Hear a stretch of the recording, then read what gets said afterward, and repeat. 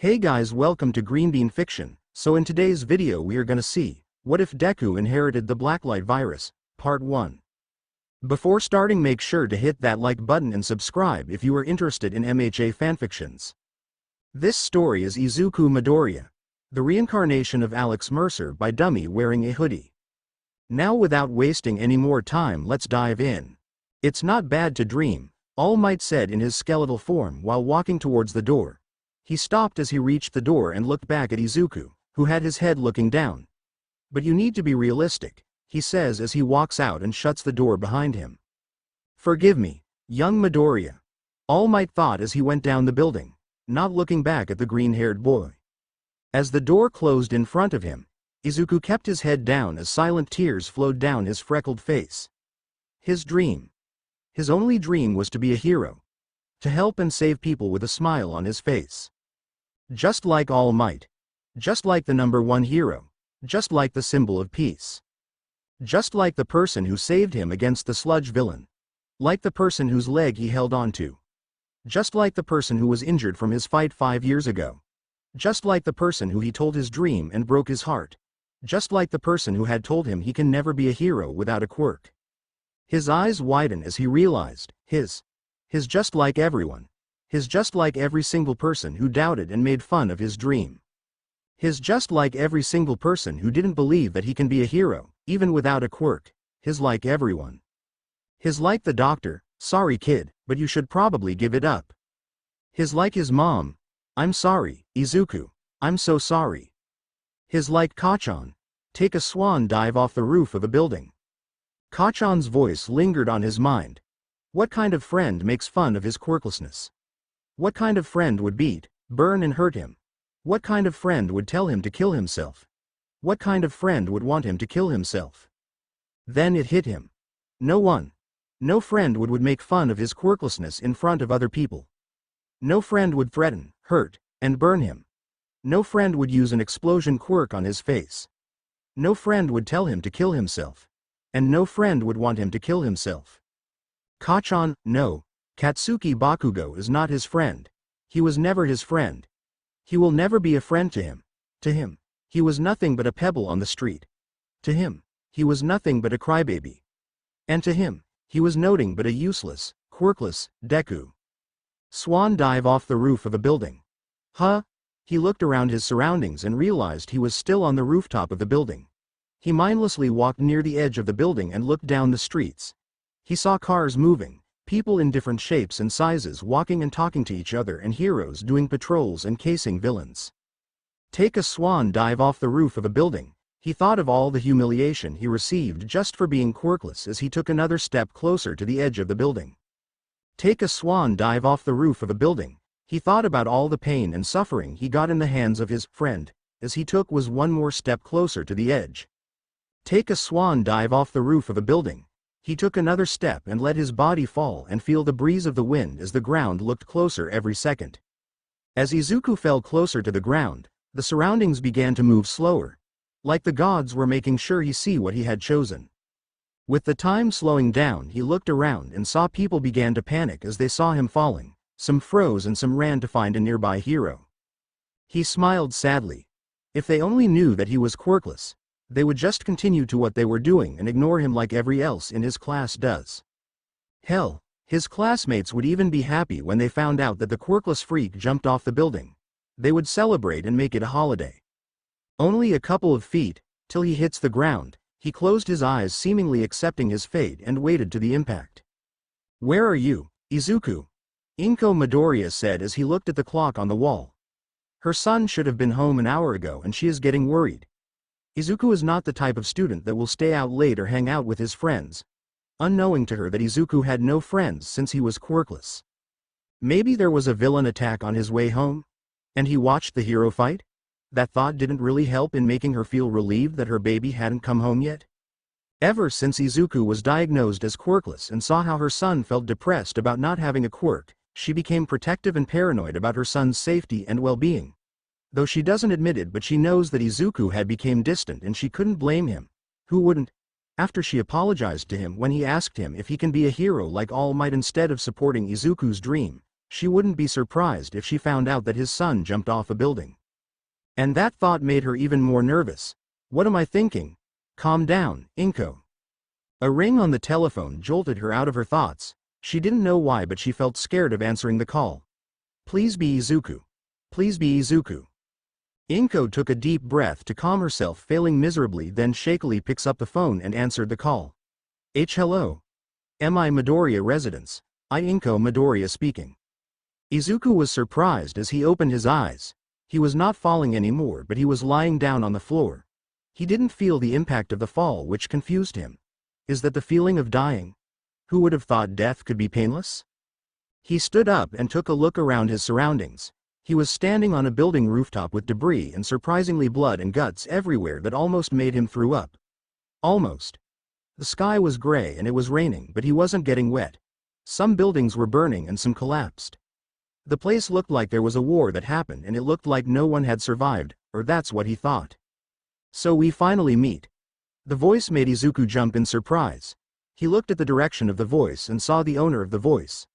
There a man was facing away from Izuku that slowly turned to look at his direction. He was looking at Izuku from up and down with narrowed eyes. Studying Izuku, and it made him take a step back. The man was a tall, pale man with grayish-blue eyes. He was wearing 3 layers of clothes. A button-up white shirt with a protruding collar kept partially buttoned, a plain gray hoodie, and a black leather jacket with a red interior, 2 horizontal white lines on each sleeve, and a red tribal design on the back that Izuku noticed when the man was facing away from him. He also wears plain blue jeans and black shoes. Hello? Izuku said, failing to sound calm. The man didn't respond and just walked close to Izuku and looked directly in his eyes. Izuku tensed as he saw his grayish-blue eyes. It was intimidating yet calming at the same time. It felt familiar but unfamiliar at the same time, and that confusing. Izuku Midoriya. The man said, making Izuku tense even more. He knows my name? Of course, I know your name. Izuku's eyes widened like saucers, but immediately sweat dropped. I said it out loud, didn't I? The man, to his surprise, gave a small smile. I am you after all. Those words confused him. Who wouldn't? A guy who looked nothing like him. He clearly sees that the man looks like an American while Izuku is Japanese. He looked at the man with confusion written all over his face. How can he be this guy? The man saw this and grinned. Well, I'm you and you're ME, but at the same time I'm not you and you're not ME. Those words just confused Izuku even more. Before Izuku could ask what he meant, the man interrupted him. I think what I'm trying to say is I'm you in your past life and you're my reincarnation, he said. Izuku simply jaw dropped as all felt clear now. That's why he felt a familiar yet unfamiliar feeling toward the person in front of him. He's as the reincarnation of Alex Mercer. Nice to meet you, he said, holding his hand out for a handshake. Likewise. Izuku took Mercer's hands and shook it while keeping eye contact with his past self. He was amazed to see and meet his past self, and it was really cool to see himself in his past life. Both of them felt something on their hands and quickly looked at their hands. They were both surprised to see black tendrils coming out of Mercer's arm and began to slowly crawl up and attach to Izuku's hands. Think about it like how the Venom symbiote moved without a host.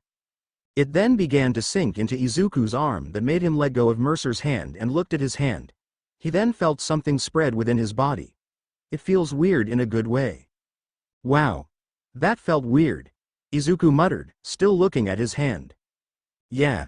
That was interesting, the hooded man said. He was still contemplating about the event that just happened. Seems like the virus has merged with your soul. He whispered to himself, not realizing he said it out loud. Izuku, hearing this, looked at him incredulously. Huh? WWH, what V-virus? And what do you mean it me merged with my soul? He said, yelled to Mercer, who was still in thought. Oh right. The Blacklight virus. The evolutionary chimeric mutation causing virus that can reproduce only inside the living cells of a biological organisms.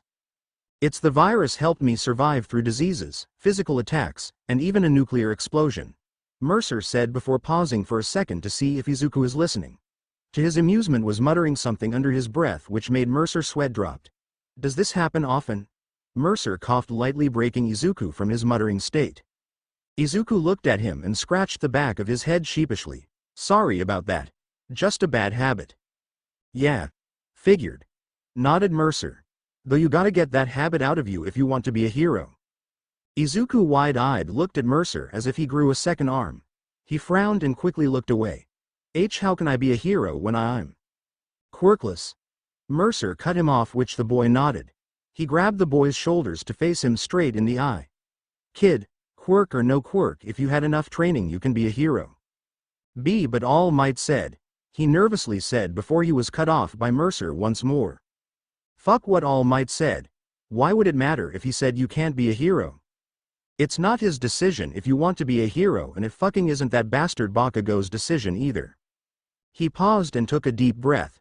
He looked back at Izuku, who had jumped to the volume of his voice as he released his shoulders and composed himself. Sorry, what I'm trying to say is if you want to be a hero, then be the hero you always wanted to be. Train and study hard to rub it to their faces that you can be a hero and to prove them wrong. Alex, Mercer said to him, giving the boy a small smile. But I don't have a quirk. How can I protect people if I can't protect myself? The green-haired boy whispered, looking down, remembering the times Bakugo uses his quirk on him and the sludge villain attack. Izuku was helpless without a quirk. If he can't defend himself, how can he defend others? He heard Alex sigh and he looked up to his past self. As I said earlier, if you train your mind and body, you can be a hero to defend yourself and other people. As for being quirkless, Mercer smirked as he crossed his arms. Who said you were quirkless? If I remember correctly, the Blacklight virus had merged with your soul, and if I'm not mistaken it already mutated in your body, turning itself into a quirk thanks to your mom's X chromosomes in your DNA. The virus is infectious and mutated Alex's body mass. I was thinking that since Alex died while still having the virus, I thought that the virus will stay in Alex's soul, which will merge with Izuku's and mutate his DNA. That made Izuku's eyes widen. I have a quirk. I can be a hero. The taller man put his hand on the boy's head, ruffling his curly hair, and smiled. Yes, Izuku Midoriya, you can be a hero. Those words that came out of Mercer's mouth filled Izuku with an overwhelming amount of hope, joy, and also filled the space in his heart with the acknowledgement and support that he needed for the last 10 years of his life. Izuku couldn't help himself and tackled his past self in a hug and cried his heart out. But this time it was not a cry of loneliness, anger, hopelessness, helplessness, but a cry of appreciation, joy, and hope of becoming a hero. Mercer for his part was surprised of the sudden contact but hugged the younger boy. He saw that the boy really needed it, and he knew that the boy will become the greatest hero, that he will surpass his tormentor and that blonde buff asshole. Mercer also knew that Izuku will be the hero he can never be, and by giving the by giving the quirk to the boy, he can become the new symbol of hope and redeem him from his past actions that he really regretted in the last second before his death. Oh sorry. Sniff, so sorry about that. I'm just very happy right now, Izuku said, letting go of the hug, drying the tears on his cheeks and eyes. Mercer just smiled and ruffled his hair. Damn, can't believe that this cute thing is me in another life, he mused. He was cut off from his thought as Izuku looked at him once again. Anyway, how do I use the virus or quirk you gave me? The boy asked him as he took out a notebook from out of nowhere. Mercer blinked at the display and gave the boy an amused look. Ha, nerd. Yup, he's definitely me. Mercer chuckled. Well, you just need to focus on manipulating the mass and weight of the muscle mass of your body, I think. You know what?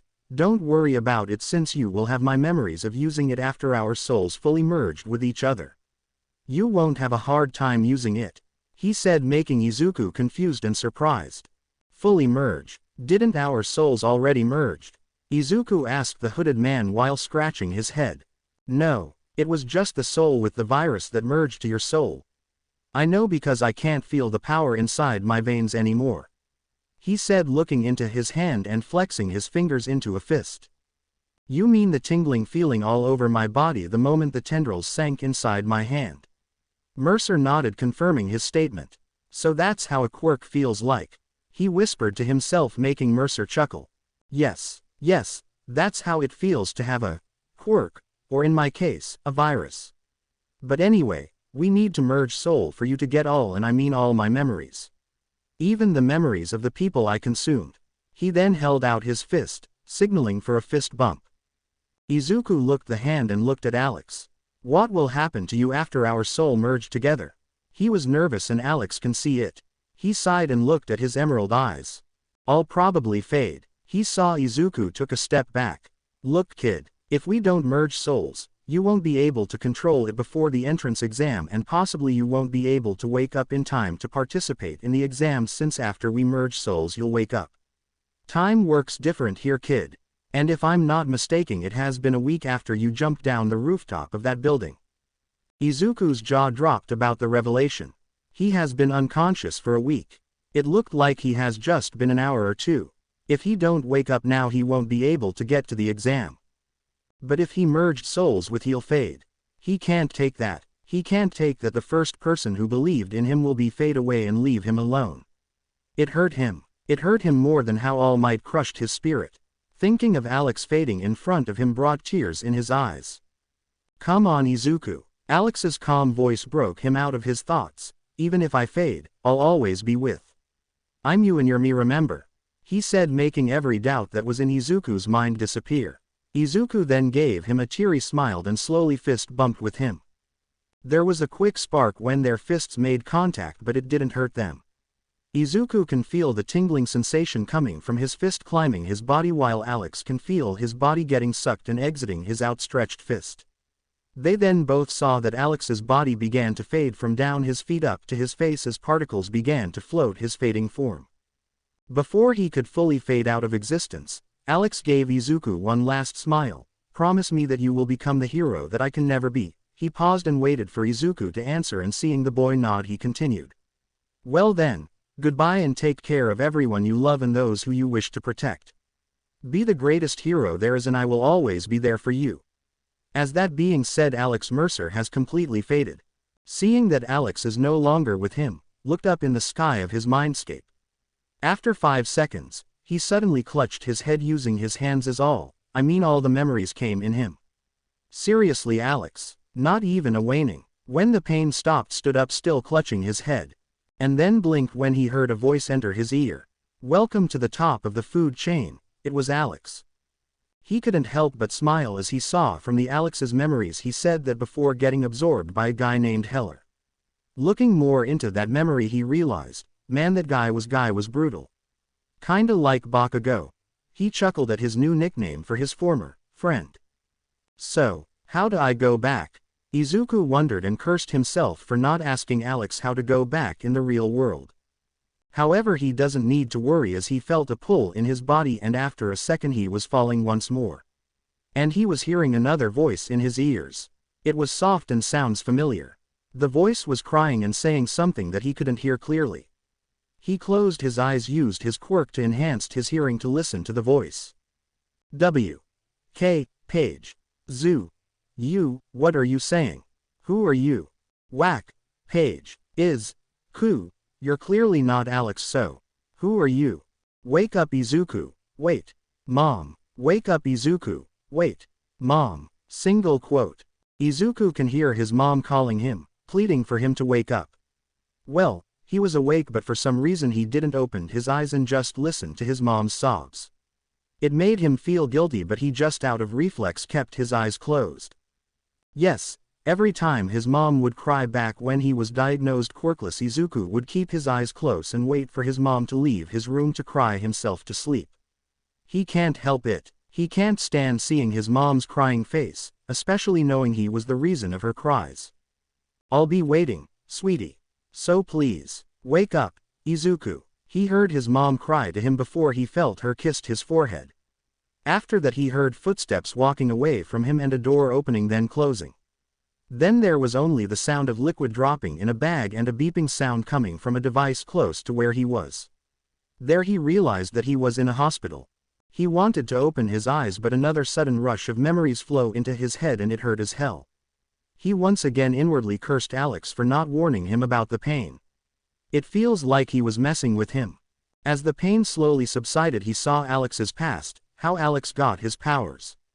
From how he woke up from the dead in a morgue up to the moment when Heller slashed him again and again until he was no longer breathing.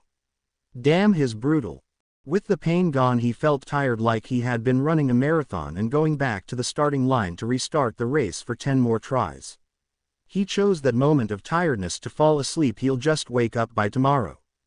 Next day. It has been a week since Inko received a call from the hospital that Izuku was took in after falling off a building.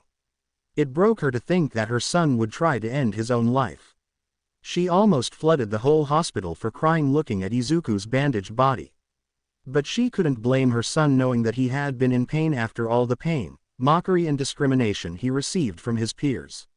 If it wasn't for the Mitsuki, Katsuki's mother, she would never stop crying.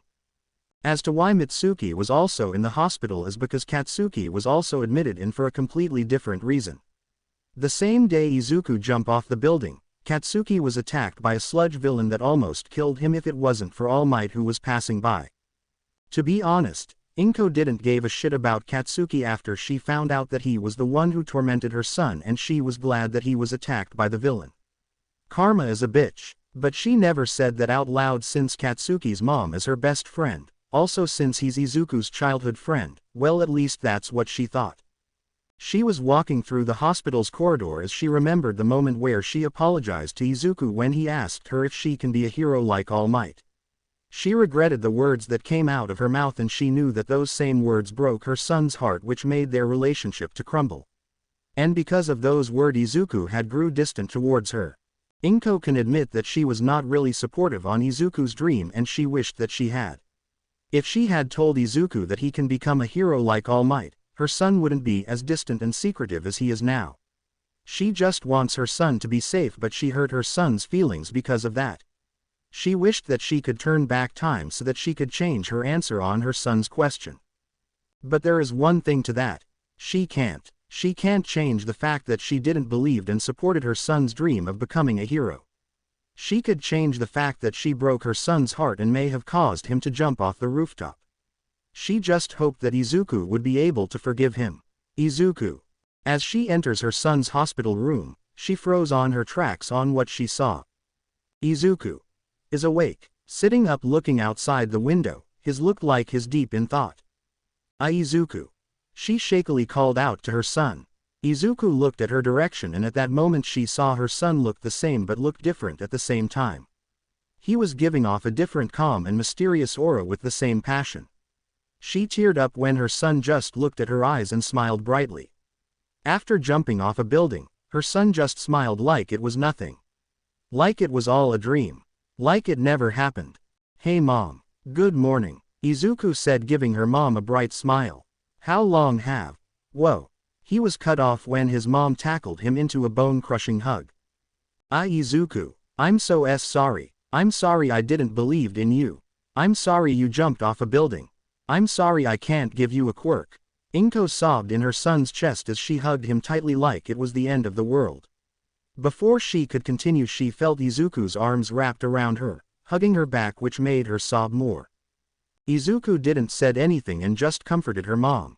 When Inko stopped crying, he chose that moment to speak. Honestly, he was still upset of how unsupportive his mom had been. But he knew that he can't stand his mom. Supportive or not, she is still his mom.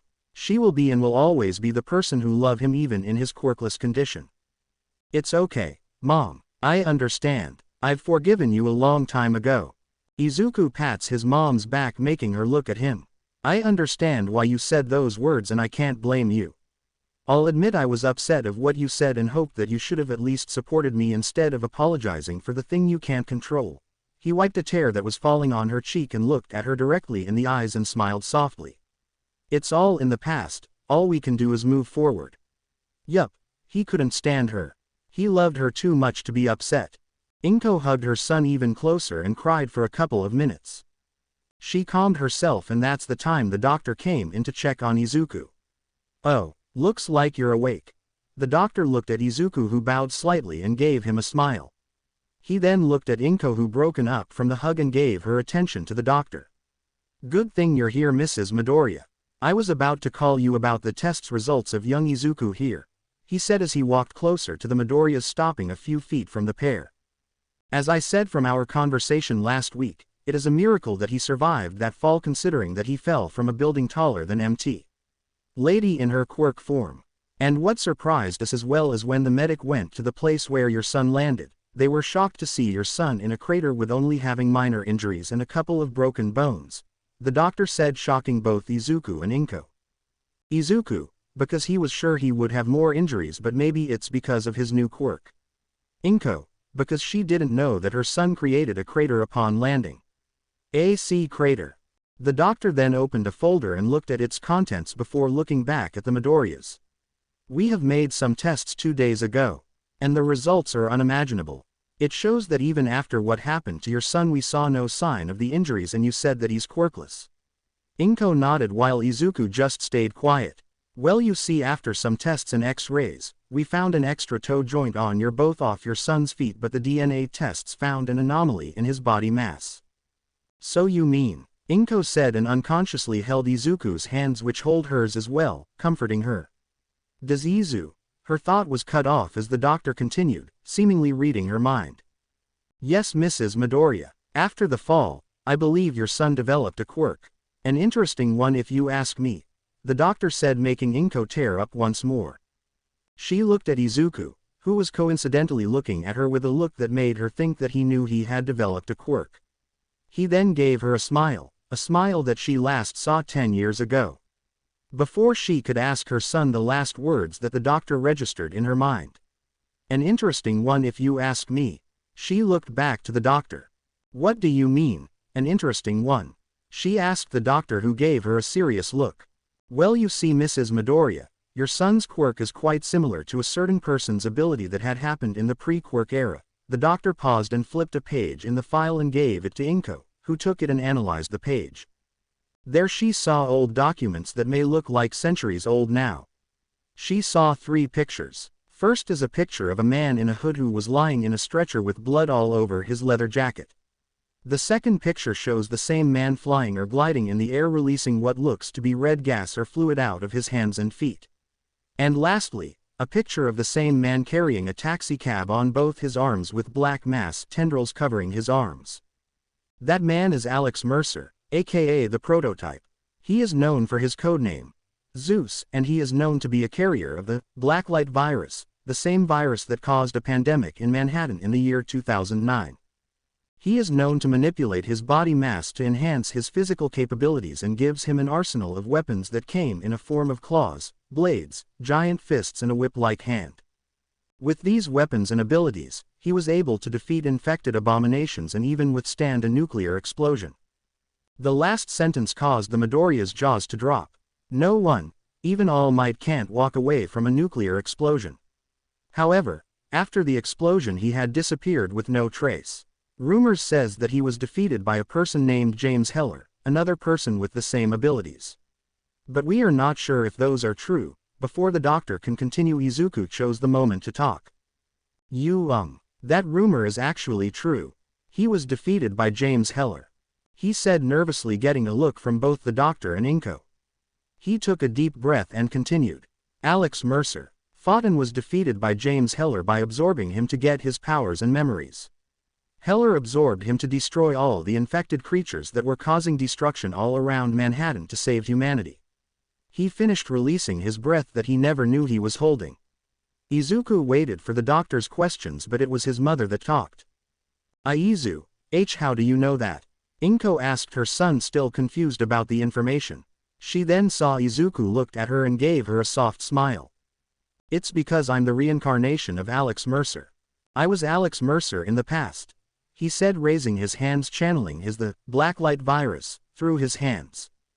Both Inko and the doctor looked at his hand and wide-eyed when black thin tendrils began to sprout out of his palms and wrapped around his fingers, hands, and arm. His whole arm then turned gray with a bulky, stone texture. If you're asking how I know, it is because I talked to him, he said while flexing his finger while retracting his hands back to its normal form. He looked back his mom and doctor, who are still looking shocked about this new feat. He shrugged. I'll explain how I talked to him. After Izuku told them the conversation with Alex Mercer while leaving out the reason why he jumped off the building. He might hate All Might by saying he can't be a hero without a quirk, but Izuku was not that vengeful to talk about the hero's actions to make the two adults' thoughts about the hero change. When he finished telling the story to the adults in the room, they were giving him surprised and shocked looks. And he couldn't blame them. He was shocked and surprised himself. Fascinating. This is an extremely rare case of quirk developing through soul merging with your past self. Well, to be honest, your case is the first, the doctor said while jotting down notes on a notepad. With Alex Mercer's soul merging to yours, you get his abilities while eliminating the complications of having the Blacklight virus as it mutates with your DNA, transforming it into a quirk with a less damaging drawback. Speaking of which, what are its drawbacks? The doctor asked Izuku, who started to think. Before he could talk, they all heard a loud growling sound and Izuku began to blush. The doctor gave him a warm chuckle. It looks like it uses the food you eat and your stamina as fuel. Why yeah, I guess I am little hungry and tired right now, Izuku said sheepishly as he rubbed the back of his head. It's true, he is starving and tired. The doctor just chuckled and walked towards the door. I'll call for some protein-based food for you, replenish the hunger and fatigue you're feeling. I will also give your mom a simple recipe for a protein bar for you. He paused as he reached the door and looked back. You have a strong quirk, young Izuku. You are basically immortal with the hyper-regeneration and durability of yours, easily rivaling All Might's quirk, if not stronger. I hope you use it properly and responsibly, because with a quirk like that you can become the greatest hero that you wanted to be, said the doctor as he exited the door. Izuku felt proud as his quirk can rival or even be better than All Might's. He felt overjoyed when the doctor said that he can be a hero. Now that he had a quirk, he can prove himself to those who made fun of him and doubted his dream, especially Katsuki and All Might. He unconsciously clenched his fist at the thought of those two. He would love to see the faces of those two once he used his quirk in front of them. But he can't for some reason. He doesn't want to show them that he had developed a quirk. He doesn't want to end up like Katsuki, arrogant, reckless, crude and has a freaking ego as tall as Mt. Lady. He wanted to be himself. A hero that will be there when you need it and will save you with a smile. He knew he can and will be a hero. He was cut off from his thoughts as his mom held his hand and gave him a teary smile. The doctor was right, Izu, she said as she sniffed. With your quirk you can be the hero you wished to become. Again, I'm sorry for not believing in you. To make up for it, I will support you in my best abilities, she said, hugging Izuku, which returned the hug. She felt happy for her son. She would do her best to be the supportive mother she was once 10 years ago. Thanks, Mom. I will do my best to make you proud. I will become the hero that will help and protect people with a smile, Izuku said. Like what the doctor said, I'm gonna use this quirk properly and responsibly. And to become a hero, I need to enter the entrance exam in UA. His mom nodded at him and placed her hands on his face. Yes. The entrance exam is in 8.5 months. You still have time to train and practice your quirk. By the way, what will you name your quirk? We need to update your quirk registry, Inko asked Izuku, curious on what he would name his quirk. Izuku thought for a second, then smiled and looked at his mom. I'll call it Blacklight.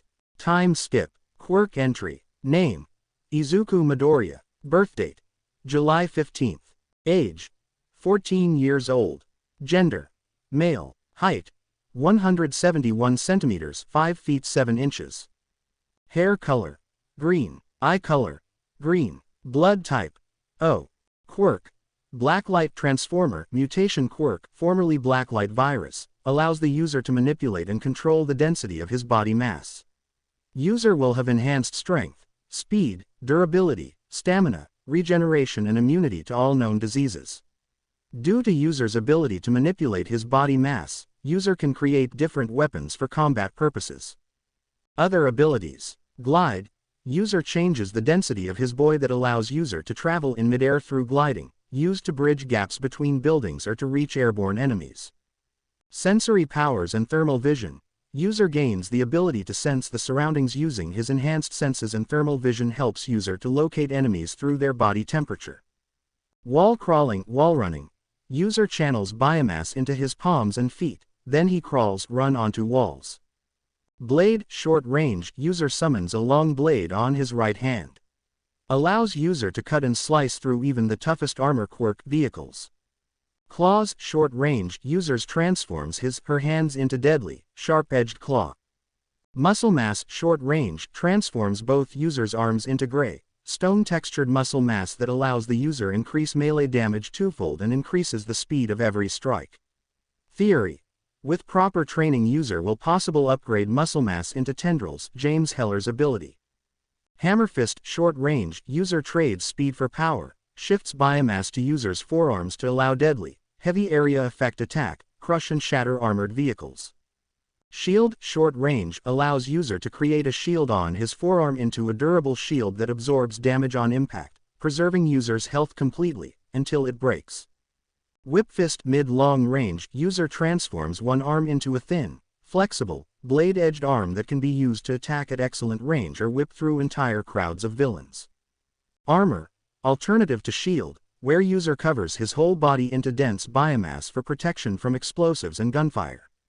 Consume and disguise, unlike Alex Mercer's full body consumption, user only need blood to consume, where user will be able to copy the DNA structure of the owner of blood and replicate it to be able to disguise user into the owner of the blood consumed.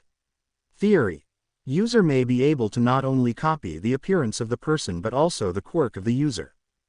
Devastator, a super attack that causes a massive area damage to their surroundings at the cost of user's stamina and hunger. Different devastators in every weapon used. Advised to self. Do not use move in a narrow space or near civilians.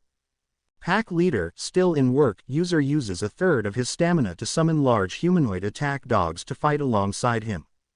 Izuku closed his hero journal after writing his own entry. It's been 3 days after his talk with the doctor and his mom. After the talk, Izuku and Inko went to register his quirk, and to say that the doctor who told him he can't be a hero was surprised was an understatement. The doctor bowed to him while repeatedly apologizing for not thinking before talking. Izuku was happy that the doctor apologized and he forgave him and asked a request to not inform the school principal that he had developed a quirk. The doctor was confused at first but did so nonetheless. Then after that, both mom and son went out and celebrate by eating his favorite dish, katsudon. Remembering that last one put a smile on Izuku's face. He felt happy looking at his notebook, but after a minute he opened his notebook and ripped off his quirk entry and put it in a small box for 2 reasons. First, is to prevent it from getting destroyed like his last notebook courtesy of Onkatsuki Bakugo. And the other reason is to prevent Bakugo from taking his notebook and finding out he had a quirk. Him having a quirk will make the Pomeranian explode, figuratively and literally. Not that he's scared of getting hurt for hiding his quirk. It's just that he doesn't owe his former friend an explanation and he doesn't owe him anything. Speaking of Bakugo, he kinda stopped bothering Izuku since the day after the quirk registry. Flashback. That morning he went back to school and was surprised that none of his classmates had made fun of him as he entered that classroom. They just looked at him as he entered and went back to what they were doing. It didn't surprise him because the hospital had informed the school about his accident, but not his quirk. So they probably don't want to cause trouble since he just got out of the hospital and began wary of Izuku since he gained a growth spurt, easily rivaling Bakugo's height. Izuku just shrugged off the attention, or the lack of, to his return and went straight to his seat and started to write the lessons the class had in his absence. It was 15 minutes before the bell when Bakugo and his lackeys entered the classroom. Izuku knew Bakugo entered because for one the whole class began quiet all of a sudden, and two that he can feel the blonde's aura, rage directed at him. If he was the same quirkless Izuku that he was weeks ago, he would began shaking and stuttering just feeling the blonde's aura. But after merging with his past self, Alex Mercer, he felt calm, confident and reserved. He felt that not only Mercer's soul had merged but also his personality, though the muttering is still there but he is working on it. So that's why he just ignored the killing intent directed at him and continued writing on his notebook. Bakugo to his part looked pissed off when he saw that Deku didn't even show any reaction to the killing intent that he was giving. And to him it looked like Deku didn't even acknowledge the fact that he was even there. This enraged the blonde and started stumping his way towards the brunette's seat. He stood in front of Deku and was about to blast him using the explosion that started popping on the palm of his hands when the green-haired boy started to talk. Trying to use your quirk on me again, Bakugo. I wouldn't do that if I were you. Izuku calmly said, still writing on his notebook, making everyone in the class tense with the different tone in his voice. Not to mention the lack of stuttering, shaking and kachan in his words. However, that didn't stop Bakugo from scowling. "What did you say, you quirkless nerd?" Exclamation mark. Quote. He screamed, making the whole class minus Izuku flinch of its volume. Not getting a response, he then grabbed Izuku on the collar of his uniform. "Wanna say that to me again, Deku?" he said, yanking the greenette closer to him so that he would be face to face with Deku, just to see the nerd not even reacting to his actions, which pissed him off even more. Before he could attack the greenette, Izuku raised his head calmly and glanced at his palms that was popping with tiny explosions and looked back at Bakugo straight in the eye. The eye contact made the ash-blonde teen's spine shiver and felt uneasy as he looked at Deku's eyes that was missing the fear and nervousness it had the last time they talked. Hence, it had the look of calmness, confidence and indifference. "I said, trying to use your quirk on me again. I wouldn't do that if I were you," calmly said the boy, who was now standing straight, making Bakugo's eyes widen as he realized that Deku was now as tall as him. Izuku then grabbed his hand that was on the collar of his uniform and gripped it, making the blonde wince for the strength the quirkless nerd is putting on his hand. "Since using quirks in public is illegal, I'm sure you are aware of that law, since you're the best student. After all, you wouldn't want UA to find out that you use your quirk in public and let alone hurt and threaten a classmate. I would see your name getting blacklisted from UA, heck maybe in all the hero schools here in Japan. Wouldn't want your clean record get marked, would you, Kachan?" he said, which made the explosive teen pale and loosen his grip on Deku's collar as he let go of Bakugo's hand. Izuku looked around and saw the shocked faces of all of his classmates. Even their homeroom teacher was shocked hearing the once nervous boy's words. That made Izuku smirk inwardly and took a seat and went back to writing as the bell rung, indicating the start of homeroom. Flashback end. After that, it seems that Bakugo had stopped attacking him. But that never stopped the blonde from throwing insults about his quirklessness and how he is still a Deku.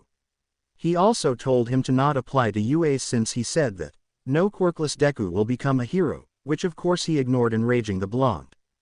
Izuku didn't really care what the blonde said, and to be honest he didn't even want to waste time on the blonde, since he needs to train his new developed quirk, Blacklight, to get a hang of it once again as he was as Alex Mercer. He was currently laying on his bed staring at his walls that are unsurprisingly lacking too much All Might posters. After he was discharged from the hospital, he removed most of All Might posters and action figures, still feeling bitter about his idol breaking his heart. They're only leaving a single All Might action figure in his Silver Age costume, along with couple of action figures of Endeavor, 13, Best Jeanist and Edgeshot. His wall that were once filled with All Might posters now contain rock bands from the pre-Quirk era that Alex likes to listen to, like Linkin Park, and paintings that he created when he got home. The All Might themed carpet and curtain are now changed into simple yet nice to look at carpets with a red and gray color scheme. Same goes for his curtains. Looking around, he felt contented by the new look of his room and went back to looking at his phone as he was searching for a place where quirk usage is allowed. He could try at the school gym since quirks are allowed there. However, he wasn't planning to show them, especially Bakugo, that he wasn't quirkless anymore. Not until he entered UA for the entrance exam, that is. He can't try in his house since he knew that his quirk is more destructive than those explosions that Bakugo releases. So he had no choice but to find a place to train and practice his quirk so that he would do decently and hopefully cause as little damage as his quirk 10 to uncontrollable. Looking at the doorknob that he broke twice, as he swiped up and down for locations that allow quirk usage, he spots a place not far from his house. Dagobah Municipal Beach Park, Dagobah Beach Municipal Park. Saturday 5:45 a.m. Izuku read the sign as he arrived at the location where he would train his quirk and abilities. He began to walk down the staircase of the Dagobah Beach and looked around the beach junkyard. It was definitely a junkyard. There was piles of junk that ranged from tin cans to even pickup trucks. Yup, this is a perfect place to train my quirk, he said to himself as he reached the beach. He began to think of the type of training he would do and the abilities he would be practicing to further master them, like how he was back as Alex Mercer. Izuku was cut off from his train of thought when he heard waves crashing to each other and looked up towards the ocean. Wow, I know this place basically became a junkyard, but I could say this place has potential to look beautiful once more, he said, looking at the clear blue ocean with awe. Izuku felt relaxed and saddened to see a beautiful sight covered by piles of rubbish, and no hero even made a move to clean the place. Then again he realized that heroes like MT Lady only want fame and endeavor just focus on capturing villains. All Might could have cleaned the beach, but with his condition Izuku wouldn't be surprised. With that thought he looked at all the piles of junk and back to the ocean. There he made his decision. If no one wants to do it, then I will, he said as he used disguise to change into his plain t-shirt with the word t-shirt and black gym shorts. Izuku practices disguise frequently and found it as a very useful ability to have, and didn't blame Alex for using it in infiltration and hiding against the Gentech operatives. It was very easy to change clothes as long as he wore the clothes for a couple of hours to let the biomass absorb the components' properties of the clothes so that he can replicate the components using his biomass.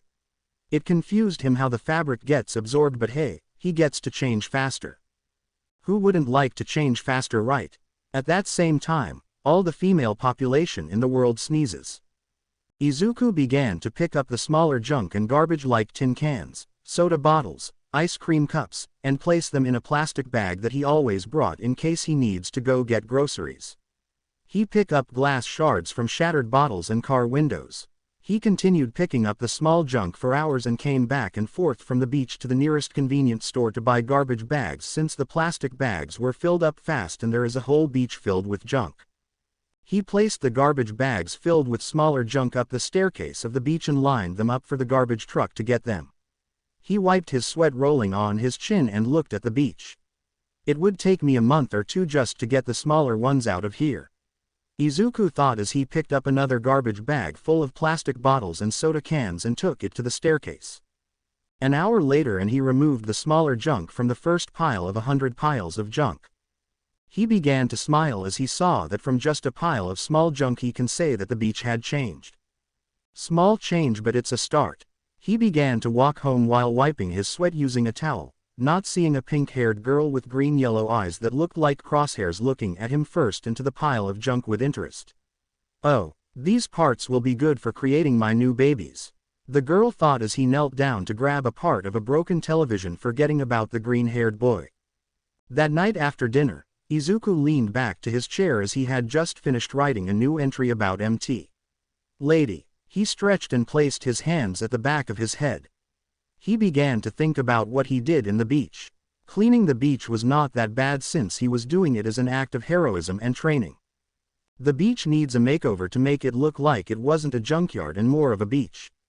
And Izuku was willing to spend a month or two just make it look better than its current state. Because that's what heroes do. However, a thought began to enter in the Greenette's mind. What will he do after he cleaned the beach within 2 months? What will he do for the next 6 months?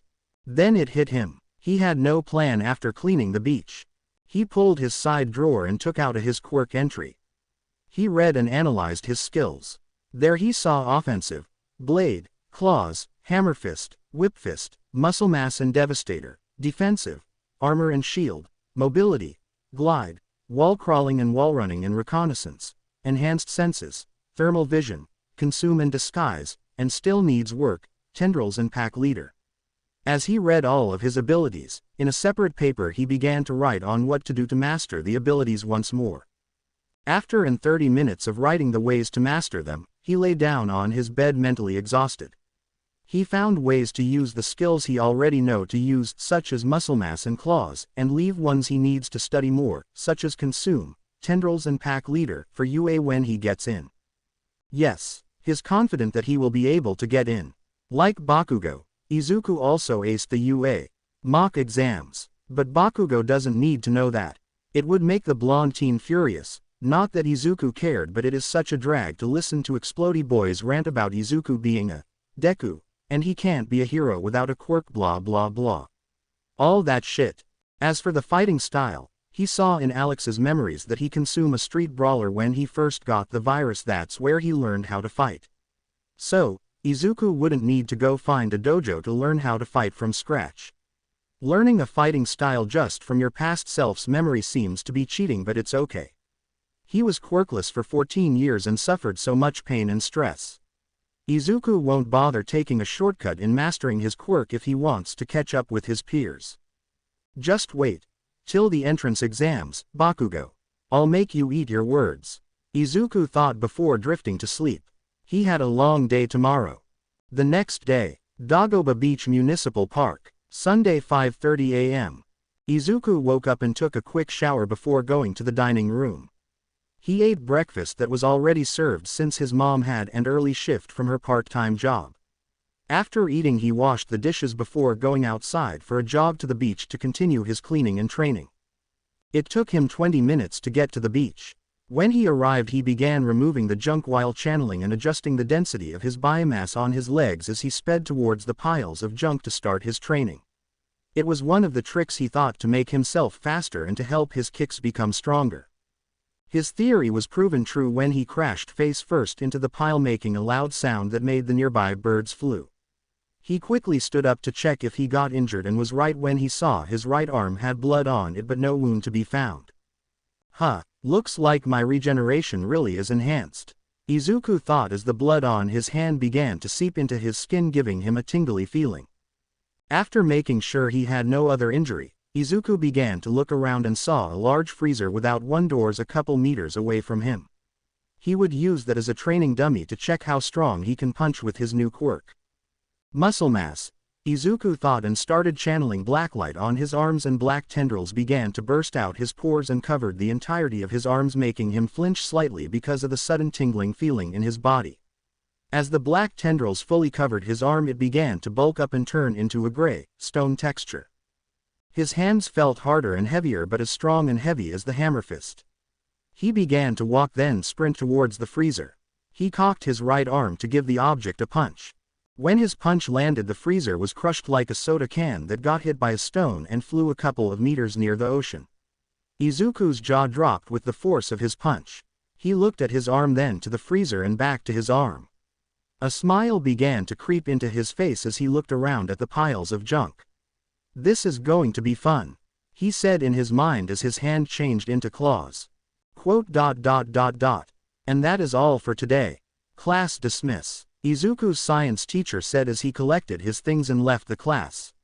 The students began to stand up and gather their belongings as they made their way home. Our green-haired protagonist stood up and began to put away his belongings into his bag. It has been 2 weeks in his cleaning session in the beach junkyard, and Izuku can proudly say that he had cleaned a fourth of the junk and destroyed most of the broken appliances there using his offensive abilities. He found a way to lower the power of his punches and kicks by channeling small amounts of biomass on his arms. Kinda like OFA, but cooler LMAO. With lower biomass on his arms as he transformed them into the offensive, his transformed arms would look thinner but still having the known features. For example, his claws would look shorter and his hammer fist and muscle mass would look smaller and smoother. As he slung his bag on his back and began to walk towards the exit off the classroom, his path was blocked by the one Katsuki Bakugo and his 2 lackeys. He looked at the blonde who looked pissed for some reason. Can I help you, Bakugo? Izuku asked the blonde with raised eyebrows. He was not in a hurry, but he had a lot more important things to do than be in front of Bakugo. You still trying to go to Ua, Deku? Bakugo asked in a growl while glaring daggers at Izuku, who didn't respond. I would advise that you don't waste your time trying to go to Ua, because no, quirkless Deku, like you is getting accepted to UA. He continued as he turned around, walking away from Izuku with his lackeys following him while snickering. So what if I'm quirkless? Izuku said in a bored tone, making the blonde teen stop in his tracks and turned at him with narrowed eyes. When Bakugo saw his blank expression, the blonde scowled and yelled. What did you say, you quirkless piece of shit? He began stomping his way towards Izuku, who didn't even flinch as sparks of nitroglycerin began erupting on Bakugo's palms. I think I didn't hear you clearly. Mind saying that to me again? Izuku sighed and looked straight at the blonde's eyes. I said, so what if I'm quirkless? That's my problem, not yours, he said, still looking at the other teen's eyes, who still wore a scowling face. And so what if I'm applying for UA? It's my choice, not yours.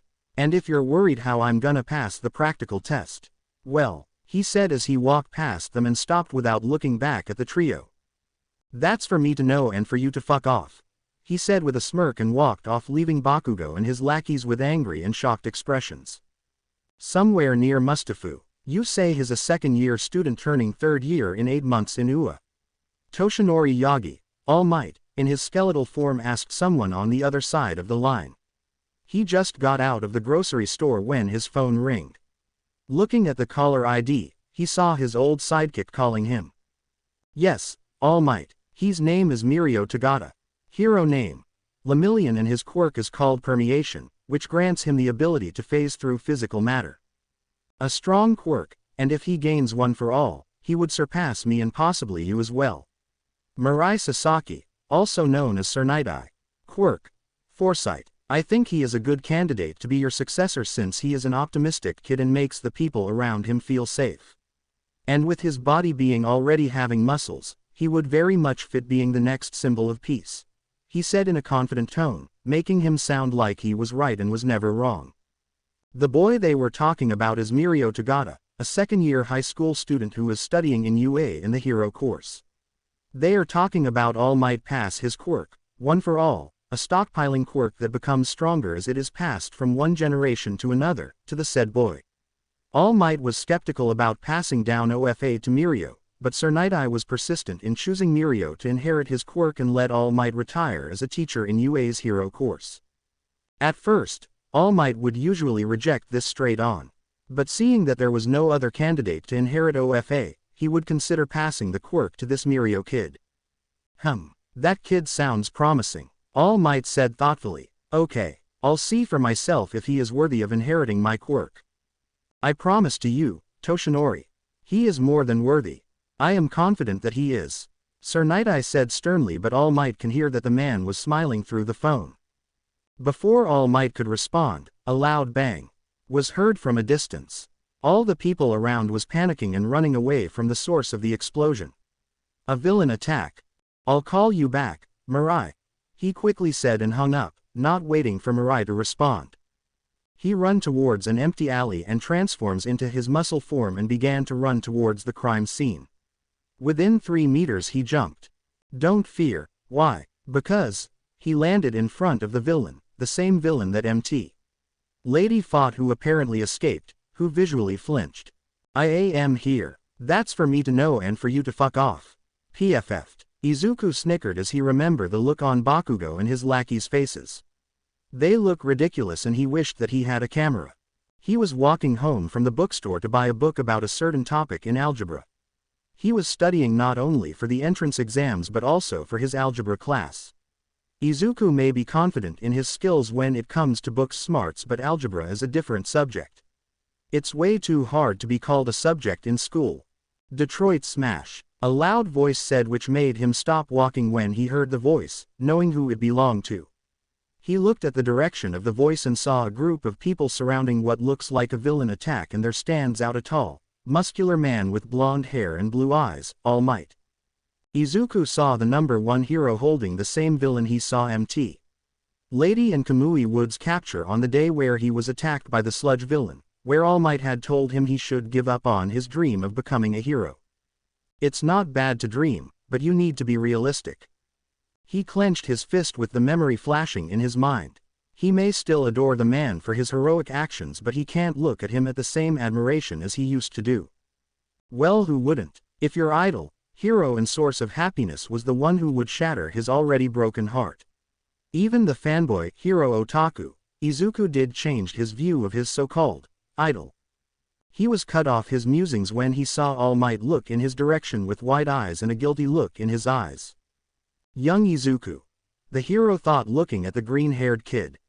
It had been a long time since he last saw the boy, and he was surprised to see that the boy was no longer the same scrawny kid he left in the rooftop of the building. The kid was now taller, between 5 feet 6 inches or 5 feet 7 inches, and he can see from his uniform that he had developed muscles. He was about to approach the boy when he suddenly saw his eyes. His eyes that once had a look of admiration and curiosity, were now replaced with calmness, indifference and little hate, making him flinch a little. The boy noticed this and inwardly snorted and patted himself on the shoulder for intimidating the number one hero. After 10 seconds of staring at each other, Izuku looked away and started walking home, not looking back at the blonde hero. He was planning on making a sketch for his hero costume just in case he got accepted, which he will when he got home. He thought about the same as Alex Mercer's attire when they met. Same leather jacket and pants, but changing the color of the hoodie with a forest green color and changing the shoes to his usual red shoes but with straps. It may not be practical for a hero to use leather jackets, but it was stylish and he was sure someone will also use leather jacket in their hero costume. Somewhere in Japan, a guy with blonde hair with black lightning and a purple-haired girl with an asymmetrical fringe sneezed wildly.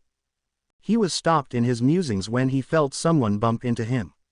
He heard an annoyed but a soft, "Sorry," as the person who bumped him walked away. He also heard the person saying something like, "Damn you, Shinji. It was supposed to be my day off." When he looked at the place where the person had bumped him, he saw a wallet and picked it up. He knew it belonged to the person who bumped him. He looked inside, read the name in the ID and quickly ran toward the person to give the wallet back. "Hey miss, I think you dropped your wallet," he shouted as he was running towards the person who was a girl, female. The woman turned to stop and looked at Izuku's direction with an annoyed expression but instantly softened when she saw him. The woman had round face, purple eyes with white pupils and has elegantly long eyelashes. Her hair was voluminous, creamy blonde hair and had them curled and flowing down her face. She was wearing a fitted purple t-shirt under a brown winter jacket with fur on the hood, fit denim pants folded up and heeled, tan sandals. Beautiful, is all he can say to describe the lady in front of her. He noticed a blush on the woman's face and mentally smacked himself, knowing he said that out loud again. I think this is yours," Izuku said as he handed the wallet to the lady, who took it and smiled at him. It mesmerized him and he felt his face heat up. "Thank you," she said as she bowed slightly and turned away, not waiting for his response. "You're welcome," he said as the lady walks away and he too turned to go home. While walking, he thought of the lady and smiled. She was beautiful but she seems familiar. He just couldn't say where she saw her. All he can remember is her name. Yu Takayama, he said as he took a turn. In the shore of the Dagobah Beach Municipal Park, you were able to see a green-haired teen, Izuku Midoriya, sitting on the white sand, admiring the view of the sea as the sound of waves crashing into each other and distant birds can be heard in the background. It took him 3 months to gain bigger muscles and abs. Izuku post 9 months training in canon, though he hides it under his baggy clothes. He wouldn't want to be noticed for 2 reasons. 1. He doesn't want Bakugo screaming at him for training his body and will tell him it was useless because he's nothing but a quirkless Deku, which is annoying. And 2. He doesn't want the attention. He may be more confident than he was back, but people giving him too much attention is uncomfortable in his point of view. It had been 5 months of his training cleaning in the beach and he had mastered most of his offensive abilities with the exceptions of the Devastators, Tendrils and Pack Leader in different reasons. The Devastators causes too much damage in his surroundings and it is risky to use it in a public place. Even if the beach allows quirk usage, he would risk destroying a quarter of the beach just to try out the move. The Tendrils and Pack Leader causes too much stamina and the last time he attempted to use these moves he fell into unconsciousness. He had to ask for his mom to make more of those protein bars the doctor made and request to add more protein for his quirk, to avoid exhaustion and getting unconscious. Within the 5 months, Izuku had also mastered his armor, shield and disguise consume with the help of Mei Hatsume, a US support course aspirant who he met 4 months ago, and she helped him in his defensive training, also promising him to make him a voice-canceling face mask to help with his muttering. He gave a soft chuckle remembering the first time they met. Flashback. Blade. Izuku thought as he morphed his right hand into a large curved dagger the size of his whole body minus his head. It was black in color of the whole blade and red vein-like lines on the dull end of the blade where it is connected to his arm. He looked at it first and noticed it looked different and was heavier than the last time he used it. Looks like it upgraded, he thought and just shrugged as he turned to the direction of the unlucky object that was about to get destroyed, a grandfather clock. He began charging to the object with his blade hanging back as he ran. As he gets close, he jumped and began rotating his body midair to perform a spinning slash to the clock. As he seemingly passed through the object, he landed on one knee with his blade still behind him, outstretched. Izuku then looked slowly at the grandfather clock, which upper part began sliding down, slowly separating to its lower half. He was smiling in the result of his attack but made a mental note to lessen the biomass in the dull edge of the blade. He almost lost balance midair and he would have landed face first on the sand. As he was admiring his work, he did notice a pink-haired girl standing behind him looking at his bladed arm and the grandfather clock. "So you're the one who's been cleaning this place and destroying my supplies," the girl suddenly said, making Izuku jump a bit, almost hitting the girl with his blade, if he didn't retract his quirk back. The girl looked at him with a grin. Now that they had distance between them, Izuku saw what she really looked like. The girl was short, probably between 5 feet 2 inches or 5 feet 4 inches, but has quite a mature build. She has shoulder length, salmon pink hair in thick dreadlocks. She is wearing a plain black tank top that helped emphasize her breasts, which made his face redden, with workshop coveralls tied to her waist, fingerless gloves, and has a steampunk goggles resting on her head. But what caught Izuku's attention was her eyes. They were wide and sloped upwards with some notably long upper eyelashes, their irises green-yellow with a cross in the center, making them look somewhat like scope lenses. Her eyes must be connected to her quirk, he mused. "That was an amazing move you did there," the girl said, walking straight to the damaged grandfather clock and took out a plastic bag out of nowhere and took some gears and parts of the clock. Izuku blushingly diverted his eyes when he saw her bend down and her breast bounced. "Why yeah, thanks. What are you doing here anyway?" Izuku asked as the girl looked at him. "Oh, me, I was here to get some parts for the baby I am making," she said as she went to a pile of junk and pulled out a broken microwave and a hair dryer. Baby," Izuku sputtered out, confused and shocked at the girl's statement. "Yup, I've been working on making a rocket boots and halfway finishing it, but I need to find some useful parts in creating a heat regulator and where to find parts but here," she said as she placed the microwave and hair dryer on a pickup truck at the top of the staircase. Oh, she means inventions. But for some reasons, many of the parts one need were shattered, crushed, folded and made into a disc, and you seem to be the one responsible, she said, looking back at him still smiling. Oh, sorry about that. I was just training and practicing my quirk. You see, I just got my quirk 1 month ago and I saw this place as a perfect place to practice my quirk for the UA entrance exams, and I kinda want to clean this place to make it beautiful once more," he said, bowing his head. "Nah, it's okay. I already got that part there in the truck," she said, pointing at the direction of the truck as faced him. "I'm Mei Hatsume, by the way, future CEO of Hatsume Enterprises," Mei said, grinning widely. "I'm Izuku Midoriya. Nice to meet you," the green-haired boy said, smiling at the girl. "So you're an inventor, Hatsume?" he asked as Hatsume began walking to the pile of junk and tried to pull out a broken Bluetooth speaker. "Yup, I'm an inventor all right. I'm going to apply for UA to enter the support course so that my babies can get recognized and all the famous hero support companies will buy my babies so that heroes would use my babies and I will become the best inventor in the world," she said, while taking out all the components from the speaker and placing them in a box that he took out from who knows where. Izuku observed her and gave her a look of admiration. She's so straightforward and she knows what she wants to do in the near future. Wait, did she said she was also applying for UA? Wait, you're going for UA too? He asked her loudly, making her flinch slightly. He noticed her reaction and blushed slightly. "So sorry, I just got excited. So you're going to UA too, huh? I'm also going for UA, in the hero course that is," he said sheepishly. When she heard that he was also going for UA, Hatsume turned her head towards Izuku so fast that Izuku would have swore he heard a bone crack. "Hero course, you say? That's perfect. You," she said, pointing at him, "whatever your name is, will be my key into being the best inventor in the world. You will be the first person to use my babies and show the world how great of an inventor I am," she said and cackled loudly, making Izuku sweat drop when she forgot his name. But before she could talk again, the boy cut he off. Sorry Hatsume, but I think I can't use your babies," he said as he scratches his head.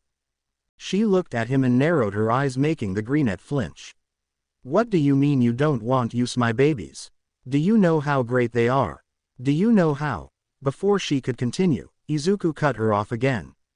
"No, I mean, I didn't say I don't want to use you, babies, it's just that I can't use them without breaking them unintentionally. He paused to let her calm down. When she did, he talked once more. You see, my quirk is called Blacklight. It lets me control the density of my body mass.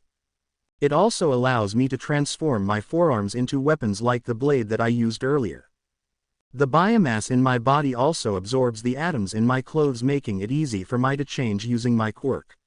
If I, for example, were to wear a bodysuit that you created, I would unintentionally damage or destroy it with my quirk, making it hard for me to use support items, he explained and panted. He got tired of just explaining his quirk. Izuku then looked at Hatsume and saw that she was downcasted, which made him guilty.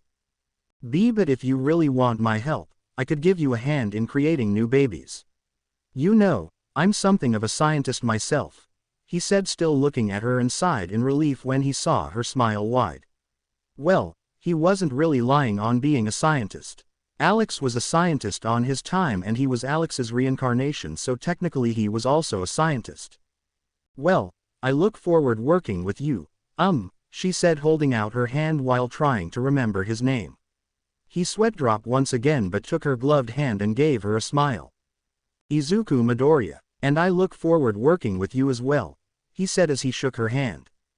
Flashback end. After that, he and Hatsume worked together in creating her babies, and Izuku testing the durability of the babies they make. Even though Izuku wasn't really sure of being a scientist, he was surprised when he caught up in the inventing with Hatsume and found it easy. Probably Alex kicking in again. Looking back at the time he spent with Hatsume, he found inventing with the pink-haired girl fun and entertaining sometimes, especially when a baby blew up in front of her, covering her face with ash. Sure, she may be eccentric and doesn't think of what she say to others. But most of that was basically her having no friends to talk about her babies, and being isolated for her extreme like of inventing.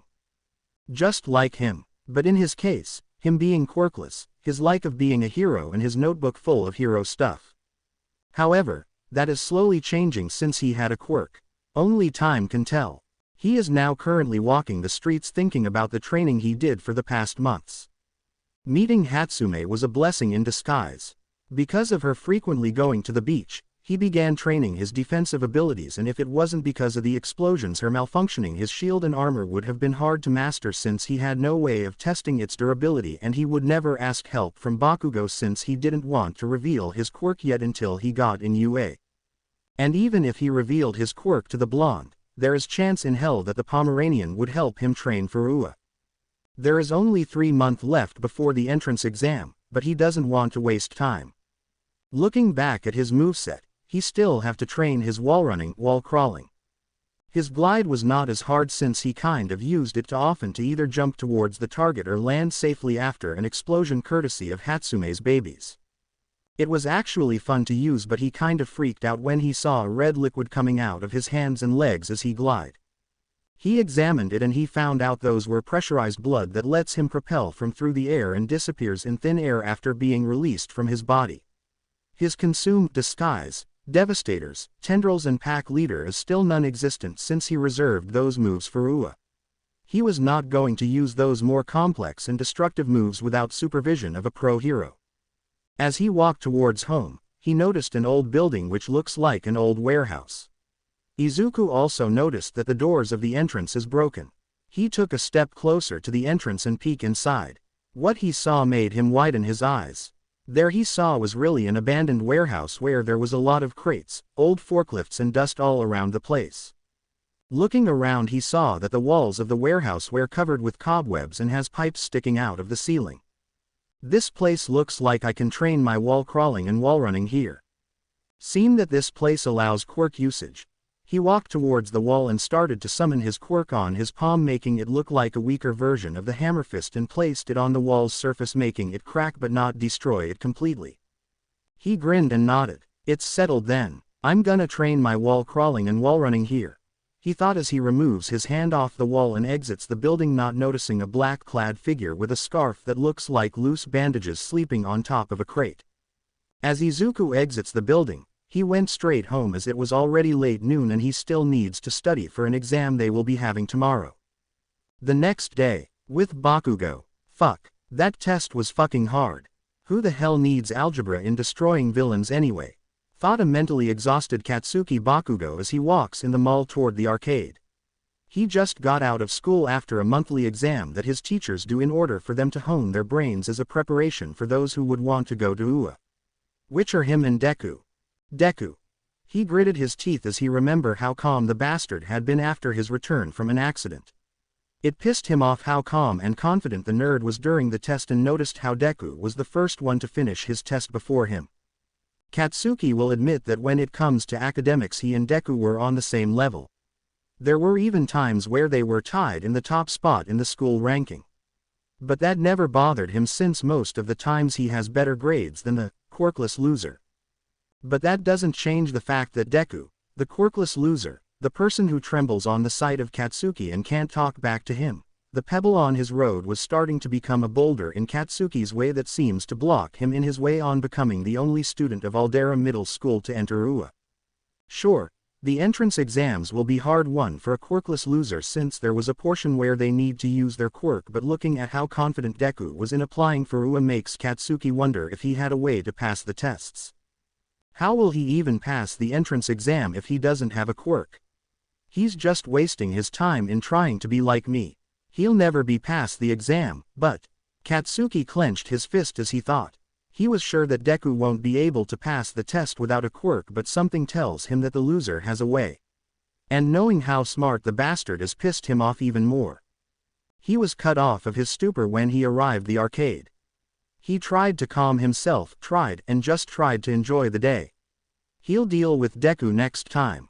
Next time for sure. With Izuku. Okay. Ow. Maybe I should hold onto the wall whenever I want to stop running. Ow. Damn, that freaking hurts. Izuku said, rubbing his back that was aching after falling off the 25 feet wall he was climbing. After the test that Izuku thought was really easy, he quickly went back to the abandoned warehouse and used disguise to change into his gym clothes to practice wall crawling and wall running. He immediately tried wall crawling when he reached the wall and found out that he was able to move in a slow pace as he climbed the wall, but he didn't mind it. Izuku already knew that it was slow to use wall crawling, using the memories from Alex's past of course, since it requires a lot of biomass and stamina to stick to walls without falling. It may not be his favorite move to use, but it was good for infiltration missions for the future, so it's still useful. Wall running on the other hand, however, was tricky. It was hard for him to master it because the move requires the user to use the same trick he used for glide, where he released pressurized blood on his legs and feet to allow him to move up fast and balanced as if he was running horizontally. The problem was he always forget to use his hands to hold onto the wall whenever he tries to stop to look at his distance from the ground. He fell down 7 times now and that slightly pissed him off. Izuku sighed, putting his frustrations on the back of his head and calms himself. After calming himself he looked up the wall. Okay Izuku, one more time, he said to himself and ran up the wall once more, in his mind remembering to use his hands if he stopped. Near the warehouse, a black-clad man wearing yellow goggles with a long scarf that looked like bandages with tired-looking expression was sprinting on the rooftops. He was currently chasing a thug that attempted to rob a convenience store as he was passing by. Said man is Shota Aizawa, aka as the Erasure Hero, Eraser Head. Underground pro hero and a teacher in UA. Well, he was before he expelled his whole class for some reasons, and he will become a teacher again after the entrance exams. That is if he don't expel his soon-to-be class. Back to him chasing the thug. He is getting close to the thug and readied his scarf and quirk when the thug made a right turn and ran inside the abandoned warehouse where Aizawa was sleeping yesterday. To why he was sleeping there, he had a long patrol on the night and ended up sleeping there from 4 a.m. to 7 p.m. Ridiculously long, but it was a nice sleep. Away from noises which is caused by a certain loud blonde he knew very well and wish he didn't. As he entered the warehouse, he saw the thug unconscious on the ground, but what surprised him was the fact that there was a boy, not older than 16, sitting on top the thug while rubbing his head in pain. Man, I can't believe I forgot to hold on to the wall again, the green-haired boy said, not noticing the unconscious man under him. The boy then looked at him and widened his eyes. Oh, hello sir. What can I do for you? The boy politely asked, trying not to freak out to see another hero up close. "You can get off the thug that you sitting on right now so I can take him to the police officers," he said in a tired voice. The kid looked at him with a confused expression and looked down. When he saw the unconscious thug, he jumped and leapt away from the thug while sputtering words so fast making a rapper run for him money. Aizawa on his part hid a smirk under his scarf and looked at the boy with amusement. Before he could talk, he noticed at his peripheral vision the condition of the walls and saw that there were cobweb-like dents and craters on the floor. From what he saw, the kid had been practicing his quirk. "So, you've been training your quirk, huh, kid?" the older man asked, still looking at the dents on the wall. "You know it's illegal to use your quirk in public, right?" He noticed the boy tense and looked down on his feet. "Why, yes, sir," the boy answered, but before Aizawa could say anything, the boy continued. "But I need to train and master using my quirk before the UA entrance exam." Aizawa pointed out the emphasis on the need, and it made his eyebrows raise.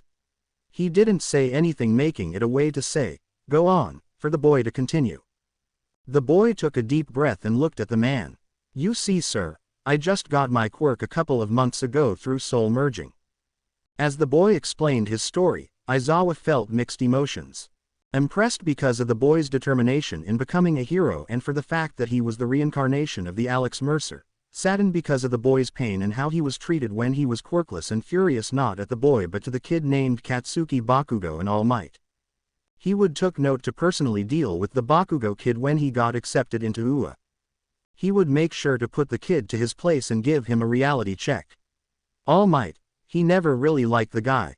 Yes, he may be a great hero, but the fact that he brush off and crush a kid dream, not knowing if the kid was suicidal, was a red flag. And he know that the man was going to be a UA teacher, and Aizawa was not happy about that. All Might didn't qualify as a teacher, and making him the teacher of future heroes can spell disaster. Aizawa was cut off from his stupor when he heard the thug groan and quickly used his scarf to apprehend the thug before he escaped.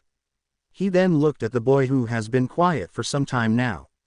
He then walked towards the boy and placed a hand on the boy's shoulder. "I'll be going, kid. Good luck on the entrance exams," he said, and turned around to leave. But before he could exit the building, Aizawa looked back at the boy who was watching him leave. "By the way, what's your name, kid?" he asked with a bored expression. "Izuku, sir. Izuku Midoriya," he said as he straightened up. Aizawa gave him a small smile.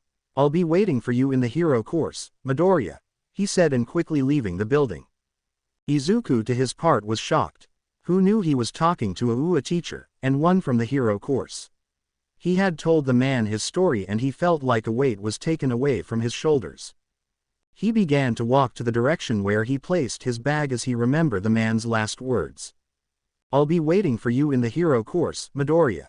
Those words made a smile creep onto his face. The man who he forgot to ask the name, possible a UA teacher, had told him that he will wait for Izuku to get into UA, to be specific, in the hero course. He felt his heart swell and he smiled wider because he had another reason to pass the entrance exam. To become part of the hero course, to meet the man who somehow believed that he can pass the exam. And he will. Izuku began to walk to the exit, but before he could completely exit the building he looked back at his work, dents and crater, and nodded. In a couple of months, would be taking the entrance exams. And at that time, he will no longer be a quirkless loser, and he will make sure he passes the exam and get into UA. "I will pass the entrance exams and I'll become the hero I always want to be. A hero that saves and protects people with a smile," he announced to no one in particular and left the area. He was walking quietly towards home, not noticing Aizawa on the rooftop of a building. "I'm sure you will, Midoriya. I'm sure you will," he said as he walked off. "Would you calm down, Izuku? You're going to do fine in the entrance exams tomorrow," Mei says to a nervous Izuku as she screwed back together the parts of the new baby that just exploded. "Can you hand me the pliers, please?" She pointed to a table near Izuku. They are currently in Mei's room workshop. She asked Izuku to come over to help her test the new baby she had created. Was supposed to be a gauntlets that allow the user to use laser beams to shoot at enemies and thrusters that let the wearer fly. An idea of Izuku inspired from a comic named The Invincible Iron Man. he read a while ago. Mei was skeptical at first, but when she found out that the main character was an inventor, she snatched all the copies from Izuku's room and made a plan to recreate the armor on the hands, which were to her part was the easiest part to recreate. Easy for you to say, Ms. I already took my entrance exam a week ago. Izuku deadpanned as he grabbed the pliers and gave it to her. It had been months and now, only a day before the UA entrance exams. Izuku had been both excited and nervous. If you rate it in percentage, it'd be 10% excited and 90% nervous. Nah, screw that, he was 100% nervous. He may have been more confident and grew stronger, but deep inside he is still a 15-year-old kid about to take an exam for high school. He couldn't help but worry. What if I screw up and could do good? What if the entrance exam was a lot harder than what the rumors say? What if? He was cut off his mutterings when a book hit him at the face, comically making him fall down. Would you shut up? Mei uncharacteristically snapped at Izuku. She was mostly eccentric and boisterous. She rarely gets irritated, and this was the third time she snapped at Izuku. First was when Izuku forgot to bring the part she needed for a base she was working on 4 months ago. Second was when Izuku accidentally destroyed her goggles. Just thinking about the latter and what she did to him makes him shiver in fear. Okay, I deserved that, Izuku groaned out and stood up while removing the book on his face. He rubbed his aching face with his right hand. Sorry about that, he said, still wincing as he massaged his aching nose. Ow, looks like my nose is broken. Again, he began using his quirk to heal his nose. Izuku saw her, took a deep breath and pinched the bridge of her nose. You really need to calm down, Izuku. You'll do fine tomorrow, and knowing you, I'll bet you will finish the written portion of the test under 10 minutes, she said, giving him a small smile as she looked back at her baby and began rearranging the wires. And you really need to stop with the muttering. It will annoy those around you, and in the future it'll give away your location, she said. Yeah, sorry, force of habit, he said sheepishly while making sure his nose wasn't broken anymore, and sighed in relief when he felt it was no longer broken. Sorry, I just feel nervous. No, scratch that. I'm anxious. But thanks for believing in me, he said and smiled widely. Yeah, you're welcome. Now scram. It's almost 6 and Auntie Inko will be furious when you don't go home now, she said, standing up and opening her door. The greenette just chuckled and walked towards the door. Okay, thanks for having me anyway. See you later, Mei, he said as he exited the door and looked back at her. Wish me luck for tomorrow. You won't be needing luck, Mr. Mercer, she said, and Izuku groaned, but they both laughed. It had been an inside joke between them that Izuku was basically a 29-year-old in a 15-year-old kid's body. And Izuku, having all his memories in Alex's life, had always been a teasing tool for Mei, especially when she found out that one of the memories was an intimate moment between Alex and a chick named Karen Parker. By the way, you owe me a box of chocolates bars, she said nonchalantly, making Izuku's eyes widen as plates. What do you mean I owe you a box of choco? You know what, never mind. You'll have it next week, he said, still frowning, which made Mei giggle. She knew her best friend was the best. Thanks, Izu, she said sweetly and hugged him. If Izuku was still the same person from the time they first met, he would bet he would have fainted there. But now, it didn't bother him anymore, though he still blushed with the contact. Yeah, whatever, see ya, he said as she let him go and started running home. He heard her yelled, "Goodbye," and he smiled. It was almost 6 and he still needs to prepare his stuff for the entrance exams tomorrow. The first step on becoming a hero. Tomorrow's going to be a blast, he thought as he remembered what Mei said.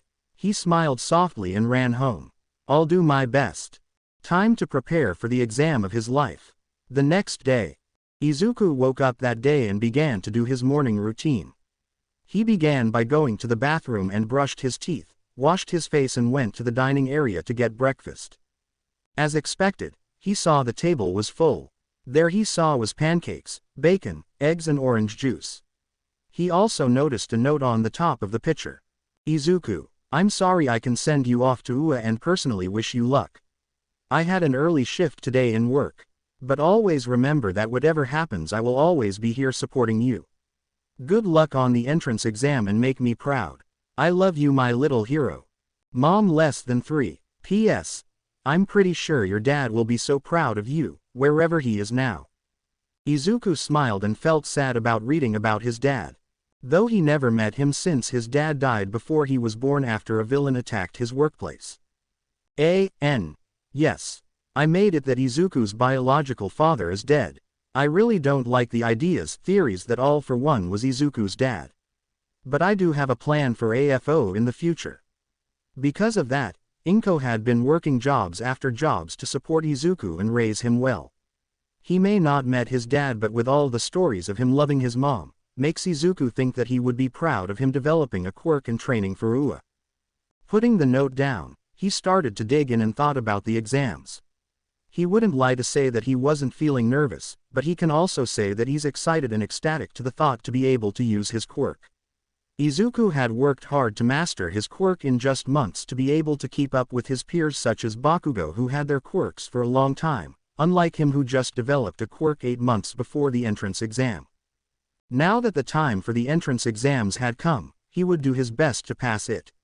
It was not only for him but also for his mom, for his dad, and most importantly, for Alex. He was the first person to believe in the Greenette's dream of becoming a hero.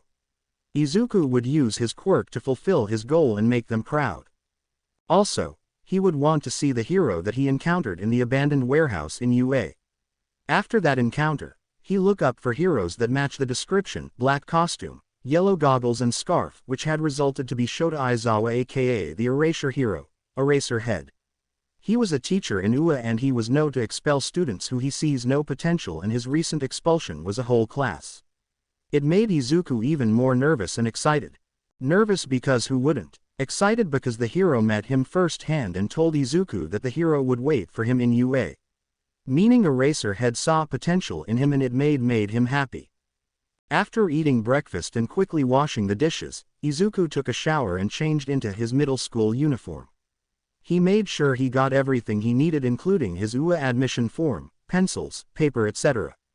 He placed his backpack and went his way to the station.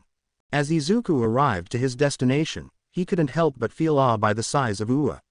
It was double, no triple the size of Aldera Middle School. He saw Mei students from various schools going inside, differing in shapes and sizes. Mutation quirks he thought as he saw a tall guy with 6 arms attached in a web-like skin, making it look like a frog's feet walk by. Some are chatting as he saw a boy with spiky red hair and a pink-skinned and haired girl talking to each other. Some are calm and thinking to themselves seeing a raven-headed boy walk inside, and some are nervous, noting a brown-haired girl looking nervous, seeing her slightly shaking and worried expression. Seeing a nervous person made his heroic instincts kick in and decided to approach her to help her calm down. But as he was about to walk towards her, he was stopped when he heard the voice of the last person he wants to see today. "Fuck off, Deku," a loud voice from behind him yelled, making him groan and roll his eyes. He boringly looked behind him and saw Katsuki Bakugo with his usual scowling face. Great, just the guy the first want to see, Izuku thought sarcastically, hating the fact that the blonde saw him. "Don't stand in my way, or do you wanna die?" the blonde said, walking past him and bumping his shoulder to Izuku's, which didn't even budge.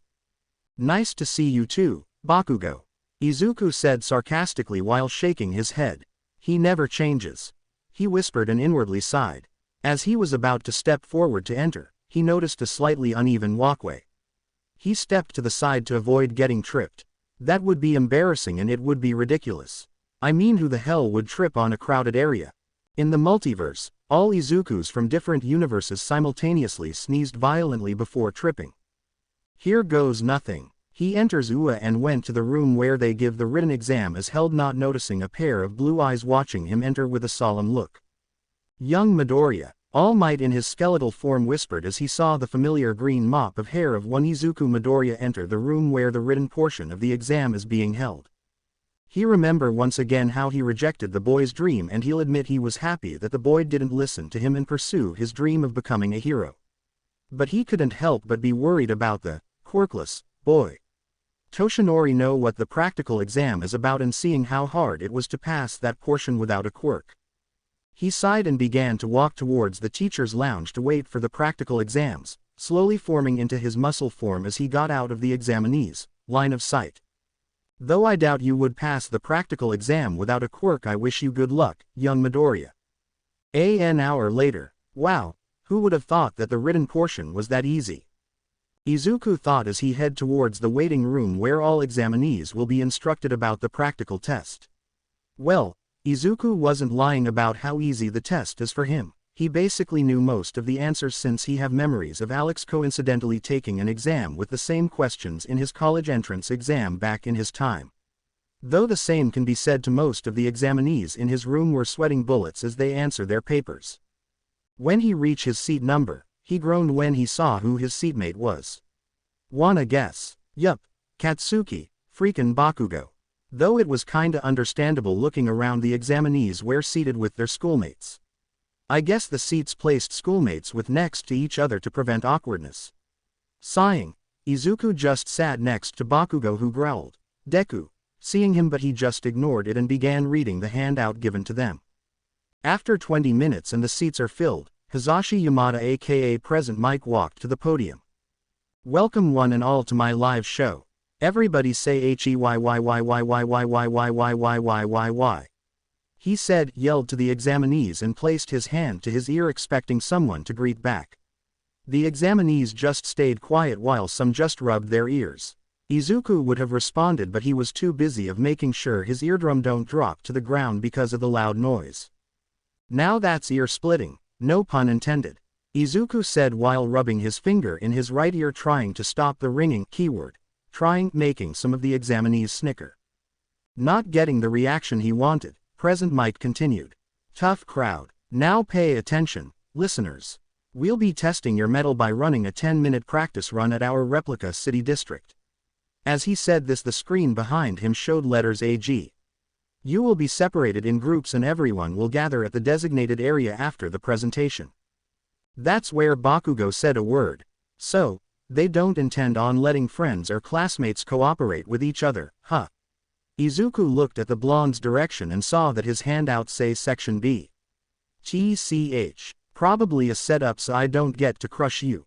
He growled and Izuku just snorted. Crush me. Don't make me laugh. Izuku then looked at his handout and saw that he was assigned in Section D. He kept his eyes on his handout as Present Mike continued. We'll be placing a large number of villains over the battlefield. And they'll appear in 3 different varieties, with point values scaled according to difficulty. Using each of your individual quirks, dispatch as many villains as you can. Your goal, listeners, is to rack up a high score. Izuku heard Bakugo chuckle evilly, and knowing said blonde it's probably just him liking the idea of blowing up things. And don't think of attacking any other competitors or any of that anti-hero stuff, that's against the rules, capiche? Izuku was expecting the pro-hero explain the next part when he was interrupted by a loud, stiff voice. Excuse me, may I ask a question? Izuku saw the guy, who was tall, had short dark blue hair, flattened neatly down and parted on the right side of his head, a small patch completely shaved near the base of his head, and rather square eyes which matched the notably pointed shape of his jaw. He was kinda stiff, which Izuku just shrugged off and went back and read the handout but still listening. On the handout, there are clearly 4 types of villains listed. Such an error would be the height of embarrassment for a top-tier National Academy of UA's caliber. The reason we are seated here today is because we seek guidance on the oath to becoming model heroes. The stiff guy said, making Izuku mentally roll his eyes. Elites. He sighed and heard Bakugo grunt in agreement. Moreover, what's with you? Yeah, you, curly-haired kid. He said, pointing to Izuku who still haven't raised his head. Are you even paying attention? If you can't take this serious L. He was cut off when Izuku raised his head and looked at him boredly. Sorry, did you say something? Izuku said in a bored tone, making the tall guy face fall comically. The green-haired boy's reaction made most of the examinees snicker, most notably the red-haired guy, the pink-skinned girl, the bob-haired girl, a guy with purple balls as hairs, and surprisingly Bakugo who was laughing loudly. Deku or not, that was funny. What? Weren't you listening? The tall boy said, blushing in embarrassment. I was. But then you started interrupting Present Mike, who was clearly going to the next type of villain when you interrupted him. Izuku looked at Present Mike who nodded and continued. Sit down and keep quiet. You're distracting everyone. He finished and placed his right elbow on the desk and placed his cheek on his palm. The tall boy was about to retort when Present Mike stepped in. Okay, settle down. Thanks for the question. Examinee 7111 and examinee 1802 was right. The fourth type of villain you'll encounter is worth 0 points. Let's call them arena traps. Have you played Super Mario Bros. Before? He said, showing an image large robot monster on the screen. You remember those things that'd go thwomp on you? There's a thing like that in every arena. Their gimmick is that they rampage when crowded. Present Mike finished and the tall boy began bowing stiffly to the amusement of the other examinees. I see. Sounds like one of those stage hazards you have to slip through and avoid. This really starting to resemble a video game, he said in between bows. Thank you very much. I apologize for being rude, he said as he sat down to the relief of the examinees. Well, that's enough from me. I'll leave you all with a presentation on the school's precepts of this academy of mine. As a certain hero by the name of Napoleon Bonaparte once said, a true hero never stops overcoming the misfortunes in life. Present Mike said and smiled. Now let's move to the main event. Plus Ulta. And may all you suffer the trials to come, he said, making the examinees both excited and terrified. This place is massive, Izuku said to no one in particular as he saw how large the replica city district really is. That's UA for you, make an entire city district for the entrance exams. He whispered to himself as he began to do some simple stretching to relax his muscles. He was wearing a black unzipped hoodie, a plain white t-shirt, black gym shorts and white shoes in the same design as his red ones. What? Izuku can have different colored shoes, right? As he was doing this, he began to analyze the other examinees. He noticed the guy with 6 arms there flapping his arms, relaxing it, a guy with twinkling eyes calmly standing there, shining, the tall guy who was stretching in a stiff fashion making Izuku snicker a bit, and lastly he saw the bob-haired girl pressing his fingers together with the exception of her pinky finger, which Izuku raised an eyebrow a bit as he saw odd circles on her fingers. Probably a touch-based quirk. She looks nervous, maybe I can help her calm down, he thought and walked towards the girl. The tall guy saw this and was about to confront him when Izuku tapped the girl's shoulder, making the girl eep in surprise, making the girl jump a bit and looked at him blushing. Oh, sorry for startling you, I just thought you need someone to talk to calm yourself down. I'm Izuku Midoriya, by the way. Izuku offered his hand for a handshake. Oh yeah, I'm so nervous, she said sheepishly, still blushing. I'm Ochako Uraraka, nice to meet you. And she took his hand, shaking it. Izuku released his hand, but before he could say a word, he heard an loud horn and a go from Present Mike, automatically began channeling Blacklight on his legs and booked it. Izuku already passed the gate and was met by a one-pointer which saw him. Target lock on. Annihilate. The robot began charging at him. He just looked at it and waited for it to come near him. When it was about 10 meters, he began to channel Blacklight on his arms, not much to form a weapon but enough to make his attack damage destroy a metal object. He cocked his fist and slammed his fist on the robot's head, breaking its head as it collapsed. Izuku saw the result of his attack and looked at his fist with a smirk. He looked up and saw more robot, varying in points. He shot off to the location while saying, muscle mass, and his hands become enlarged with gray stone texture. 1 down, more to go, as he charged at the robots. What speed! Thought of every person in the area. Tenya Iida, the tall guy, and Uraraka were flabbergasted like the others in the area by the speed of Izuku. Even with his quirk engine, he couldn't move that fast. They were cut off from their musings when Present Mike shouted, "What's the matter? There's no such thing as a countdown in a real battle. Run, Rune." With that, the remaining bunch began frantically running towards the gate to get some points. As the gates opened, Bakugo used his quirk explosion to propel himself to the battlefield, leaving dust and debris everywhere and making the other examinees flinching by the sudden impact. Target lock. Destroy, said a charging 2-pointer, making Bakugo grin maniacally. Getting closer, he pushed his arms forward and began producing nitroglycerin on his palms. Die. He screamed as his sweat explodes, destroying the two-pointer on contact. Seeing his masterpiece, Bakugo smirked, liking the feeling of destroying robots. He had waited so long for this, and now that he is here, no one can stop him. Not so tough, you overgrown toaster. He laughed as he kicked a limb of the destroyed two-pointer and began propelling himself to a nearby building to search for more villains to destroy. I'm going to be the greatest hero, greater than All Might. And I will destroy every villain that come in my way, he said as he blasted through the window and destroying two one-pointers in the process. And that's 65. That's probably enough to the practical test, right? Izuku said to no one in particular as he wiped a bead of sweat of his forehead. It had been 7 minutes since the start of the practical exams, and so far, everything has been interesting. Flashback. 4 minutes ago, at 25 points, Izuku was running the alleyways trying to move from one spot to another since his previous location had been filled by examinees. And as the examinees filled the place, he noticed that the three-pointers were nowhere to be seen. Probably since there are so many people there. Gotta find more robots too. He was cut off from his line of thought when a one-pointer had burst out a building in front of Izuku as he exits the alleyway. Target lock. Murder. The robot said and placed a crane-like claw near its head and shot towards him. Izuku was readying his quirk to summon his claws, when he heard a voice coming from behind. Art of seduction, said a person from behind him as he shot a laser beam from his belt.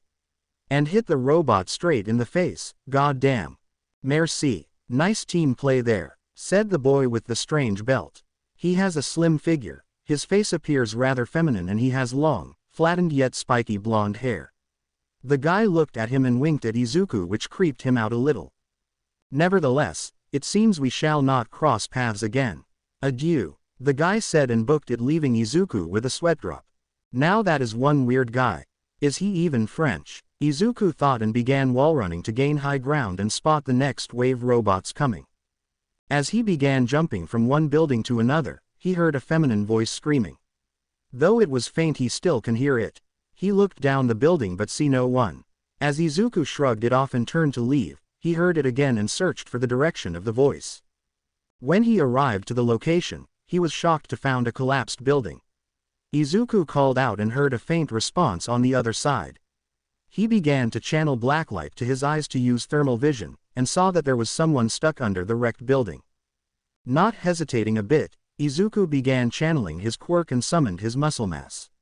He told the person under the wrecked building to move away, and when she moved away, Izuku punched the wall of the building strong enough to destroy that portion but weak enough to not let the whole building go crashing down them. When Izuku entered the building, he was greeted by a blur of clothes, tackling him to the ground. Thank you for coming. I was so scared, the person repeatedly said to Izuku while hugging him. Basing on the voice, he quickly knew that the person on top of him was a girl. Bonus was the fact that he could feel her breast squishing on his torso. That thought made Izuku blush. When Izuku looked at the person on top of him, he noticed that the person was invisible. Invisibility quirk. Those are rare, right? He was snapped out of his reverie when he felt his shirt become wet. He quickly assumed that the girl was crying. Izuku began panicking since he didn't really know what to do when there was someone crying in front of him and began thinking of a way to calm her down. But all he could think of was what his mom would do when he was crying. He hesitated at first, but he saw that the girl was really scared. Risking it all, still using thermal vision, he began to pat her head. Shish, it's okay. You're safe now, he said while slowly rubbing his hands on the girl's hair in a comforting way. Seeing the girl calm down a bit made him smile. They stayed like that in a couple of seconds. Izuku stopped his hands when he felt the girl got off him. Deactivating thermal vision, he then sat up and looked at the girl, her clothes. What's your name? He asked her with a calm voice, not wanting to scare her more than she was now. She fidgeted a bit and faced him. I'm Toru Hagakure. Still scared, she said quietly, almost silently, but because of Izuku's enhanced hearing he could hear her clearly. Toru Hagakure, Izuku repeated in his mind. What a beautiful name, he thought to himself, but when he saw her flinch a bit he knew that he said that out loud. Putting that aside, he smiled. I'm Izuku Midoriya. he said as he stood up. "It's nice to meet you, but we still have an exam to pass." "How many points do you have?" he asked her as he looked down at her and offered a hand to her, to help her up. She took the hand and stood up. "I think I have 5 points. I don't think I can pass the test," she said sadly.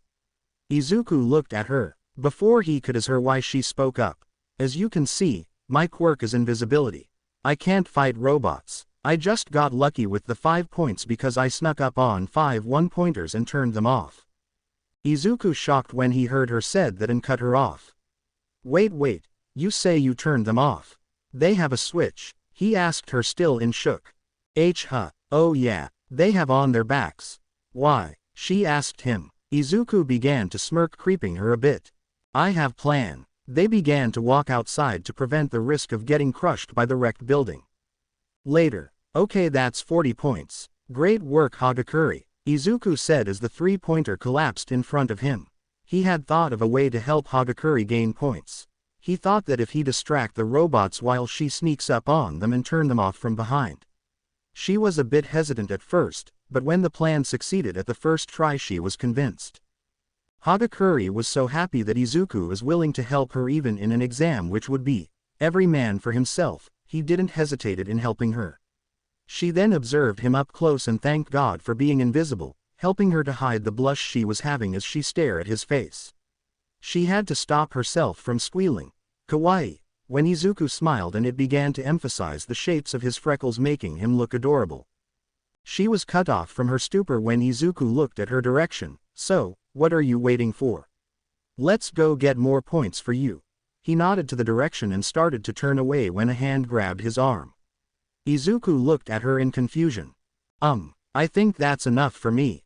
You can go back to getting you points," she said to him, looking at his eyes, admiring the emerald orbs, unnoticed by the greenette. "Are you sure, Hagakure? We can still get more if you want," he asked, genuinely confused why she wants to stop. "Believe me, I want to get more points." She paused to take a deep breath. "But I also want you to get points for yourself. I think 40 points is enough to get in UA. Thank you for assisting me and thank you for saving me." She came close to Izuku and he felt something touch his cheek. A kiss. A kiss from a girl. A kiss from a girl he just met in the exams and help in getting points. A kiss of sign of respect and gratitude. A kiss of admiration and adoration. But he didn't need to know the last one. He blushed and touched his cheek using his hand. Not really knowing what to do, Izuku just smiled at the invisible girl. "I'll see you in UA." The girl turned around and began walking away. "Oh, and by the way," she paused to look back. "Call me Toru, okay Izuku," she finished and began walking in a brisk pace. Leaving a grinning Izuku. "I'll see you in UA, Toru." And Izuku channeled Blacklight on his legs and began to sprint in the opposite direction while cheering to himself that he made another friend. End of flashback. After he and Toru part ways, Izuku encountered a horde of robots varying from 1 to 3 points.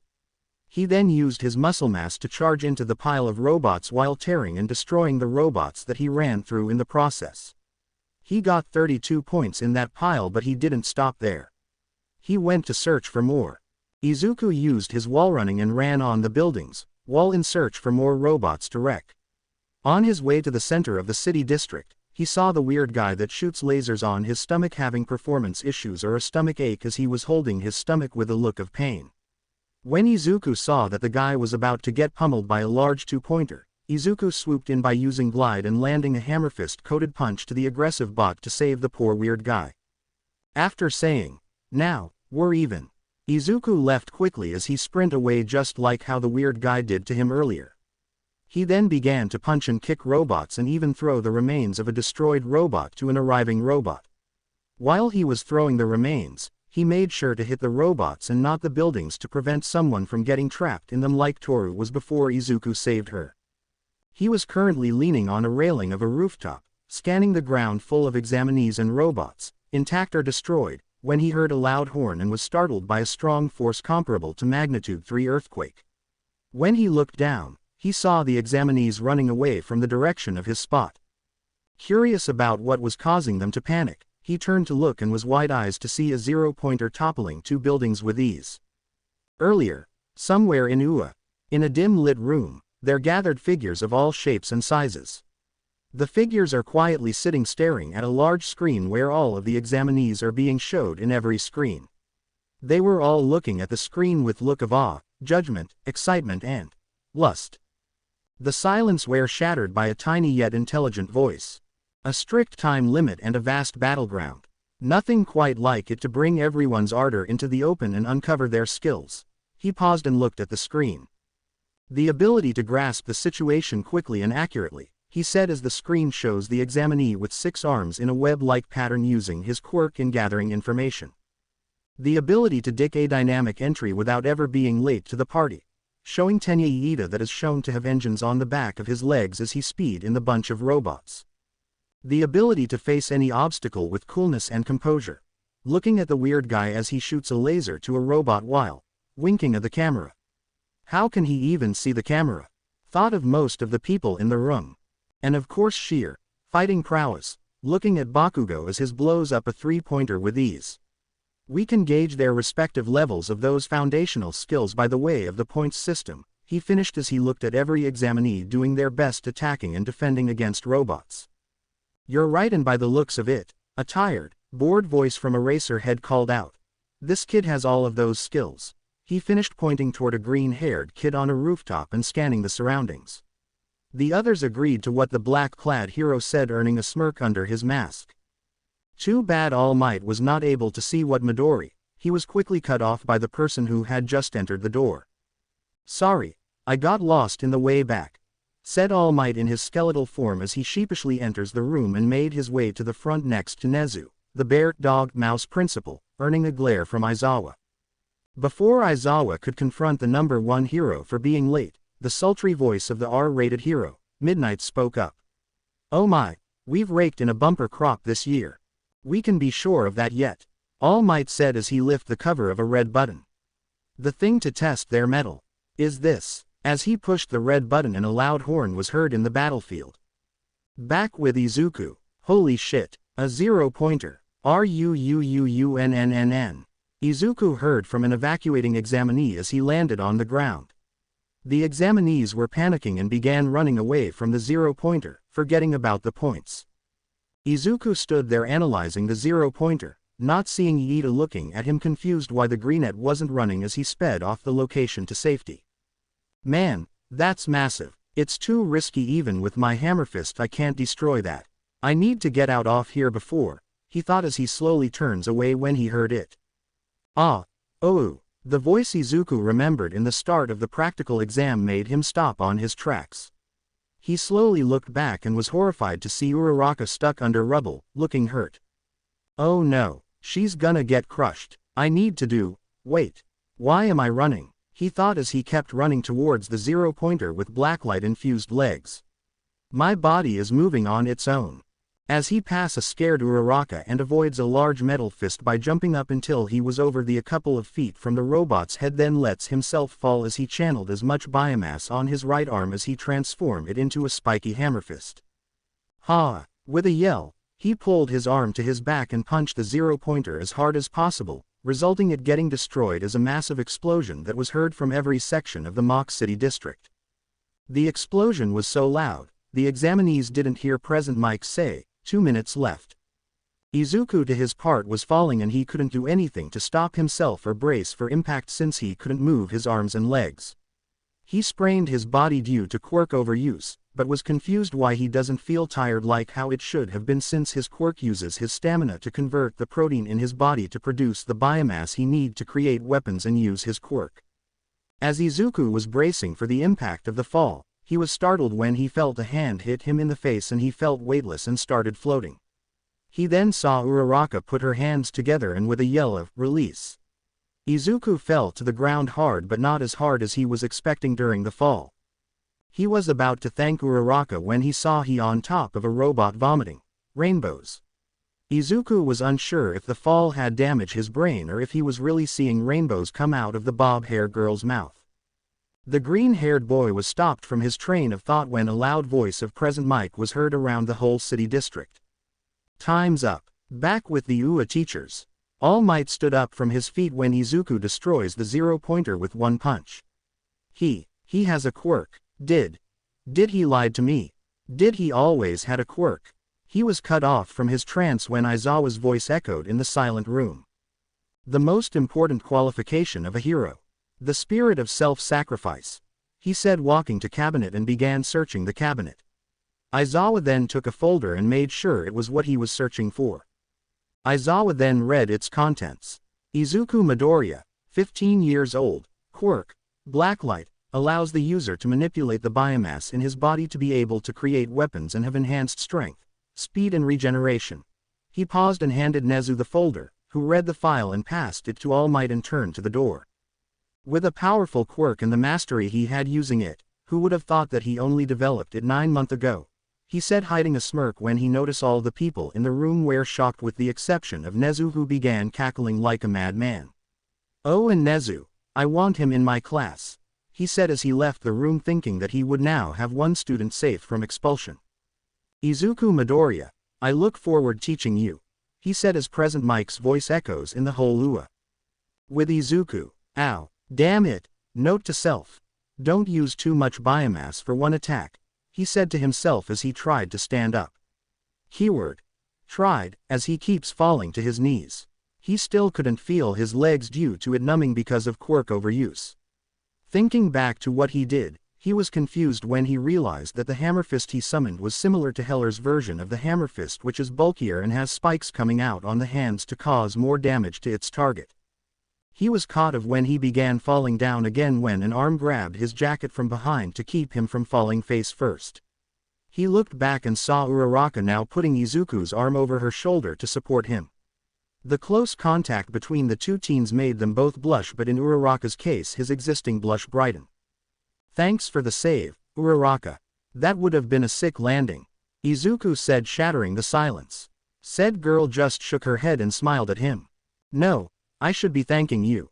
If it wasn't for you I would have been crushed by the 0-pointer, she said as she looked back at the now obliterated 0-pointer. That's an awesome quirk you have there, Midoriya. You punched that thing like it was just a tin can, she continued as he looked at Izuku, who was flattered by the compliment. It was nothing, your quirk is the one that's awesome. You made me weightless, as if I'm in outer space or something, he said, making Uraraka blush even more, making her face resemble a tomato. As the two were conversing and the other examinees were looking at the damage that Izuku dealt to the 0-pointer, Iida was deep in thought. That kid, he leapt into action to save that girl. You had no time left. And you yourself out of harm's way. The chances of passing was the main priority of everyone here, and yet despite of that, he jumped in without hesitation. He clenched his fist. If it hadn't been in the middle of the big exam, I, of course, would have done the same. That was when a thought entered his mind. Wait, maybe that was part of the test. Iida was still in thought when a voice called out to them. Go home lads, I'll take it from here. It was a short, elderly woman with gray hair styled into a netted bun, a large syringe poking diagonally out of it to the left. She has a notably small nose and eyes which are usually drawn as two little dashes, and a long mouth with defined nasolabial folds. She wears a doctor's lab coat and a dress with yellow buttons, and a belt with a pink, R-shaped buckle. She wears pink boots and has a helmet around the sides of her head, a purple-tinted visor joining it over her eyes. In addition, she walks with a cane designed like a syringe that she can also use for healing the injured. Leave it to me, boys.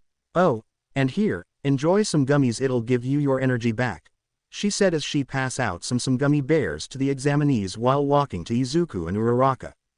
Excuse moi, mademoiselle, the weird guy said while winking. She's a mainstay here at UA, always supporting the academy, the youthful heroine, Recovery Girl. Recovery Girl ignored the guy and just walked closer to the two teens. What seems to be the problem here, dear? She said, looking at Izuku, who stopped himself from muttering about being able to see Recovery Girl up close. I just sprained my right arm and my legs are numb due to the quirk overuse. Other than that I'm fine, he said as Recovery Girl kissed him on the cheek and he felt his arm and legs gain feeling but at the same time feeling tired. That should do it, and how about you, dear? She asked Uraraka, who was amazed on how Izuku can stand now unlike before the elder heroine showed up. I think I sprained my foot. She pointed her right foot that was swelling a little bit. Recovery girl kissed it and Uraraka can feel her foot heal and the feeling of exhaustion. That'll do it, here both of you take a gummy. It'll help you recover your energy, she said as hand them both gummy bears which they both took and ate. Both feeling their energies back, bowed to thank the heroine and began walking towards the exit, leaving a thoughtful Iida. I see, so that's the real nature of the test after all. So he knew it all along, he thought as he grind his teeth. A week later, Izuku was currently writing an entry about Uraraka's quirk to his hero journal. He found out that her quirk was called zero gravity, which allows her to make things float as long as all 5 finger pad touched the target, but too much use of her quirk leads to her getting nauseous, which explains why she had to throw up. Looking back to his performance in the entrance exams, he was satisfied on the 65 villain points he got in the exam. But he knew that those points were not the only tested by UA. Knowing that UA is a hero school, they would probably test how they would perform as heroes, like saving others or something. He figured it out while reading the handout at the meeting hall. So, basically Izuku saving Toru, the weird guy, and Uraraka has points and he is expecting his total score wouldn't be 65 but more. Nevertheless, he was satisfied not only that he got a good score and hidden points and he even got new friends in Toru and Uraraka, both were saved by yours truly. He even got new friends in Toru and Uraraka, both were saved by yours truly. Speaking of Uraraka, after the exams and they changed into their uniforms, he was about to walk her to her station. But she declined, saying she had to go ask something about the points she got or something. He wasn't sure, she was really vague about the information. Regardless, she promised to see him in UA and parted ways. He was knocked out of his reverie when the door of his room busted open. Izuku looked at the direction of the door and saw her mom on the floor, seemingly excited and nervous while holding an envelope with a UA stamp. Izuku, it's here, Inko said frantically as she gives her son the envelope and exits the room. Izuku looked at the envelope on his hands and stared at it for a while. He would be lying if he said he wasn't nervous of what the result is, but whatever the result is he wouldn't find out unless he chooses not to open the envelope. Taking deep breaths to calm himself, he began to open the envelope and found a disc with the letters UA on it and saw a button there. Seeing no harm and curiosity killing him, he took a last breath and pressed the button.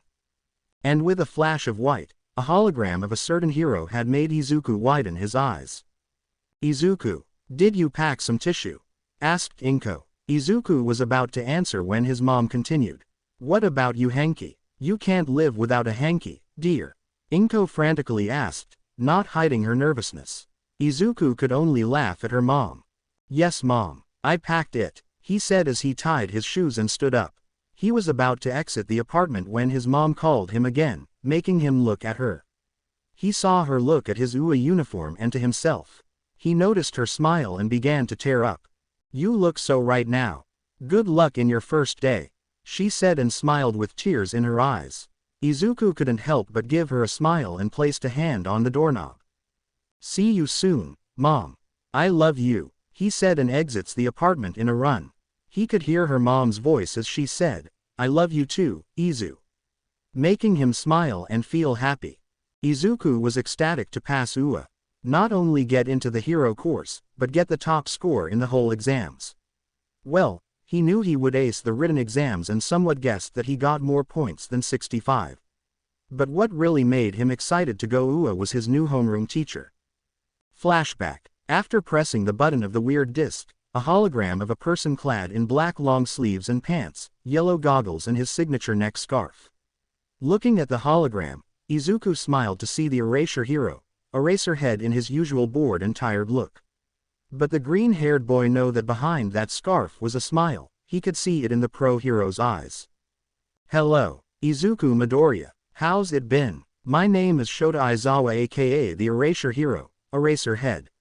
I am here to tell you the results of your written and practical exams. Izuku watches the hero take out a paper from out of nowhere and reads the contents of it. After checking your test papers, we are happy to inform you that you gained a score of 100 over 100, easily acing the whole written test and tied with another student in the same middle school as you. Aizawa said as it showed in the background his name over Bakugo's name. It didn't surprise him to see he and the blonde were tied. He would be surprised if they didn't tie in the written test. Man, he'll be pretty pissed off when he found out about that. I can already imagine him exploding on me, figuratively and literally. And when it comes to your practical test, you scored 65 villain points, easily making you qualified to enter UA's hero course. Aizawa said, and Izuku brightened up hearing that he passed and was in the hero course. He was about to jump out of his seat when the pro hero continued. However, that's not all. Izuku saw the screen changed into a recorded scene. Excuse me, hi. His eyes widened when he saw Uraraka enter the scene. What is she doing there? The moment the exam ended, this girl went to us directly to request to us about her score, as he paused and played the recording. So that's why she left. Sorry to bother you, but do know Izuku Midoriya, the boy with the curly hair, has freckles and kinda looks plain, in a cute way though. Do you know who I'm talking about? Said Uraraka while moving her hands, trying to describe his hair. Would it be possible to share some of my points with him? That shocked Izuku. What? Can you give him some of my points? He saved my life and I would have died there if it wasn't for him. She said as there was a transition in the screen showing Izuku speeding up towards the 0-pointer and punching the robot with all his might and destroyed the robot. Heroes. Yes, we fight and capture villains. However, what makes a hero isn't a person's quirk, or the lack of one, but the actions that you do to selflessly ensure others' safety while putting your own in harm's way. Aizawa said as a montage of videos of Izuku saving and helping Uraraka, Toru and the weird guy is shown in the hologram screen. Sorry, Missy, you can't share ponts, but don't worry. I'm pretty sure you won't be needing to do that in the first place. Present Mike says and pats her on the head. Looking back at the deeds you have done and seeing you doing them without hesitation. Me and the judges did the most logical thing to do. It is to give you rescue points. He said as a screen pop out and Izuku was beyond shocked of the points he got. First, Izuku Midoriya, villain points. 65 rescue points, 70. Second, Katsuki Bakugo, villain points. 77 rescue points, 0. Third, Eijiro Kirishima, villain points. 39 rescue points, 35. Fourth, Ochako Uraraka, villain points. 28 rescue points, 45. Fifth, Abara Shiozaki, villain points. 36 rescue points, 32. Sixth, Itsuka Kendo, villain points.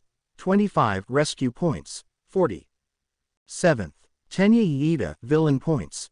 52 rescue points, 9. Eighth, Tetsu, villain points.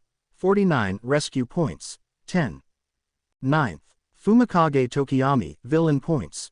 47 rescue points, 10. 10th, Yosetsu Awase, villain points. 50 rescue points, 6. 70 rescue points. If that is added to 65, then I get, he mumbled to himself. And due to her wanting to give you her points, we decided to give her 45 rescue points. Congratulations, kid. You not only got first place but you beat All Might's record of 50 villain points and 50 rescue points by 35 points. Aizawa then pulls his scarf down and gave him a genuine smile.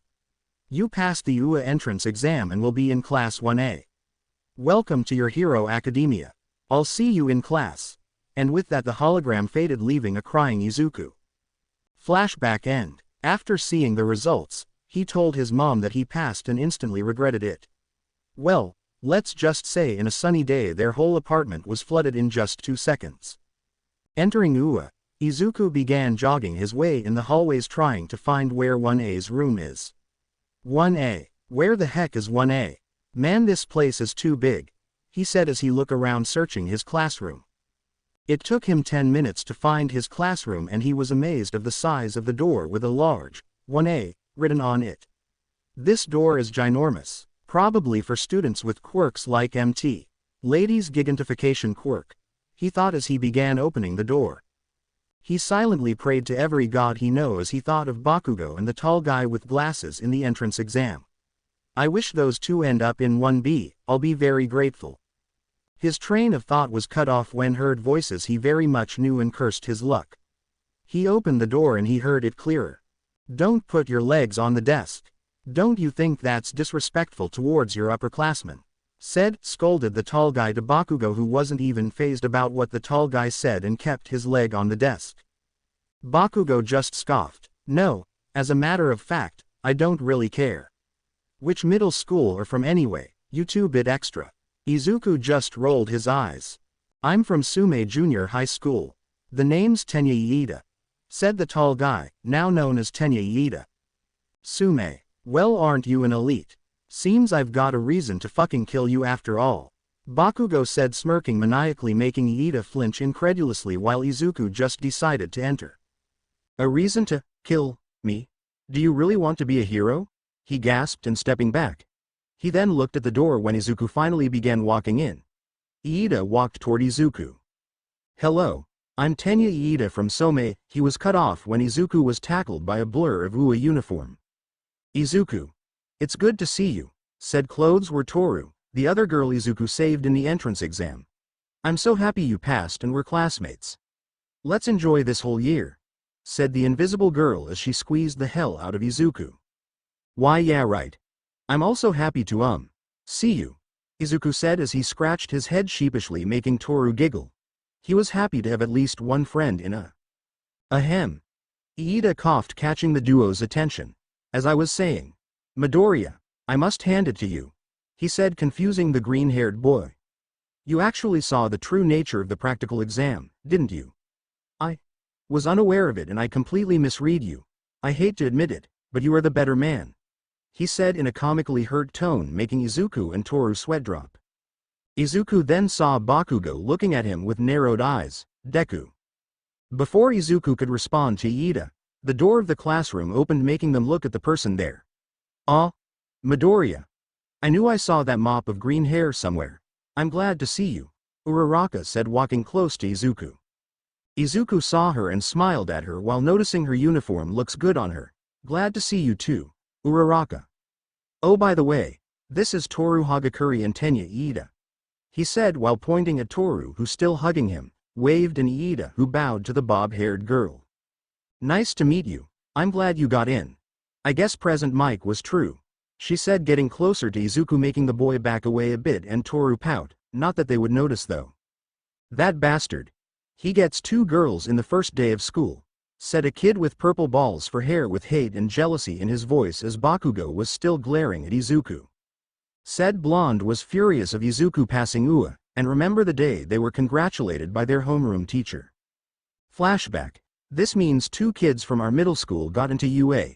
2. And Midoriya's acceptance in particular is a miracle among miracles. Congratulations both of you, said their homeroom teacher, and the duo bowed and left the teacher's lounge. When they got outside, Bakugo grabbed Izuku's uniform collar and pushed him to a wall.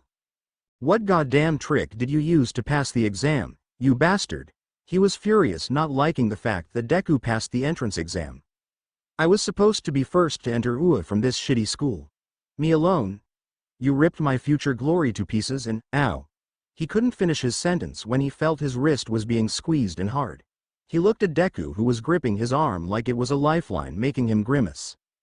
You really need to shut the fuck up. Deku looked at him deadly in the eyes, making him flinch a little. I got in UA using hard work and training I did for 8 months.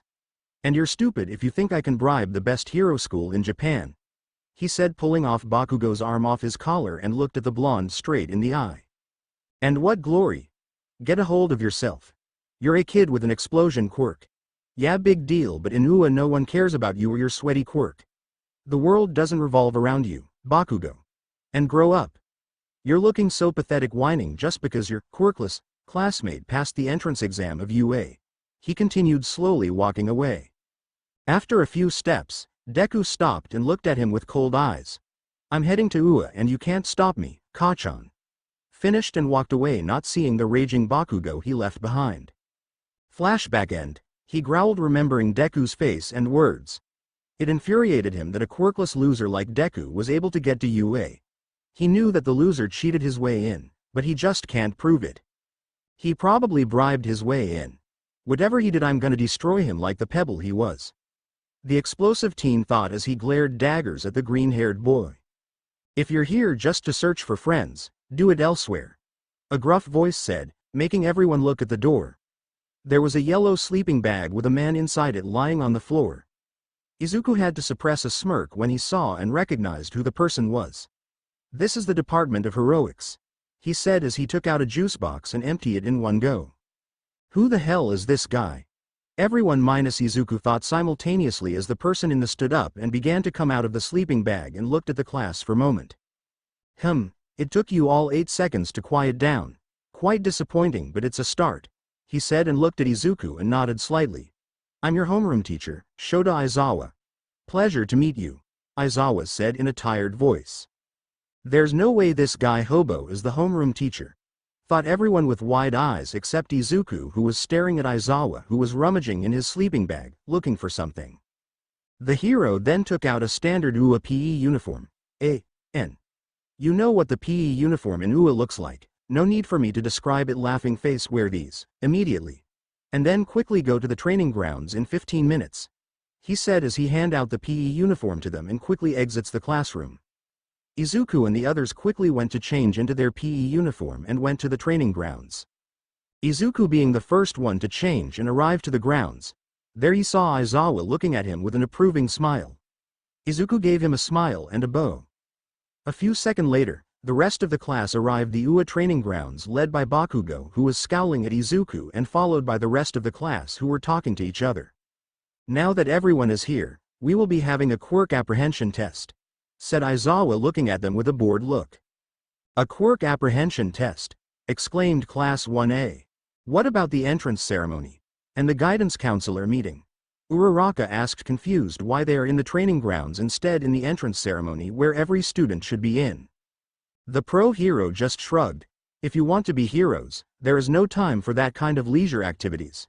He looked back at the class. UA is famous when it comes to freedom for student in the campus. That also applies to us instructors, he said, still confusing the students. Softball pitch, standing long jump, 50-meter dash, endurance running, gripping test, sustained sideways jumps, upper body exercises and seated toe touch, he said and faced the students. These are the activities you know from middle school. Physical tests where you were barred from using quirks, Aizawa said as he walked towards a basket full of softballs. The country still hasn't gotten around to standardizing those kinds of records or keeping track of average performance levels. Well, you can blame that on MEXT. According to the manga, MEXT stands for Ministry of Education, Culture, Sports, Science and Technology, he said as he took out 2 softballs and faced the class. Bakugo, how far could you pitch a softball in middle school? Asked the tired man. 67 meters. Bakugo said and caught a softball. Try using your quirk thid time. As long as you don't exit the circle, anything you do is fine, Aizawa said and took out a device from his scarf. Don't hold back. As soon as he said that, Bakugo smirked like a madman and prepared to pitch the ball. You got it, he said as he cocked his hand to his back and threw the ball, enhanced by explosion. DIE. And with that the ball propelled to the sky while sending shockwaves that is here throughout the training ground. Die, thought the rest of the class while Izuku just sighed and shook his head. He never changes. As the ball landed to the ground, the device Aizawa took out beeped and showed 705.2 meters. Impressive throw, Bakugo. It's important for us to know the limit of our quirk and how to channel it properly, Aizawa said as he showed Bakugo his results. Said blonde smirked and looked at Izuku, who was indifferent, which made him angry for not seeing the reaction he wants Deku to show. Now, Midoriya. How far can you throw? Aizawa said as he threw a softball to Izuku. 45 meters, sir, Izuku said as he caught the ball with one hand. Go to the circle, like I said with Bakugo. Use your quirk and don't leave the circle, he said and resets the device. Izuku nodded and made way to the circle. But before that, Izuku walked towards a girl with dark purple hair with an asymmetrical fringe and 2 chin-length bangs on either side. You might want to cover your ears for this one. This is going to be loud, he whispered to the girl, who was confused at first but covered her ear and earphone jacks. As Izuku was walking to the circle, Bakugo just scoffed at the green-haired boy. Hey, he's gonna embarrass himself, he said with a smirk on his face. What do you mean embarrass himself? Iida asked him with a raised eyebrow. Curious why Izuku would embarrassing himself. He's fucking quirkless, Bakugo said in a matter-of-fact tone. Are you sure? Uraraka asked, getting Bakugo's attention. Because he was in our section and he destroyed a zero-pointer with ease. She added, and both Toru and Iida nodded, then flinching when Bakugo looked at her in a glare. What are yo? Bakugo was cut off when Aizawa talked. Don't hold back, Midoriya, he said, inwardly smirking. Bakugo is going to eat his words. Izuku nodded, seeing the message, and started to channel biomass on his right hand, and black tendrils began to sprout from his pores and turned his whole arm into muscle mass, shocking Bakugo. He cocked his arm to his back and used all his strength to throw the ball as hard as he can. The ball propelled through the sky in great speed, breaking the sound barrier in the process, sending a shockwave stronger than Bakugo's. The rest of the class were amazed of Izuku's throw. Kyoka Jiro, the purple-haired girl, was thankful to Izuku for warning her to cover her ears. If she didn't, she would have been deaf. Way to go, Izuku, Midoriya. Toru and Uraraka cheered while Iida clapped. As the ball landed, Izuku retracted his quirk back to his body and shakes his arms since it become numb because of the throw. What the fuck? A quirk manifests by age of 4 at the latest. It's impossible. And yet, he has a quirk, and he didn't told me. Deku, you bastard, what was that? Explain now, you shit. Bakugo propelled toward Izuku with great speed using his quirk. He was about to destroy the greenette. That is when he was stopped by a strong strand of cloth. Gah, what the fuck is this thing? And why can't I use my quirk? Bakugo struggled and tried channeling his quirk, but to no avail. It's my special capturing weapon, a steel wire alloy woven with carbon nanofibers. Aizawa said with red eyes and his hair floating, indicating him using his quirk. As for your quirk, I erased it. Though it gives me dry eye, so I advise to you to not let me use my quirk too often. He retracted his scarf and showed them Izuku's score. 1032.34 meters. 1 kilometer. That's so manly. We can really use our quirks now. That's the Department of Heroics for you. This is going to be fun. Aizawa scoffed. Fun, you say? His hair shadowed his face. So you all were planning to spend your 3 years here having a good and fun time.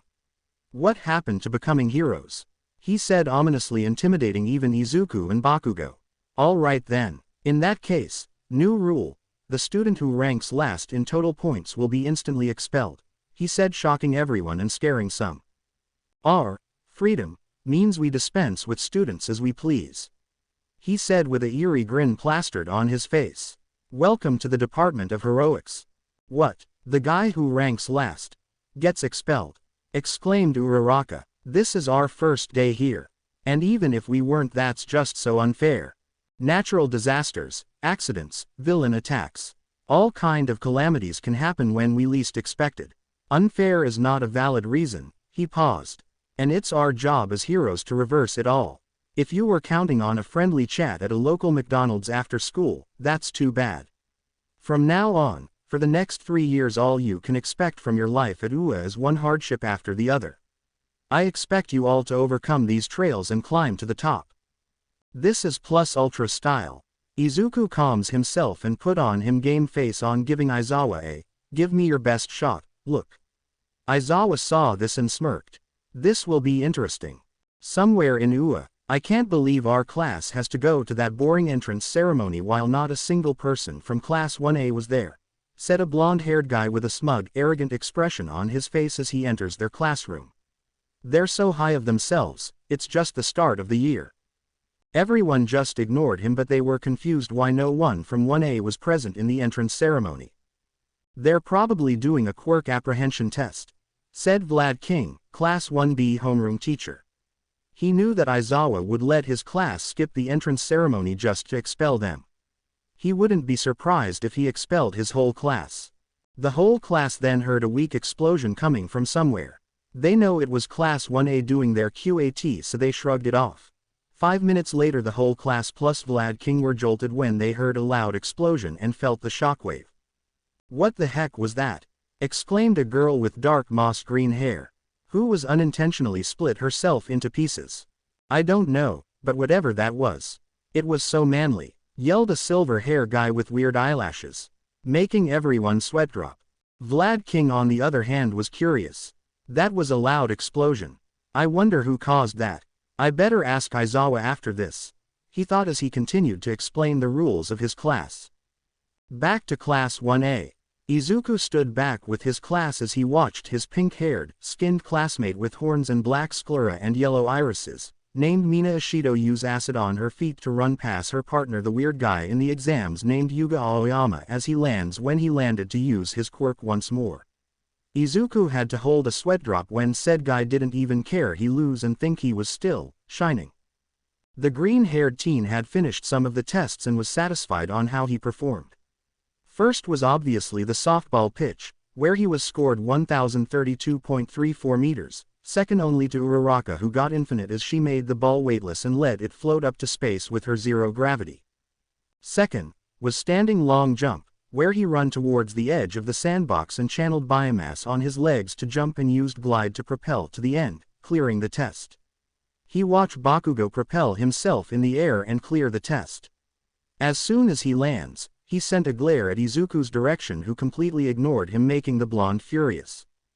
Third was the grip test, where he passed the test, not without breaking the dynamometer. He was surprised for the fact that he wasn't even channeling his quirk, and it scared himself knowing he has to do more training to fully control his quirk. The second place was the Mezu Shoji, the guy with the 6 arms in the exams, with 540 kg. Izuku had to keep himself from punting the kid who said, "Tentacles are hot." Next was the repeated side steps. Like in the standing long jump, he used his quirk to channel biomass in his legs and side stepped as fast as he can, getting third place behind Iida and the grape-haired kid, named Minoru Mineta, who used the balls in his head to his advantage. Izuku was impressed on how clever he used his quirk, but he still want to punt him to the moon. Sit-ups and seated toe touch, where Izuku used the biomass in his body to make him more flexible and pass the test with ease.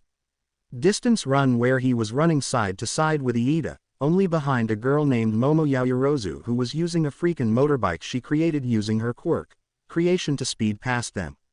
Izuku was impressed. He can say that girl was smart, using a motorbike in a distance run and a cannon, yes, a fucking cannon, in the softball pitch. Izuku was cut off from his thought when Aizawa called him for the 50-meter dash. He walked to the starting line, as did Bakugo, who was still glaring at him. Izuku knew why the blonde was angry, but he couldn't care less. He has a test to pass and he wasn't gonna waste his time arguing with a guy who obviously is angry for Izuku entering UA and having a quirk, and jealous because the Deku he pushed around in middle school was completely crushing him in the quirk apprehension test. As Aizawa start the timer, Bakugo, being Bakugo, used his quirk on Izuku to somewhat blind and damage the greenette's eyes to fail the test and propelled to the finish line. Izuku was startled of the attack, and if it wasn't for his quirk he would have been blind now.